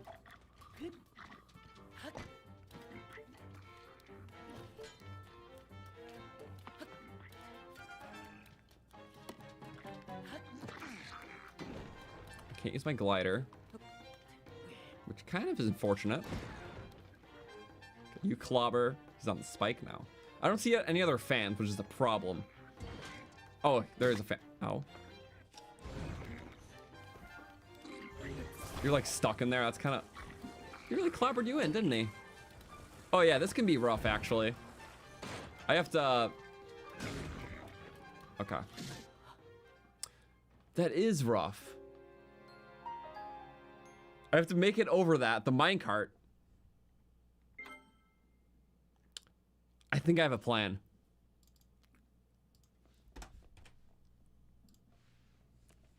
Okay. Oh, they're sleeping? If only I had a stealth weapon to take them on. That'd be pretty good.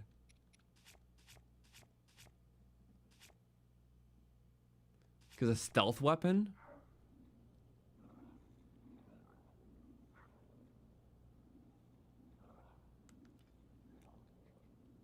Maybe this is the wrong time to do it. But hey, stealth strikes for the little guys, and there is a way to get a stealth weapon. So let's be absolutely crazy and, you know, pull out our Chic Amiibo. Because you can get a stealth weapon.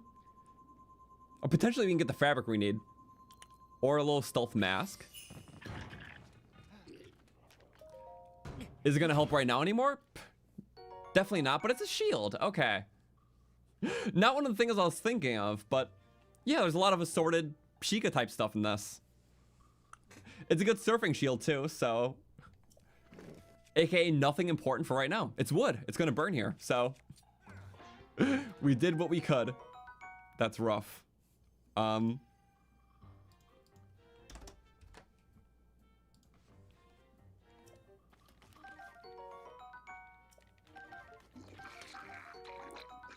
That could be bad. I need to save after this, otherwise it's like half cheating. Yeah, because I don't want to like save scum the drop if I die before that. Okay, there we go. So, yay to mushrooms and things. Also, thank you, Michael Duke, for the 5. You're late logging on, but want to say thanks for another exciting challenge run. You're welcome. Thanks for being here. I've been loving this a lot. We're trying to beat this section, which I think we have enough hot stuff for. I still need my glider fabric so I can use my glider. That's like one thing. So we'll see how that goes. But thank you. Okay. Well, that didn't help. So these guys are gonna be a nuisance. I didn't want them to break those boxes. There's a reason for that too. Because we kind of did a similar strategy recently. You know what? One arrow can't hurt. If it gets them all the way. Definitely overkill. Sometimes it's the best kind of kill. Okay. But I need to fish this thing over. Well, you know what keeps them busy? Sometimes. I think there's one good way to do this. Don't. A lot of hammers going off. Do not hurt my wood. They're hurting all the wood. I need the wood for things right now. Do that. Okay, pop them up. Wrong weapon. You can have that back. Sorry.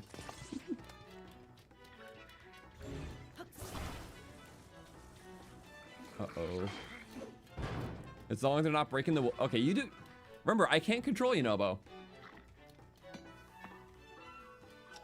So, are we taking full advantage of that? Yes, we are. Because there's nothing else we can do.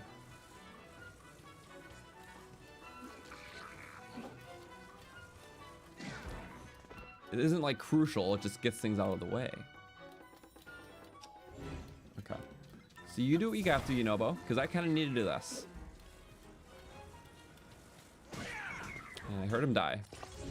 But you know, it's fine. Because I make a little stick, right? And the good thing about a little stick is that you can put little stick on things. And because you get that extra reach, I have that there. Where's the other Bokoblin? No idea. Was there a third one? Not anymore. And just like that. Well, may or may not be the right way, but we got it over. Oh, because of the helpful stick. Whee! Okay. And now we're off. Oh, I got scared. I thought it was a bomb. Oh no. And there's fire bats. No, no fire. No, no.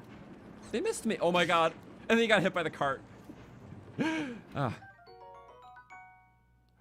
I forgot the game does that. No, I can't have. It's cool. There's like an auto pickup if it falls far. I don't know exactly how that mechanic works, but it happens here. It happens in the Wind Temple. Happens in like even with like the mine caves, like where you do the mine carts and hit the enemies in the lava. I don't quite know how that mechanic works, but you go bye-bye. That's the best I can do. Okay, this is gonna be rough.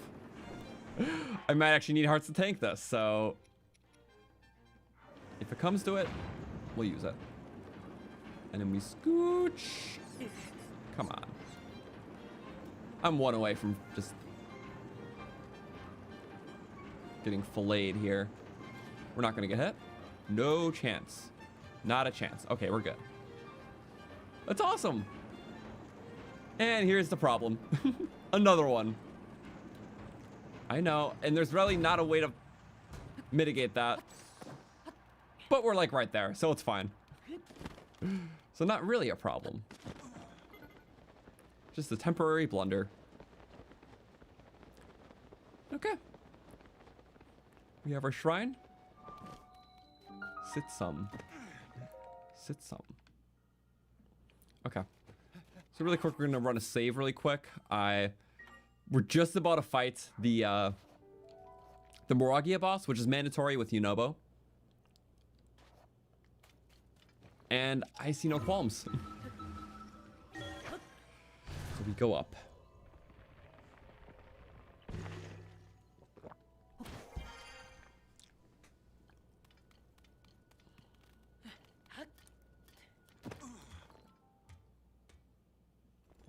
Over there. Oh my god, is it the fake Zelda? It might be. You never know. I'll say the shrine for the restore could be handy, but I think I'll be okay. If we need it, we can always teleport back. So I'm basically in that territory where it's like one shot for everything. I mean, the fire. Yeah, we'll figure it out. I used the parrot. I did? It was near here. When? When I came up the mountain.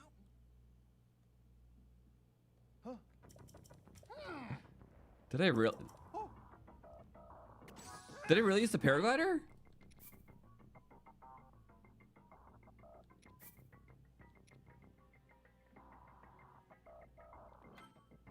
I'll just take your word for it. That genuinely went over my head. Okay. Kind of want to see the clip. Like literally, like that did not occur. So thank you. The most recent rock. Okay. Well, that's fine. Is it really just that natural? Well, thanks for telling me. Oh, floating to the shrine. You're right.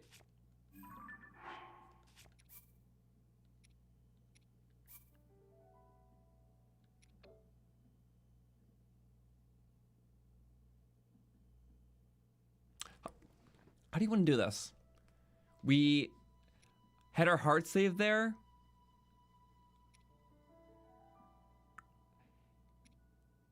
If I do any other save, it'll undo the chic drop we got. No, because even if I reload the save, it gets rid of all the chic stuff that I had.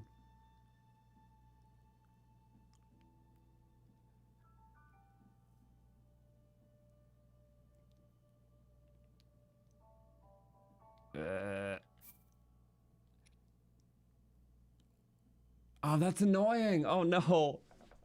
Why'd I save after? It's because I did my hard save after I used the paraglider. Okay.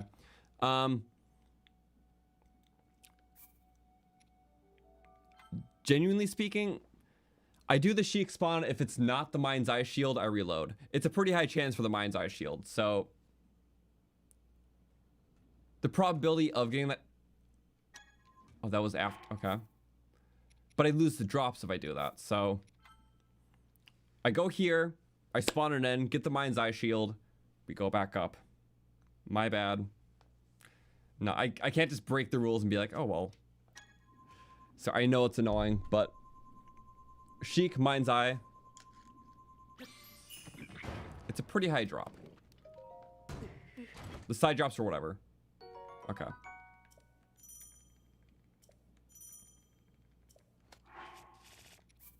It's gonna take like a couple reloads at best to get that shield. Yeah, if I get the fabric, I'm not doing the retroactive. I'm just being like, if it's the base fabric without an amiibo enhancement, it's not allowed. So I really did mess up. So what I'm gonna do, sorry, I'm just not gonna cheat it now after all this, because we're gonna get it soon and then we'll never have to worry about it. But I feel like this is fair. I'm just rescanning the amiibo, but I'm getting the same drop. So because I did that hard save right there. No, it'll be fine. Let's see. Did I reload the right save this time? Yes, I did. Okay. So I'm just gonna hard save right here.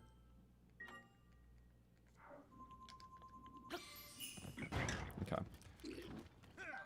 Within the next like few, we should have it. So it has to be Mind's Eye Shield. It's not a very hard drop chance. We just need a couple times. We have a hard save, so we can do it.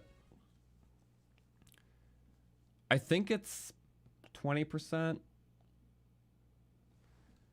So, yeah, the load's much quicker in this game. We're just gonna rapid fire.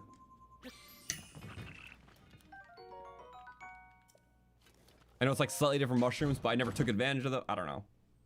Damn it. Don't do that. Don't do that. Sorry about that. I'll be more careful. I really did just float on over.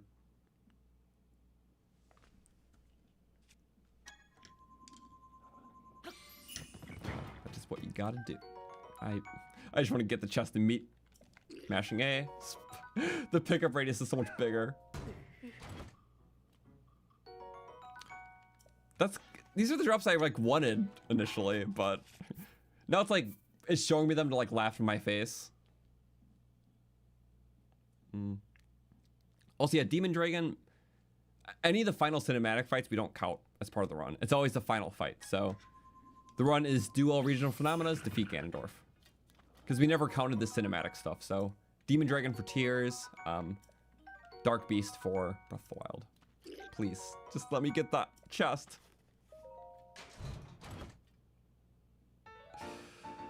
This is so painful. It's the stuff I wanted, but I can't have. Just to show you what the drop tables were, I guess. That's good for the stealth. And you could sell it for 600 rupees too. That's the type of drops we want. But, you know, oops, all shields, I guess.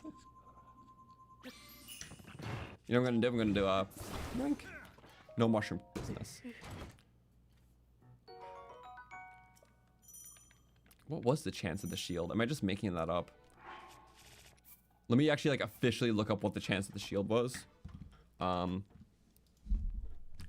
it's in the great hit drop or the big hit drop table. I'll check after this.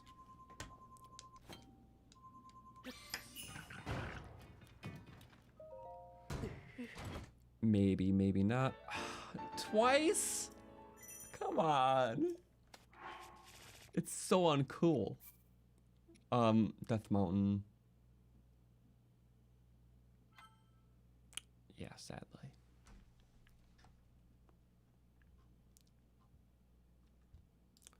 The chance for that is it's 25% in the big hit table. So it's that 80% chance to a 25% chance. So that is a 20% chance. So it's a 1 in 5 to get this. And we just can't get it. 1 in 5, we can do it. 1 in 5, 1 in 5. I'm sorry about this blunder, by the way. It's a 1 in 5 shot. So any attempt beyond this, it's just the game laughing at me.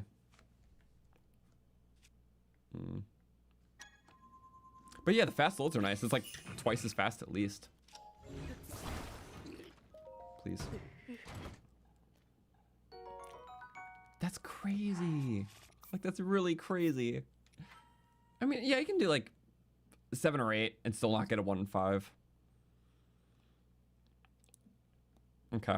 If it doesn't happen in the next 3, I'm going to scream. Mute your mics. Not really, but you know. All basic mushrooms. Maybe it's good I didn't get that one.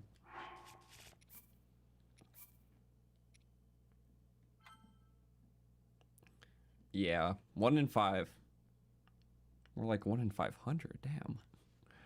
Whew.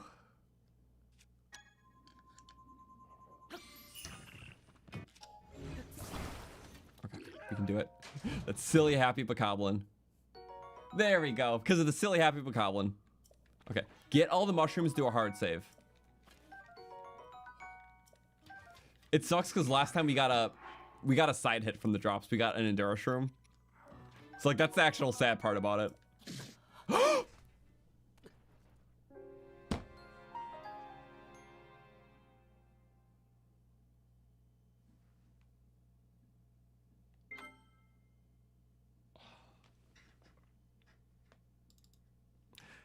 The crappy thing is there was nothing I could have done because even if I saved, I would have had to redone it because I didn't get all my side drops. Like,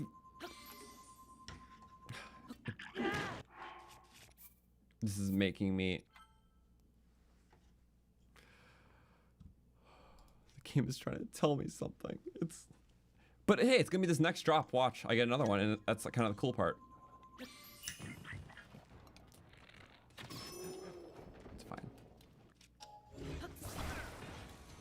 Thank you, Mr. Mechanic, for the 2. For the pain. It takes this thing off. Thank you.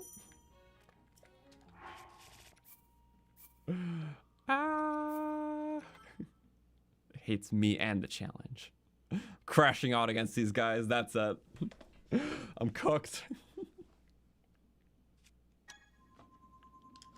Okay. So if we get it, we shoot the archer. Got it? I said, shoot the archer, not yet to give me a bow. I have a bow. So for those coming in, just to preface what happened is, I can't even talk. I accidentally used my paraglider when I wasn't supposed to. I created a hard save after that, so I had to reload a pass save. But it was before I scanned in an amiibo, but I have to basically scan it for the same thing to be true to the rules. Oh my god. Stop. I got every other drop now. The fabric is so good. So basically I'm just recreating my save because I did a hard save over an accidental mess up.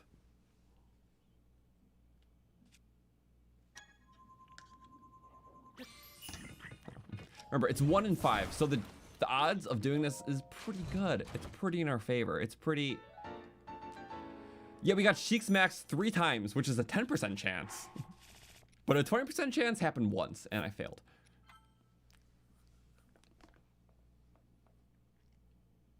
Is Sheik's Max? Yeah, Sheik's Max should be a 10%.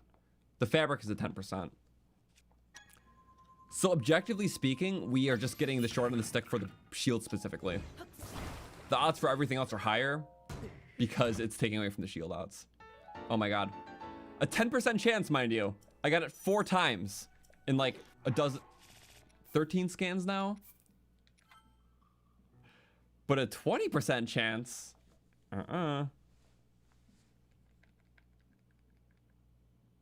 Yeah, if I see the principle of why I'm doing this for the shield is because if I technically pick up anything else is as if I save scum for a drop.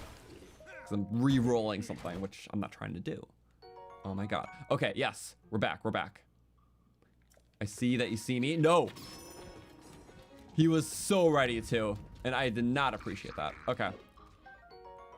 On the bright side, we did get the good side drops. We didn't get the Enduro Shroom, but we got arrows, so that's fine. There we go.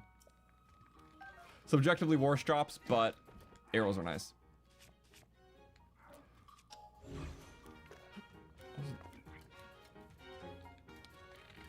I'm so impatient now. No! It's fine.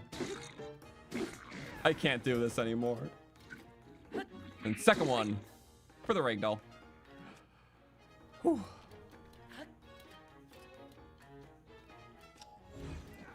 I assume this is better than watching me suffer again. Did I save? I didn't save. Okay. Woohoo! We're good. It's over.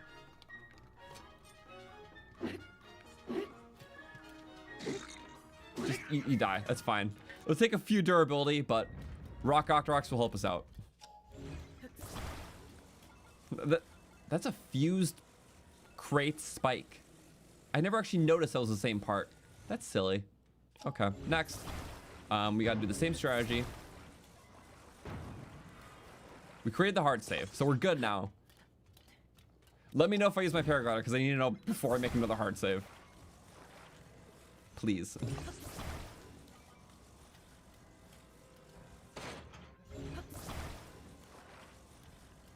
Someone pay me to try to get it again. All I gotta do is use my paraglider and hard save, so. Okay. So bing, bop. I'll use a little bit more. I think that should be enough to get it over. We had like one more last time. I'm not about that. That's crazy. Like, actually. Okay. I don't want the paraglider police after me. And then we go. Okay. Boop. Please just go in. Thank you.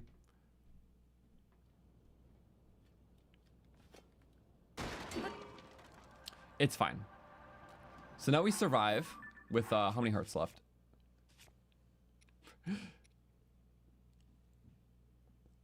I'm not doing that again.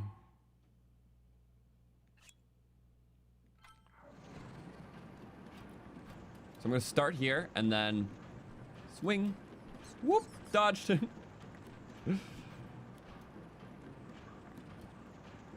I feel because I don't have stamina from Amiibos. I don't have hearts from Amiibos either, so you know what? My existence is breaking the rules. Okay, then we go swipe. Oh, so I ate that for nothing. Okay.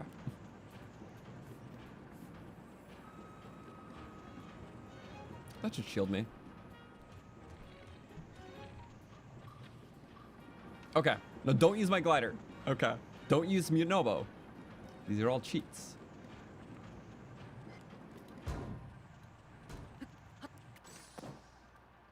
I'm being so careful about this because... So no glider, right? So are we doing the rail method? Yeah, we are. But this is sleeker. I think that matters for rails. Okay. Guys, we practiced before. I've played these games before.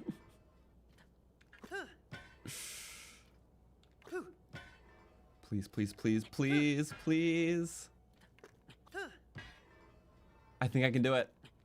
I'm feeling so confident, and yes! Oh my god, we did it! Without the paraglider. So I did need to use a bit of trickiness there. That was part of it. Okay. Let me climb down. Let me climb down.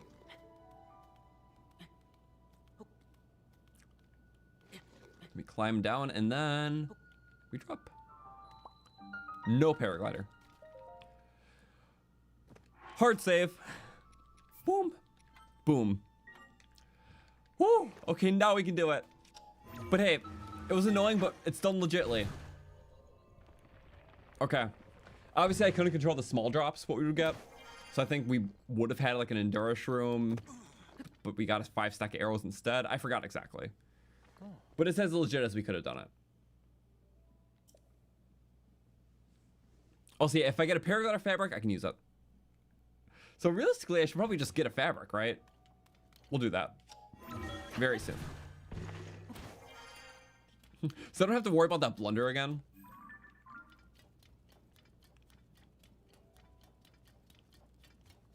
Yeah.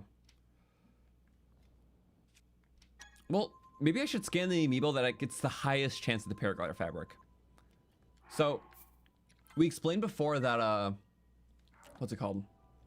There were some drop tables where, or rather, there were some Amiibos where their only exclusive item was the fabric. So it was the only thing in that great hit table, meaning that it's a 20% chance to get the fabric. So those are the Amiibos we want to scan because it's the highest odds to get exactly what we want. So, let's see. Who does that partake of? Because there's quite a few of them. A lot of like the Tears and Breath of the Wild ones.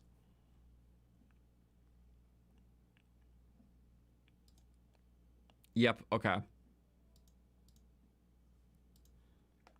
When I said Tears and Breath of the Wild, I was like right on the spot. Okay. So it's kind of funny that, well, most of the Tears and Breath of the Wild amiibos give the weakest drops in Tears and Breath of the Wild. You don't really get much exclusive stuff. It's mostly just the fabrics. So for all these, which I'll have two lined up. One of them is literally Tears of the Kingdom Link. His only unique drop is a paraglider fabric. But if not, he does spawn really good weapons. You get the sky shrooms too. That's nice. But 20% chance for that. If not, I think it was don't even tell me. I hope it didn't. My stuff! we're doing it still. Okay, 20%. Got some little mushrooms. That's good. This A prompt was so big. Please be the fabric. Please. It's like the weakest thing it can drop. It's literally just Knight's broadswords and the fabric.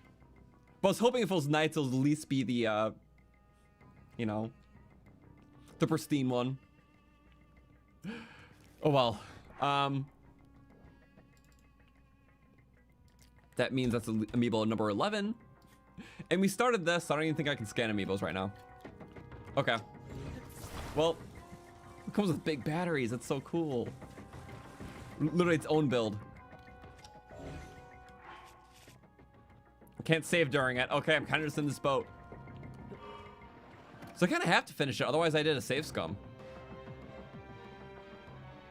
Yeah, well, we just can't mess this up. And yeah, I can only use a paraglider if I get a fabric from Amiibo. Okay. It's gonna be good. It comes with all the battery, and this is a force mandatory. Oh, it was a straight shot. Not in the way that counted, though.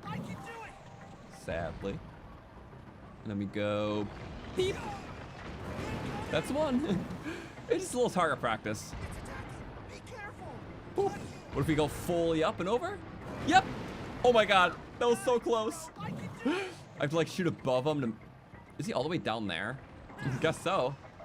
Bye-bye. Just the neck. That was pretty good.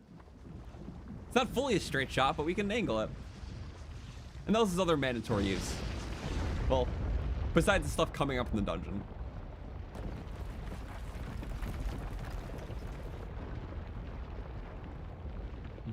Now I really wish I can bring that plane in, but I can't.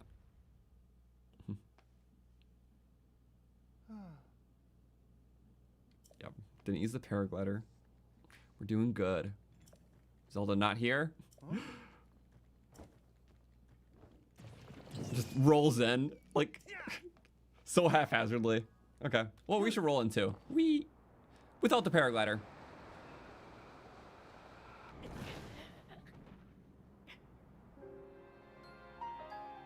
I was just wanting to join him. He looked like he was having so much fun doing that.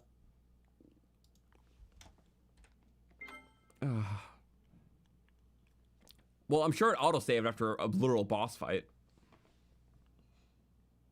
It did. Okay, we're good.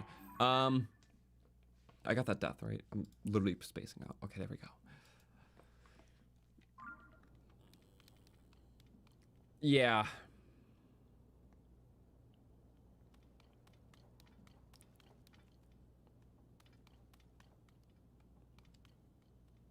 I just want to see something.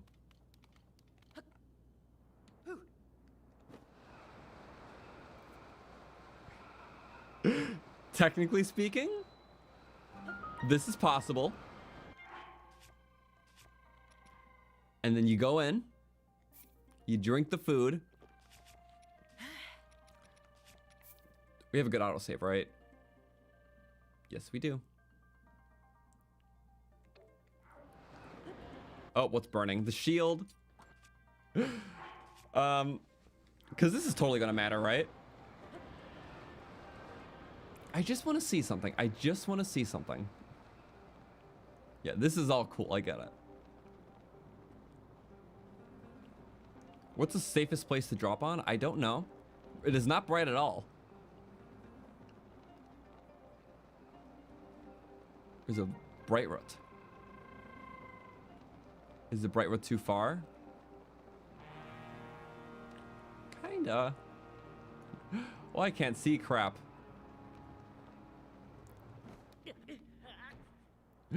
Yeah, we're not going to be able to wall hug from there. Especially when not when I can't see.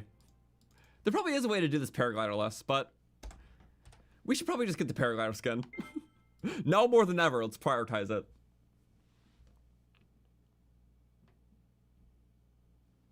Yeah, I can't even see where it's going, so especially without a bright bloom.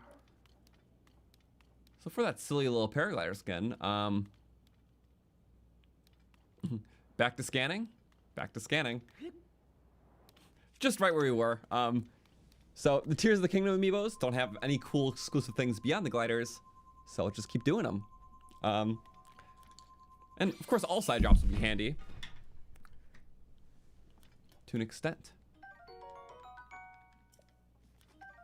Get the herbs, get the stam bulbs. Nice, beautiful array of flowers and plants. And 20% chance? Nailed it. And such a good one, too. Yes!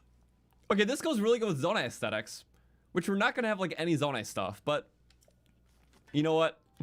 We are Zonai, so it fits. Princess Zelda fabric. Oh. I've never been so happy to get a paraglider fabric in my life. This is good. So yeah, now we can go to a Tenno, put that on,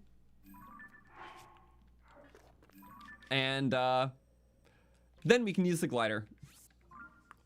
Now I just gotta make sure we don't get any more fabrics, because I don't need them. Unless they look really cool. Ooh. Yeah, I wasn't gonna keep the last fabric though, because that would have been save scumming. So I had to get the same thing to mitigate the save blunder. Oops. I still don't have paraglider.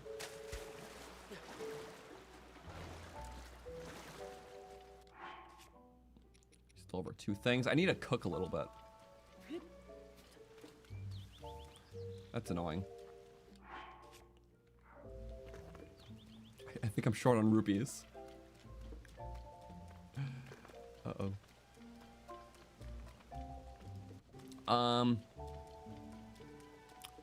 So I'm definitely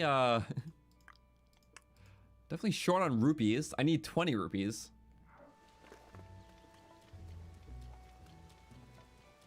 Yeah. Okay.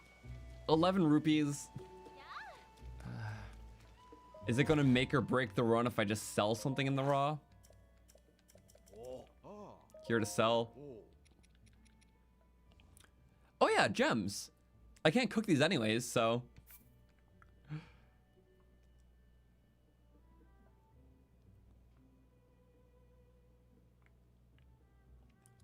I don't think I'll have a use for an amber. Unless I will. Because it does give 4 fusing damage. It's something. I won't have salt usage. But salt you could technically cook. What's like the best thing to get rid of?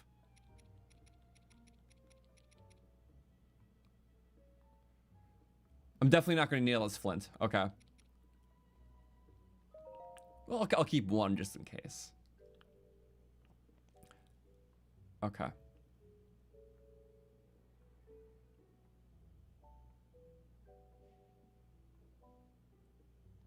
Because salt may be able to cook up to sell. Yeah. I'll keep 1 of the flints. But there we go. Enough for the fabric.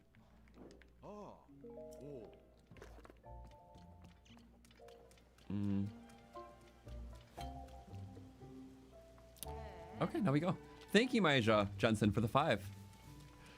Can I say, oh my gosh? Gosh? Well, thank you. I appreciate it. I don't think I get the reference. I'm sorry. I don't know if that's meant to reference something. But thank you. I appreciate it. CC fabric. We can't have the CC fabric. It's only what we want, but I don't want the CC fabric. Zelda. Any Zonai set, it looks really good. But it's like the Amiibo version of like the Zonai fabric that you would get from the waterfall minigame. But if you haven't gotten that yet, I feel like it's pretty interchangeable. Like, I can't really decide my favorite. But this literally looks like Zelda's dress. So, there we go. We might get more fabrics. We could change the style, but it'll cost money. So I'm kind of hoping we won't get fabrics, but I'm pretty happy with this. This goes with like mostly everything. Yeah, Amber fused durability.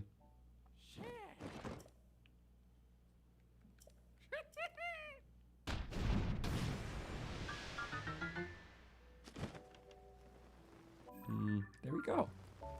That's... I'm like drifting to the side. I thought it was my controller. It's the wind. It just... That's funny. I've never seen it like drift like that. I don't see any wind. That's strange.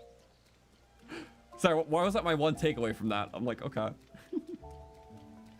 But nice fabric. So now we can use it. Because we just did it anyways. Because, yeah. So now let's do the section. We have very minimal time. It's here. 22 minutes for everything. I think we can make it work.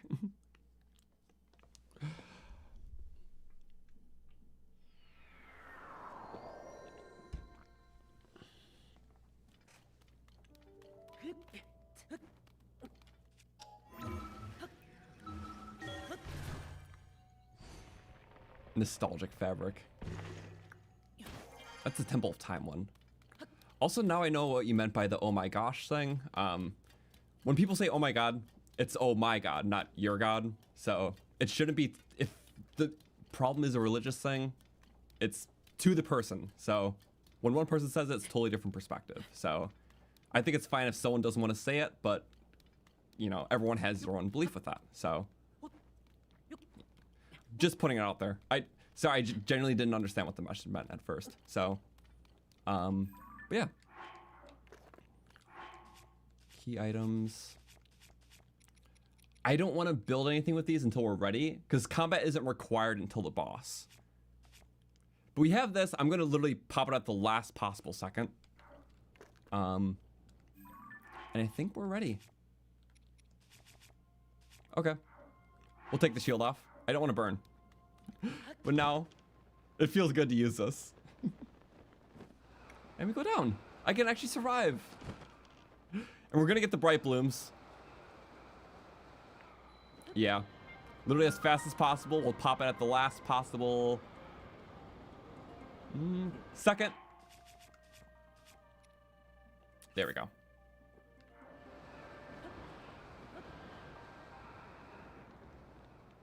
And we just dodge. I should really be timely because everything counts. Even the matter of like, you know, using airtime to get to everything right away. If I could fly there, I would.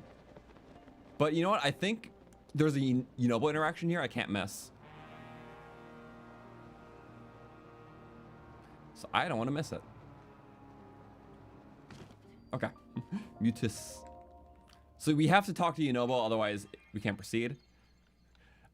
Another playthrough I tried like rushing to the temple right away. You can't do it. So.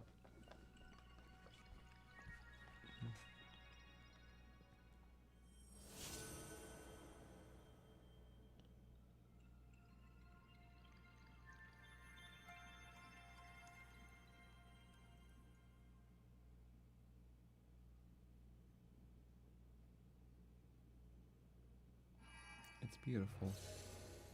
It's like the UFO beam. I forgot this is my first light route. We've been to the depths because we had to, but I didn't need a light route until now.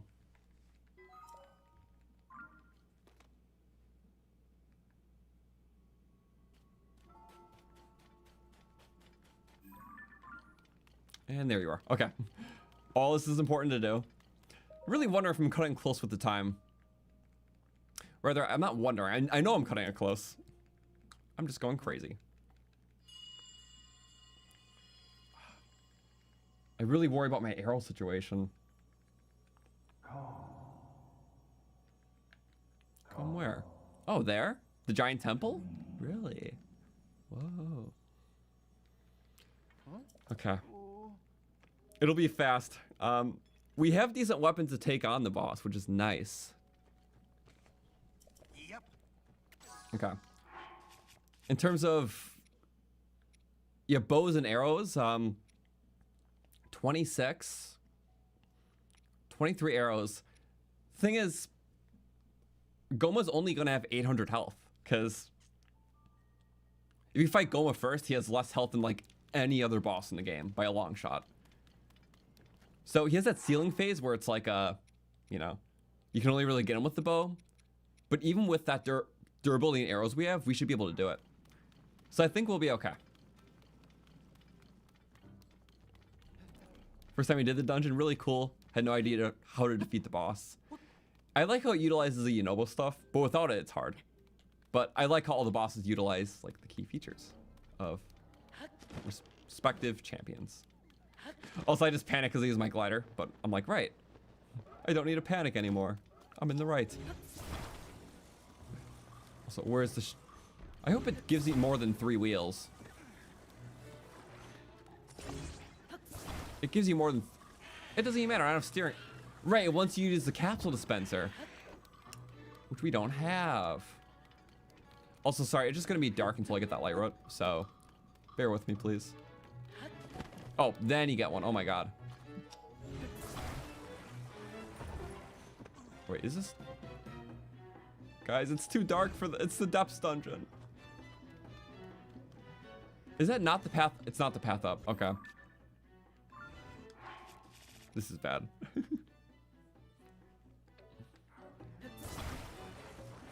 This is to unlock more parts. We have to be going much quicker than this.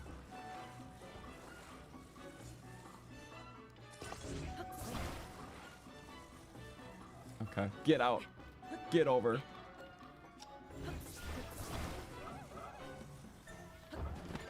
It's me just like figuring it out too. Drive. There's a Frox on my build. Hit your friend off. Oh no, I think I'm going the wrong way. I definitely am. I shouldn't be going up. Okay, so I have a plan. I can't chew time figuring out where to go. I know where to go now. I had to go there and then go the opposite way. Okay. If you don't mind, I'm gonna speed run this, not chew up my time. So literally use that to surf. Friction good, it's worth it. There we go, okay. Remember, 22 minutes is not a lot for all this. I'm kind of just insane. So don't waste time building that build. We go straight for this one. Snap it together, and then go that way. Just get all the dark stuff, that'll be nice.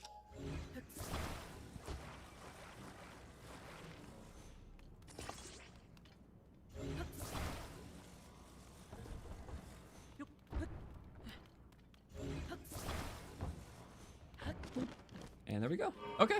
Save like an entire minute of bumbling around. But okay, I'm pretty sure the path up is this way.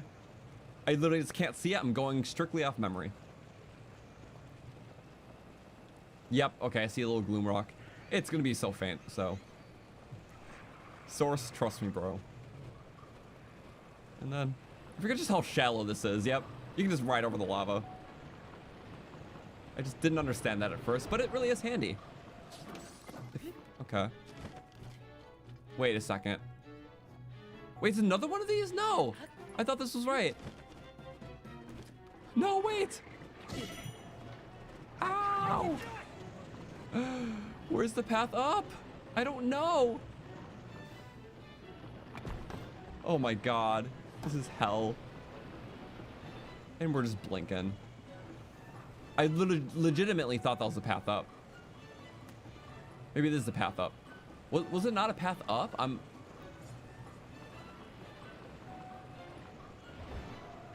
Oh no.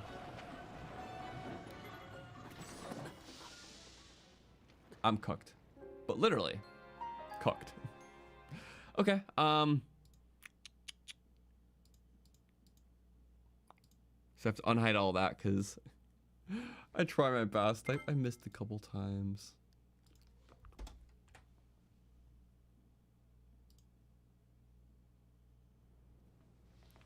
Yeah, I'm sorry. This is rough. So is it right or left? Don't blame me for what I'm just going to do right here. Where is that silly little map that is also in my description called the silly little Tears of the Kingdom object map. So you see the dispenser. It is. Wait, where is the path up?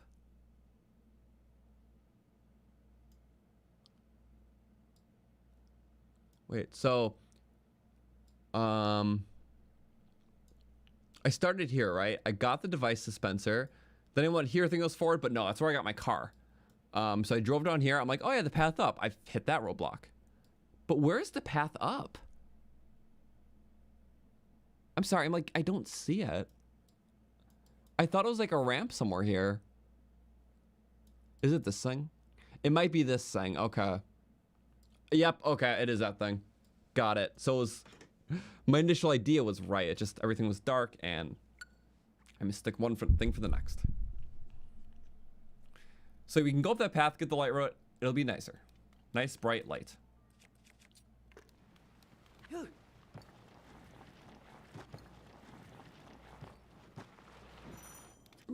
Okay. Save time. A little bit of durability, but that's fine.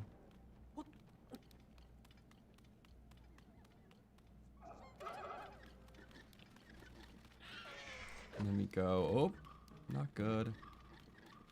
So it's that way, then that way. Sorry, this was gonna be like the annoying part, so.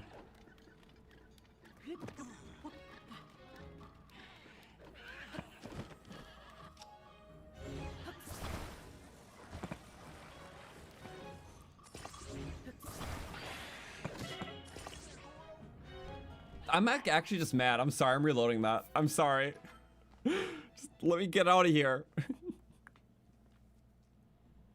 Okay. Then we'll be fine. We don't have to do reloads. I'm just like, don't hit me. Don't chew at my hearts. You are annoying for that.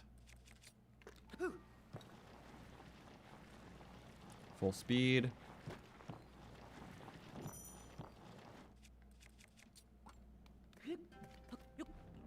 Two, three.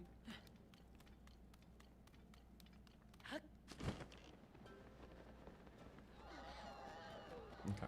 No more shield action. Sorry. Locked in. Locked into the darkness. It's kind of sad. But I think the frogs are just randomly spawning. So we just got unlucky. It's like, why were there froxes in the vehicle pit? At least there's not this time.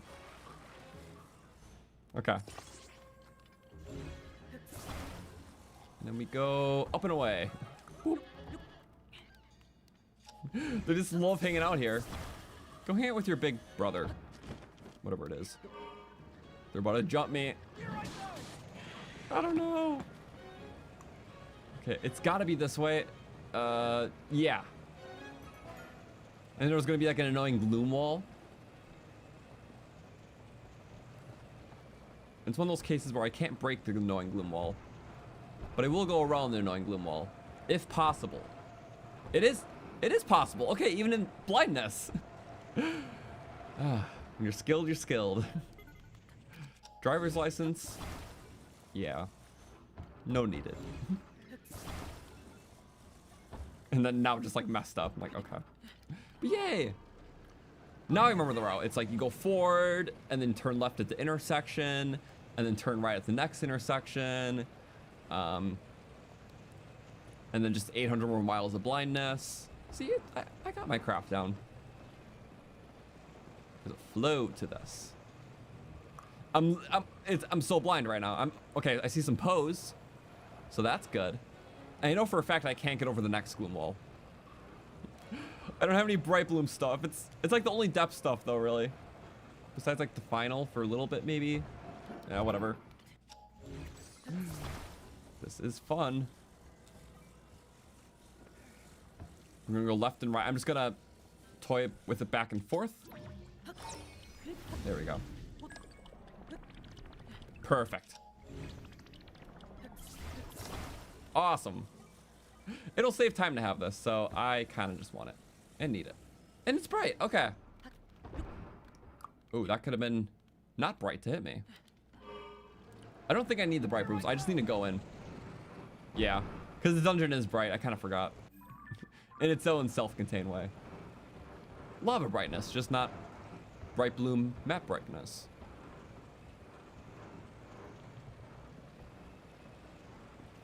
Guys, we're almost out. We can see things in the distance. It looks so cool. I'll pass this little head. Also, I didn't know you could just drive over this. I genuinely thought initially I had some like cool build out in the Zonai run, which would like float on water. And I thought using that build would make me float on lava, and I was surprised when it did. Not knowing that just any build can go on lava. Or at least not remembering. Whoops.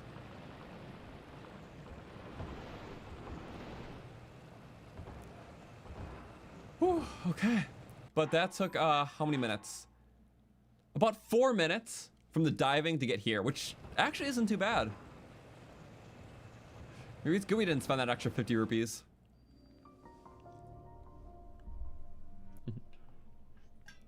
It's like watching someone stumble in the dark looking for a light switch.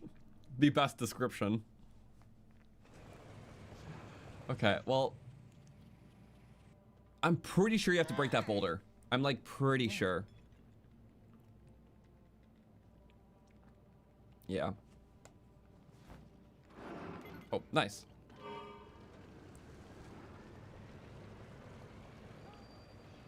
Whoa. I mean, I can talk to him really quick. Or at least he talked to him? I don't remember exactly. Either you have to break the boulder, or you just have to talk to him here and then activate the terminal. Sorry, Goro.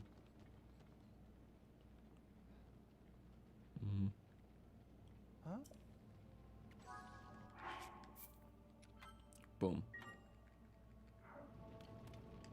So maybe, maybe not. It's kind of silly. We're not Goron.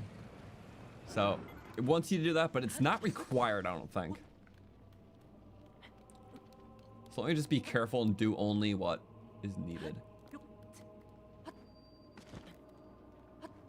Can I just go there? Yep, and then go like that.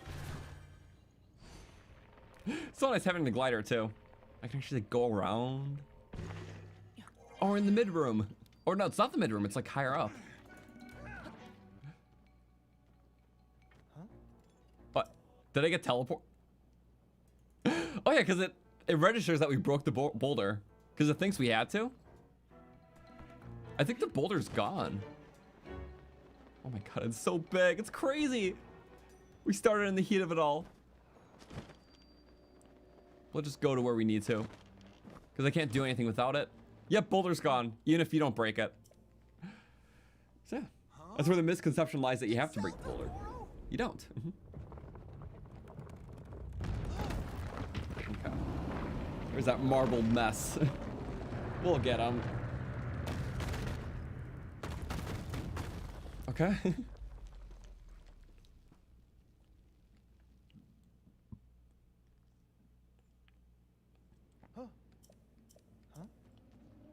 Oh, got 5 little heads to help.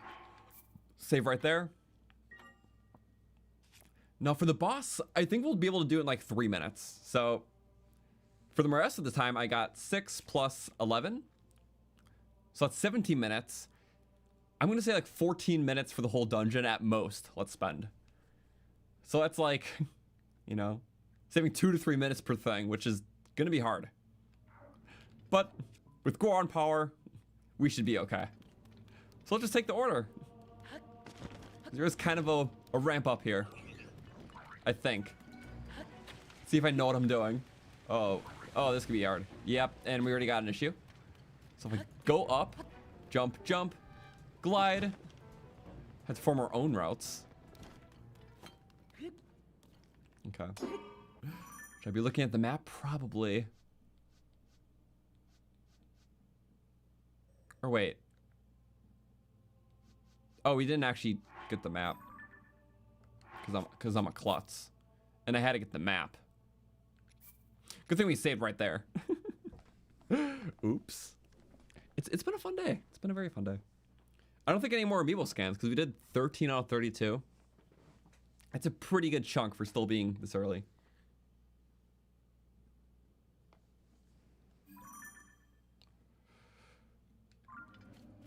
Okay. Right. We didn't actually do that. We saw a different cutscene. It's been funny. Everything's been happening very wildly. The deeper into stream length we go, especially time-wise, it's like, oop, this little blunder, that little blunder. So, we'll see how the rest works.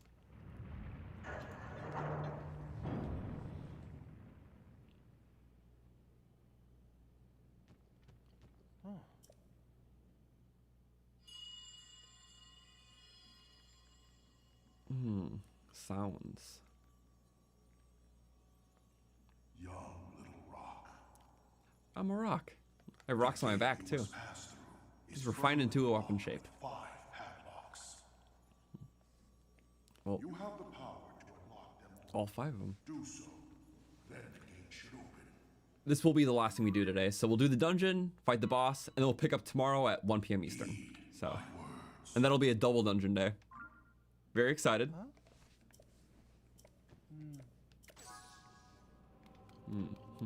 Shield issues far in the past. I know. We're doing great. Let's get over. Woo. Shoomp. Maybe like that. Give it a little bit of. I would love to go up right away, but. Oh. Not what I wanted to happen. Perfect. Okay. There kind of is a linear order to this, despite how sprawled it is. So I'm gonna kind of run through it all. 2 to 3 minutes per gong at most. And we have this ordeal. Wonder if I can weapon hit it. I can't weapon hit it. I need this. I need the arrows for the fight. Especially when Goma's on the ceiling, but for now, this is important. Go! Here I go.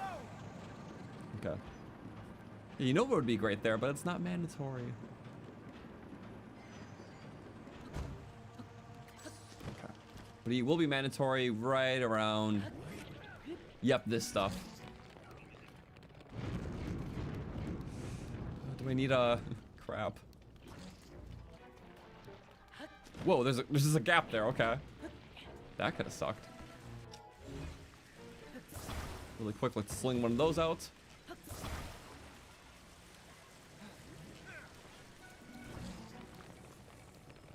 No fire, please. Oh, it spawned like 1. 2, okay. Yep. It paints a big path, you get the big things. Big for big, okay. Please, no more fire. I can't see. Oh my god. Terrifying. You know what? I'm gonna need you. Please let this be good enough. Oh, you can whistle. Wait. You're supposed to be able to whistle them over. Oh my god. Woo! Just please let me have this one. Please let me have it. Yes! Okay. Now we can get in. Because that one, yep, we had to do that to get into that one. That's the fully enclosed one. Yep. Okay. Huh? Oh. Gong, gong, gong. Ding. First of 5. And the scream. It's got to be brisk. That's the only way. That must be the first path. Yeah. We're in Goron spirit though. It's okay. We can't fast travel back when need to.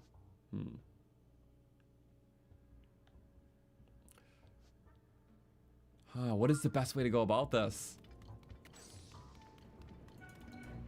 Oh, well, not like this. They're bowling. Run up. Don't. Okay, good.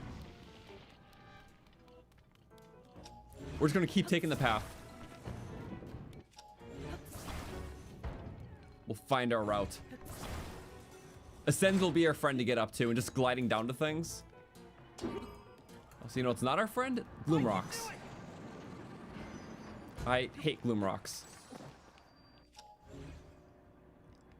I need to turn this off.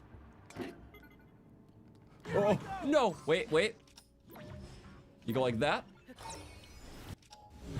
It's actually kind of perfect. Don't even tell me. There's no way. There's no... What? No, are you kidding me? It's not allowed? No!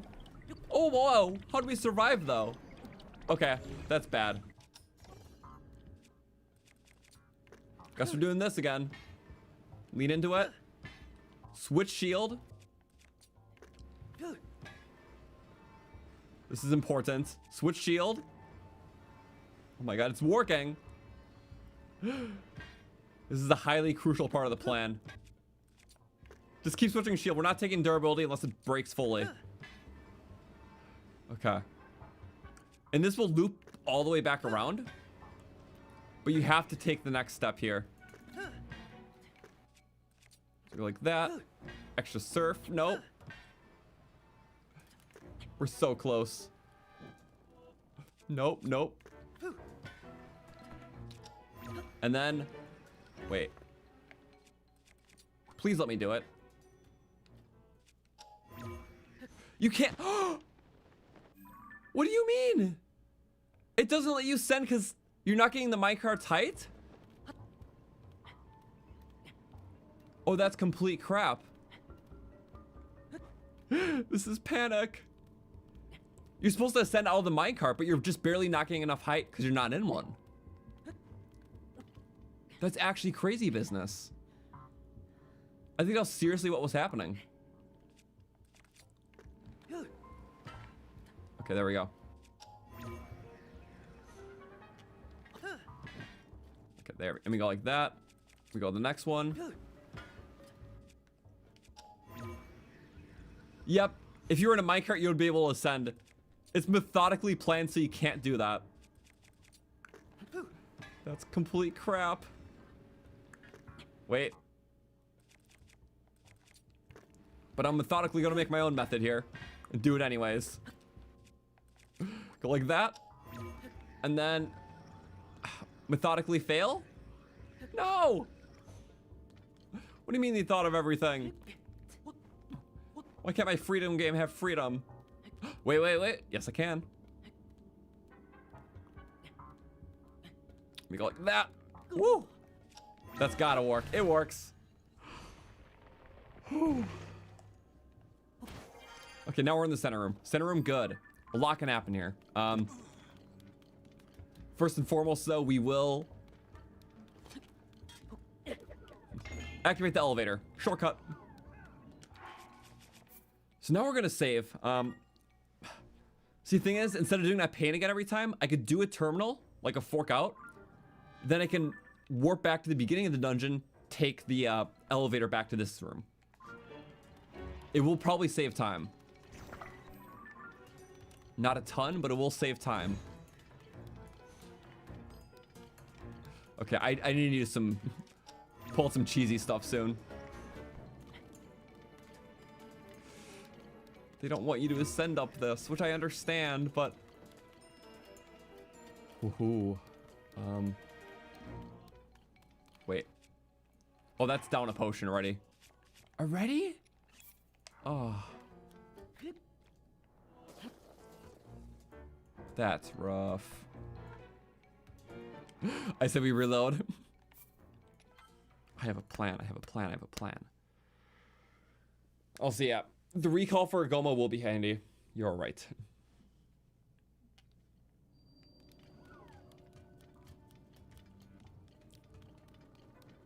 Okay, well, I need to make it there for one.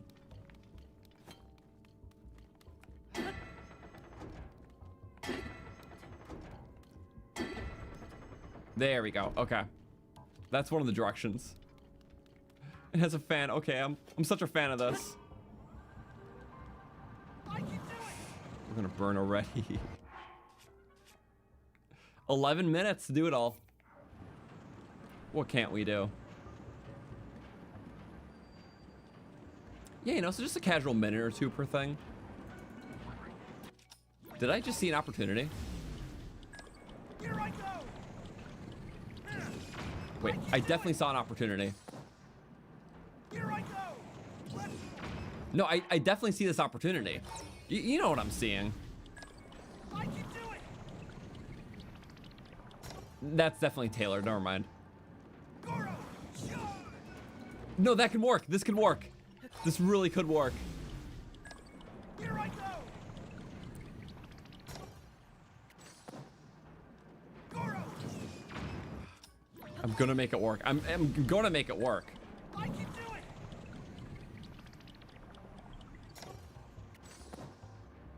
Here I go. We reload the save with that. Started immediately. I need to save as much time as possible. If the save's coming helps, then it helps.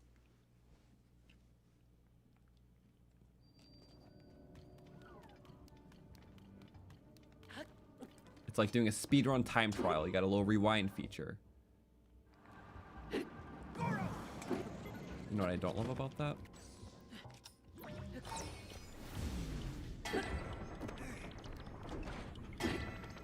Oh my god, it's like following its own physics there. Look at it. What the hell? Go for it. No. I know it can do it. I can do it. I just need to know if it's possible. Just a winding start, you know?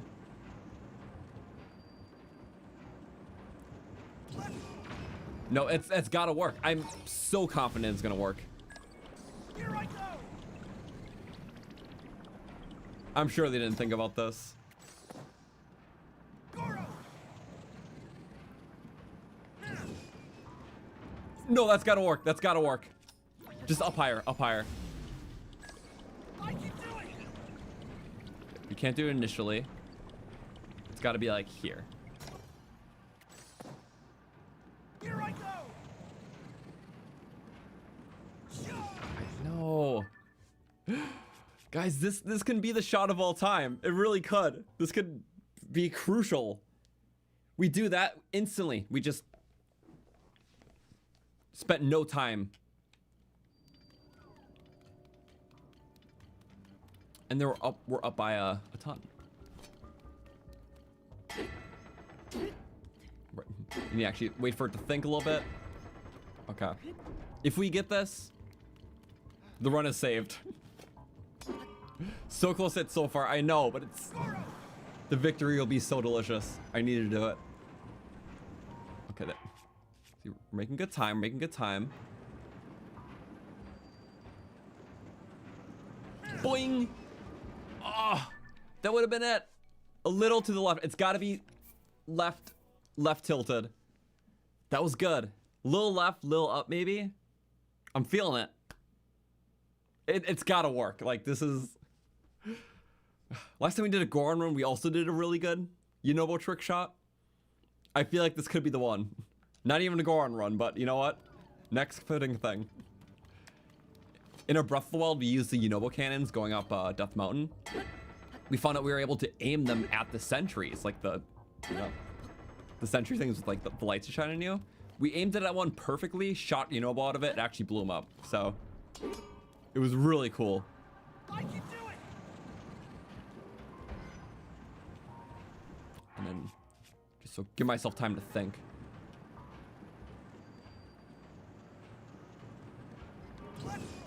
No, what did I do different this time? I don't know. It was so close. It's like depending on how yunobo mounts it too. Okay, I'll get it. Because otherwise you have to make that whole path up to the gong. Like, this saves actually a lot of time. Am I just going to save scum for it? Yes. But it's got to be possible. Like, I just just makes sense. It's just how this works. We're gonna do it. We're gonna do it.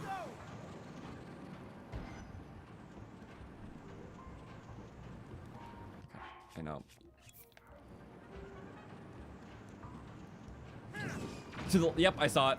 It was. Well, by I saw it, I mean I really didn't even see the trail, so I was just really spitballing. I need a way to like. Usually when like lining up camera things, like you can set a fixed position, but your thing's always moving, so it's hard to come in with that. Also, thank you Not About Games for the $1. I appreciate it. We will get this. It's the only trick shot that needs to be done here.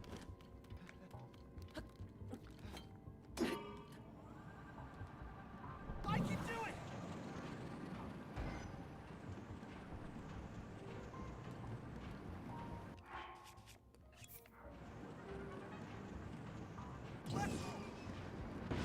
Yes!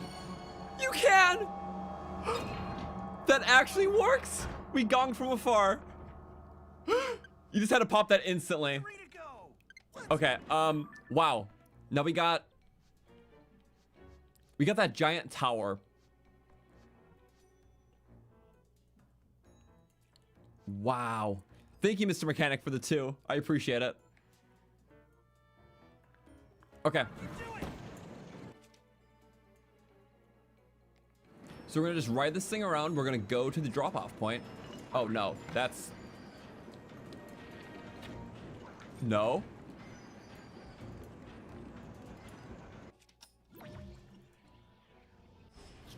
There we go. Like that. Boom, got it. We're safe. Whew. For this next part, I need to go just up there. That was so worth it. That's why I love doing these. It's like, you gotta try for it. You miss 100% of shots you don't take. And I take them all. Even if it, you know, has a big regret to my time. But it's like worth it, you know? Oh, come on, come on, come on. Not while I'm low stamina, I'm not gonna trip.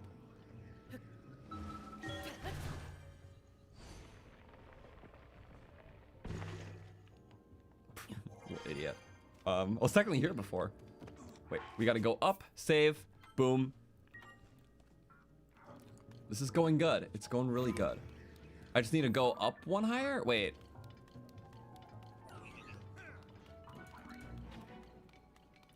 I don't remember if it's up across. I did the save, so in case we...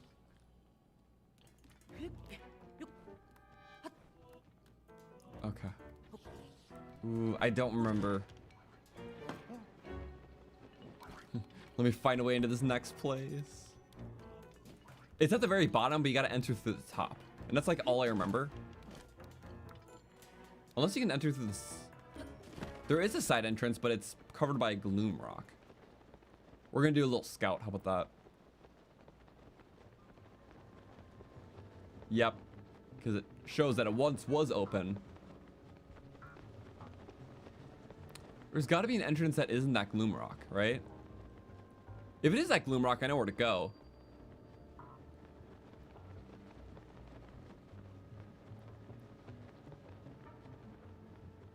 Wait a second. Could you go under that? Could you go under? Wait. Sorry, whenever I take a time scout, I gotta like go back.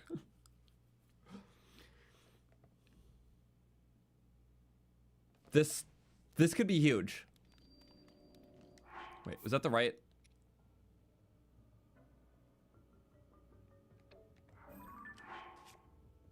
Yep, okay, it is the right.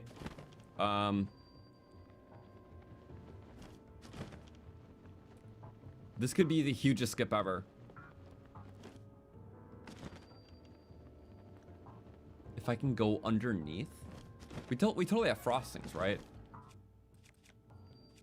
We may not have frostings. Water! The chew jellies from earlier. Wait a second. If this would work.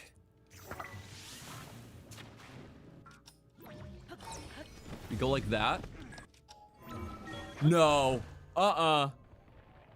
Can we act? You can actually bypass it. What? Thank you, shoe jellies. Wow. Okay. That's another one down. Just like, sneak into the loot room. Other strategy was the bombastic route, which would have involved using Yunobo to like break that rock. Which we couldn't have done because it wasn't mandatory because we could do that.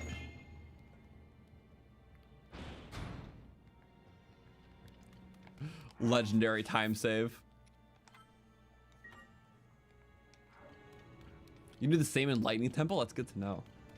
There's a lot of ascends with statues. Well, it depends on where you are, I guess, but certain things to look out for, I'm sure. Okay, now the second floor has something. We're back on the first. Okay.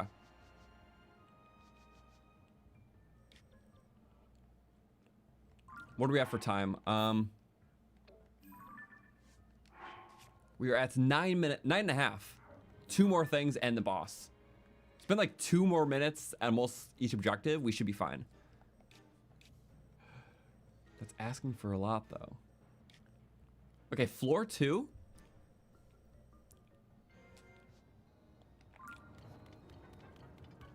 As long as we can ascend back to that other area, which we have the elevator for now, I think we should be okay.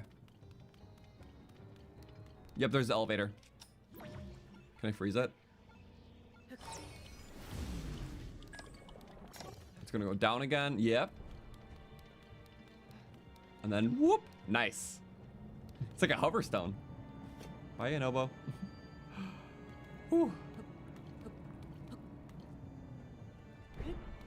Okay, and then which room am I looking at? I'm on 3. Okay, so even easier to get over. It shouldn't be. That's the gong we did, right? Yep. Okay, it shows it. So just really. I don't know. I think it's just down here.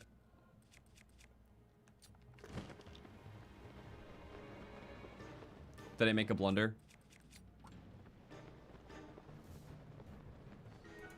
Kind of. What the? There's a cutscene for that one. How bizarre. Let me go that way. Oop, the snap is good. Let me go like that. Perfect. Okay, that's the next room. Almost a long cut, but we got it. And for this, we give it a whack. We just fill up this room full of everything. Everything it doesn't want to be filled with. Water. Woohoo. We can just pave a path. Can you draw, please? We're going too fast. Okay, I get it. We use the D-pad to draw. It's like not doing a good job. Okay, that's awesome. What's going underneath? I don't like that. You got this. Just do that. Boom. Go like that. Go. Quickly. Shield hop. Yep, got it. Yunobo. Yunobo. What the hell? What's he doing? Oh, come on. He was throwing. He was literally throwing. What was he doing? Or he was sitting. Any action would have been better than inaction.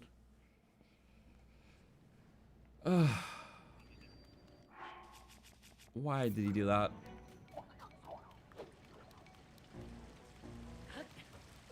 Like, he's still stuck? Do I have to actually kill this guy? I don't know. And yeah, I'm gonna get mad about it because, like, my time is crucial and you're not respecting it. Is that... He's actually cooked. Like, he's actually busted. I kind of have to reload the save. I mean, I guess. Yeah, I can't really resummon him because he's not the Sage Avatar. Okay. Whatever. Fresh start from here, I guess. Sorry, literally not my fault at all. Did I count the death? I have to like go back in the stream a couple seconds usually.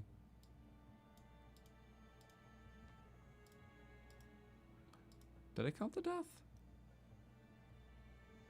I didn't count the death. Okay. I was so focused on how bogus that was.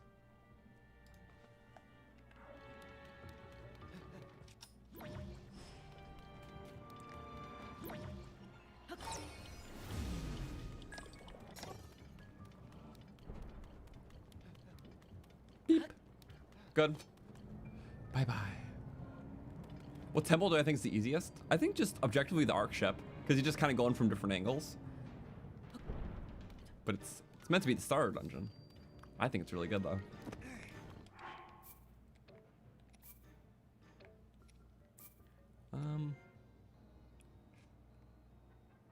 Let's see. Yeah. That's fine. Okay. Also, I like how there's like no official way into this main area. You have to get here eventually, but I don't think there's any minecarts lead to it. You just need to figure out how to ascend into it. Like that minecart thing from earlier. Except it didn't work because we didn't have a minecart. But typically it does work. Oh, I could have surfed. I still can.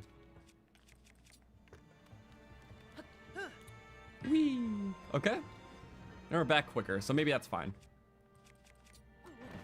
Oh, maybe that's not fine. You know, but do not land there. You did it. Why do you keep landing? Okay, he's out. Sorry, no patience when it comes to Yunobo being sloppy.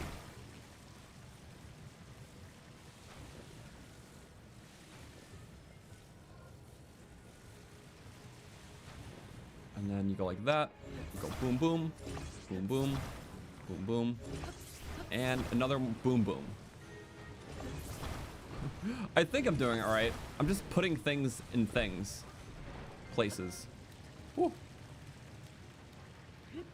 Oh, oh my god. Yay! Oh, you stupid shield. Bye. And then Yunobo, you have to come. Yunobo. Why? What's he doing? What are you doing, bud? Oh my god, yeah. Okay, you work. You work. Go work here. Yes, Gong. So it's actually really just busted. It wasn't me just asserting blame. Okay. 7:44. 2.5 minutes to do it. We have 5 for the boss. That should be fine. This is going really good. So many cheeses. And strategies I would have never considered unless I was in a time crunch. So now we go back to the fast travel point, which is right by the elevator. And that can warp us to the other wing or get us there closer. Oh, I'm feeling confident now. We'll see. Maybe I built a pseudo path for him. Who knows? I don't. How are we on arrows? We have 18 left. Not a ton by any means. Yoop. Good stuff. Bye, Yunobo. See you soon.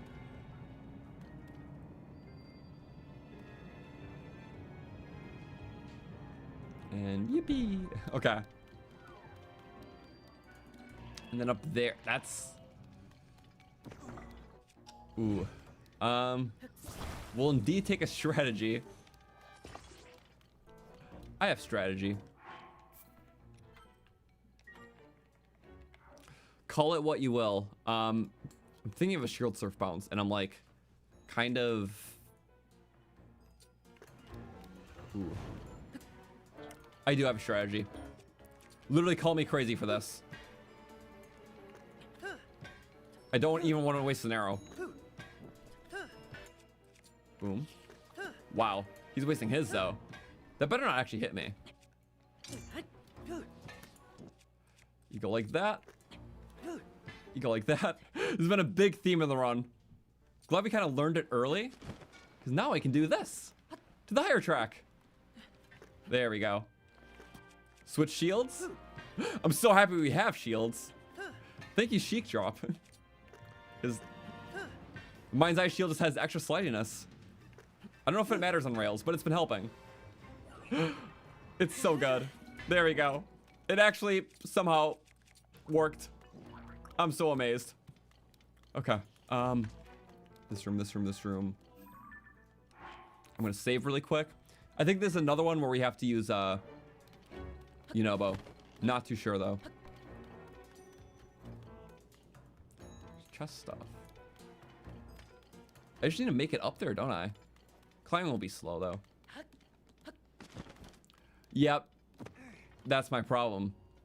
I don't have, or do I have to? Let's see if we have to do that.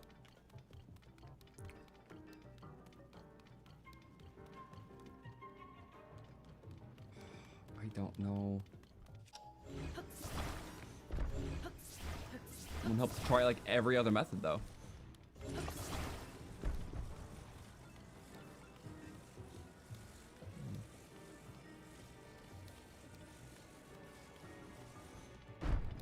I see fishy thing. That's not fishy. You know what I meant. It looks like a fishy.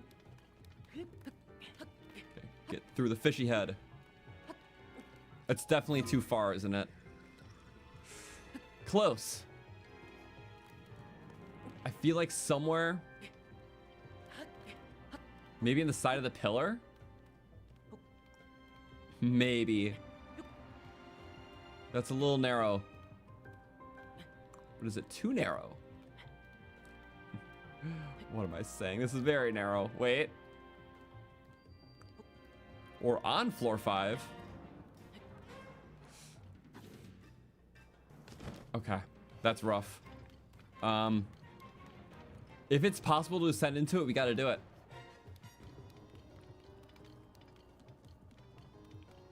Maybe here? I don't know.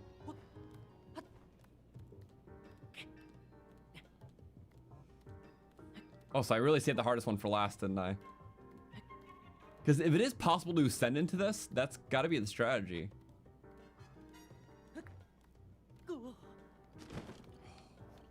I did save, didn't I? Yes. I got here 3 minutes ago, it's a thing. Okay, I'm gonna reload the save when I figure it out. But let me see what's around. Yeah. The recent save is when I just got here, so this is just me figuring it out.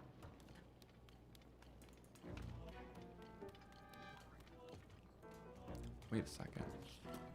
I can get in through there, can't I? There's an opening. Okay, there is an opening. That's all we need to know. Let's save 3 minutes. Okay. We can do this. We still have time.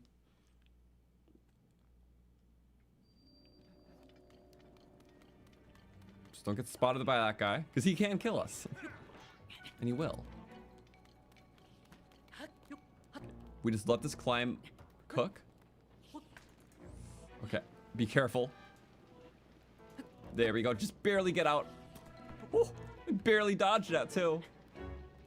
Don't hit me again. You don't see me. I'm naked too. Oh, this is... Oh, wait. I can side climb. It's slow, but it's sure. We actually really doing this with just 2 potions. 5.5 minutes for all this. Wait, is this good? Yes, okay. Can I climb it? Oh no. Ooh, there we go. It's tough for sure. And then just a quick. Oh, almost fell off. Okay. There we go. Yunobo. That's what the box would have been to help us. No, we didn't need it. There we go, all 5. And we have the warp back. Literally just about 5 minutes to take down the boss. That's all the locks, Link. Yep. So you didn't need the, yunobo thing there. Just that one room. Okay. Well, I can warp, I'm just gonna do this. Ceremoniously. It's like going down to the forge. It looks so cool. But, just under 5 minutes. Only 800 health, and thing is, it's going to spend half that fight on the ceiling. So what, 400 health to hit through. But luckily, with my bow, does 26 damage, 18 arrows left. If I don't miss any of my shots, I can just barely get him down in the final phase with just the bow. So we'll have to go bow time for that. But in the meantime, well, 1 second. Until I get him there, I'm going to need a weapon.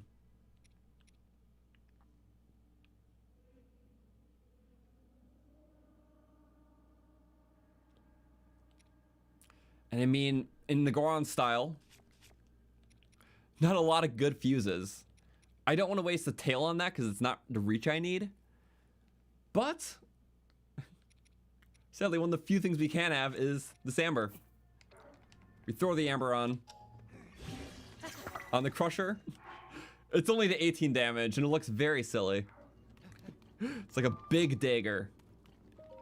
Outrageously weirdly shaped. There's recall strats. But yeah, adding the amber gave it its extra fusing durability. Which, fusing most materials onto a weapon gives it 25 more points of durability. So that in itself is probably more crucial than the slight attack up we got. But we have to make it work. Give it a spin to win for the first 400 health. And the rest, we got to use the bow. That's our strategy. Just don't let anything break because we can repair it after with rock octos. It's goofy, but for the Goron area, we make do. We truly have to. 4.5 minutes. Oh, you have to start the fight. Force mandatory. I forgot. Pew. Go all the way around. There you go. Oh, and there's recall strats too. Where's Zelda? I'm really glad I didn't sell the amber. I was thinking about it. I was like, wait, Really big. kind of more worth it this way. Big eye. There's gonna be ceiling and floor. We have a strategy for each. Bow and melee.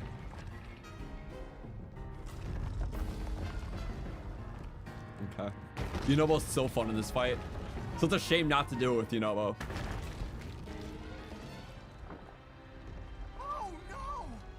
Is Zelda inside the monster?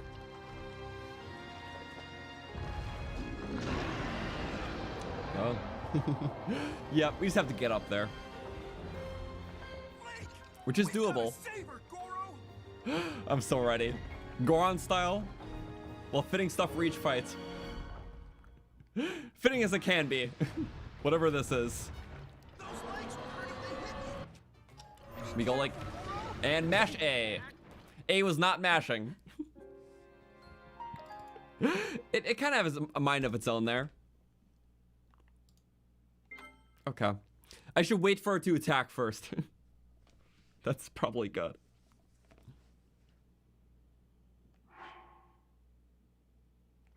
Oh, and it starts right there, huh? Just stares you down. Watch out, What are you gonna do? I recall that. Back to you. How much damage? It does do a little bit of damage. That's good. Oh, sink on through. Right on the eye. And I will spin the eye. Minor damage, but give the least amount of health here. Only 800. That'll be fun to rip through. Okay, he's about to flip me off. Not too bad. Okay, there we go.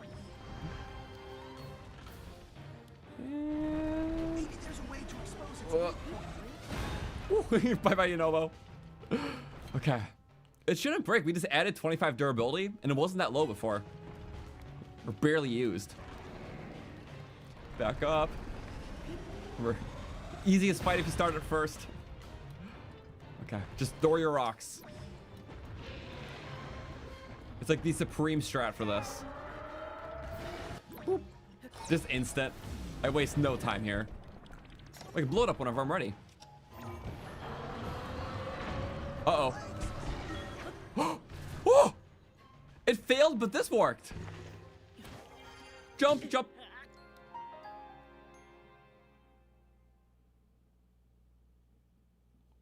We just shot through like a cannon. but a very dangerous one, as a cannon would be.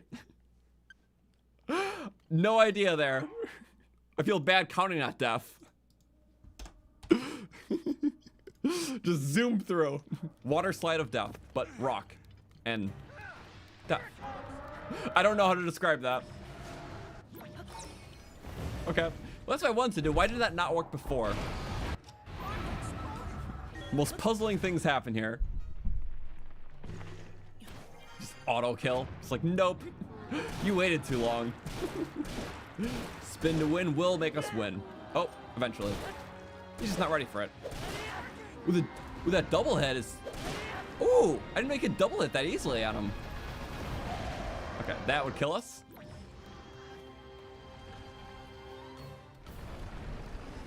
Maybe there's a way to expose its weak point. Point. I know Yunobo wants to be shot so bad. But he's just rock fodder. Just gets tossed by every leg hit. Woohoo. Okay. Yeah, we got time. I think that's not gonna be an issue. Okay, maybe recall later. I think I recalled too quick last time. Threw him off his game. And mine, I guess. When you're just overly predictive, it works against you. See, this is what's supposed to happen.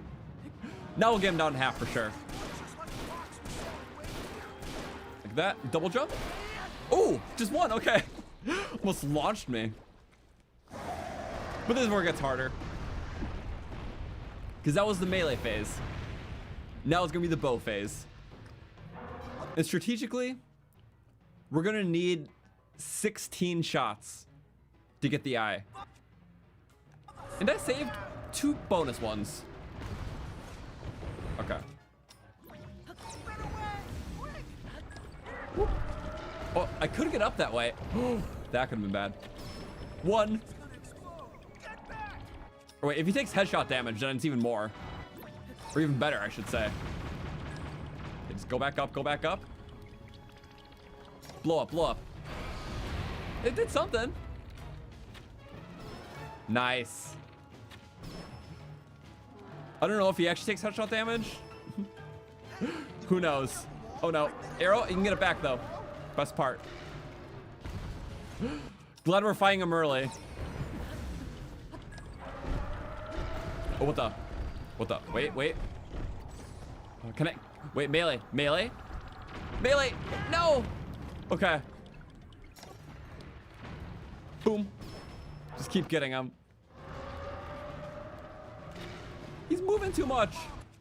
What the? Don't burn up my arrow though. It does move. Okay, if you hit it instantly, it does extra damage too. It's really good. I can't see any of the bombs. Oh! That was a lot of bombs in a lot of places. We're doing so good. No. Get it back. It keeps flipping. Ah. Oh. Quicker. He moves really... Yep. If you recall it instantly, it does help. That's the only way to get the deflection. Okay, get into him if you can. It does mess with him though. Please, please, please. We still have 1.5 minutes left. Okay. Oh, just stay still. Yeah. You want to die this way? Because wait. You can die by your own tuition. Seems like you really like to. Like that. Just do it instantly. Nope, he moved too far. Oh, now you get the death. Don't go back too far. Please, please, please. It just stuns him. Okay, I'll give you one more chance. How do you want to die? It's in anyone's hands now. Or we're both a one-shot, if you want to put it that way.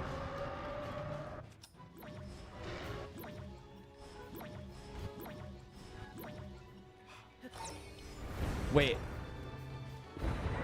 Oh! How did I survive? Yep, just keep doing that. Don't back up enough. Please get the eye. Please get the eye. 48. If I'm under him? Yeah, I think if I'm under him, he drops the rocks. Then we can recall him to his eye.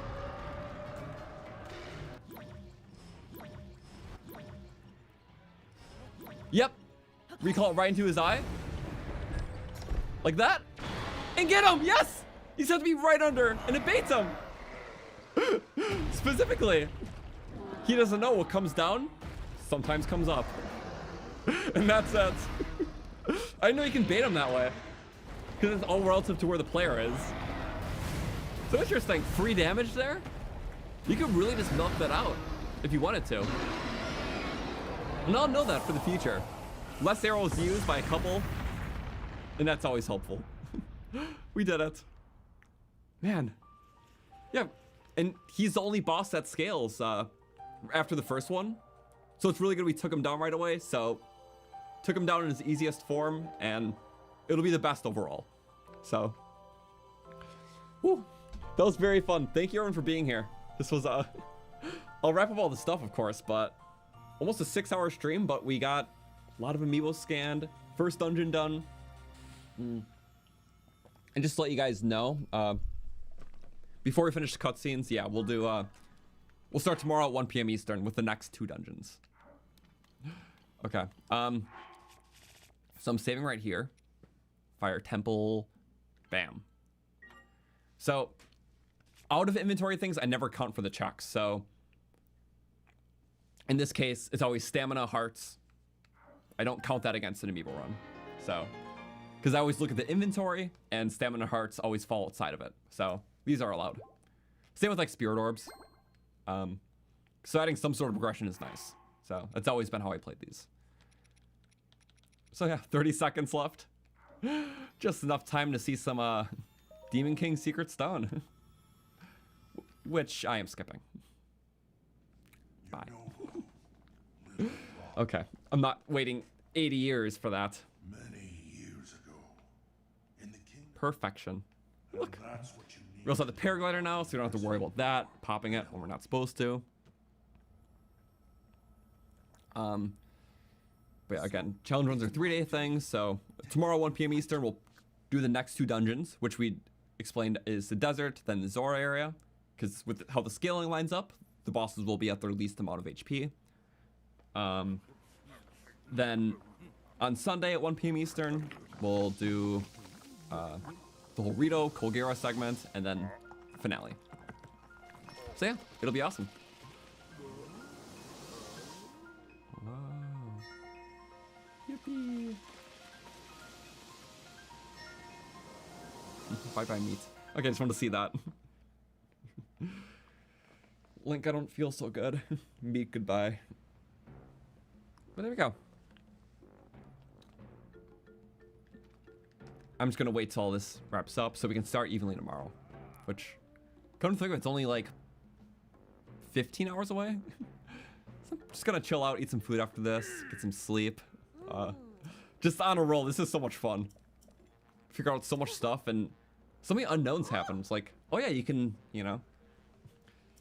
There is ways to get elixirs if you're buying the choo-choo jellies. And the choo-choo jellies are like even cheaper versions of the fruits that work better. And I forgot you can get those at the bazaar. So that really helped today. Didn't expect to do so many mine rail strats with the shield. So I'm glad we got a bunch of shields. Really just helped overall. Also the fact that we did the fire area and just 2 potions. I thought I was being crazy, but it kind of worked. That way we didn't waste any butterflies too, because I bought 9 of them. We used 8 of them for potions. I used that final one just for that yunobo potion, and it worked. So I'm really glad. But yeah, thank you everyone for watching. This is a lot of fun. A lot more over the weekend, big streams, and I just love doing a new challenge run. Because besides the Zonai run stuff, which was like a big playthrough, last time we streamed a new challenge run was at like the end of last year, like a weekend long run, which was the Breath of the Wild Divine Beast run, which was a lot of fun. But that was like 7 months ago. So besides that, I mean, we did the weekly Zonai run for, we finished it up earlier this year. Can't use this. But yeah, to do like a normal weekend length one, they're very fun. And I'll have more of those planned this year too. Yeah, I'm just saying my goodbyes as we're doing this, and then I'm gonna bada bing. So goodbye to that. Amber sword came in handy. Oh, I love the shine on the amber too. Like every few seconds it does a little Shine. It looks cool. But yeah, that's it. So thank you for watching. Yeah, we'll start with Grudo next stream, which we have warps to. So it'll be very quick when we start that in the stream. And then Zora afterwards, which there's going to be something kind of hard about it, considering we're not allowing the Zora armor and the dungeons in the sky. I have a plan for that, so I can't wait to show it off. But thank you for watching. Hope you guys have a great rest of your night, and hopefully see you tomorrow.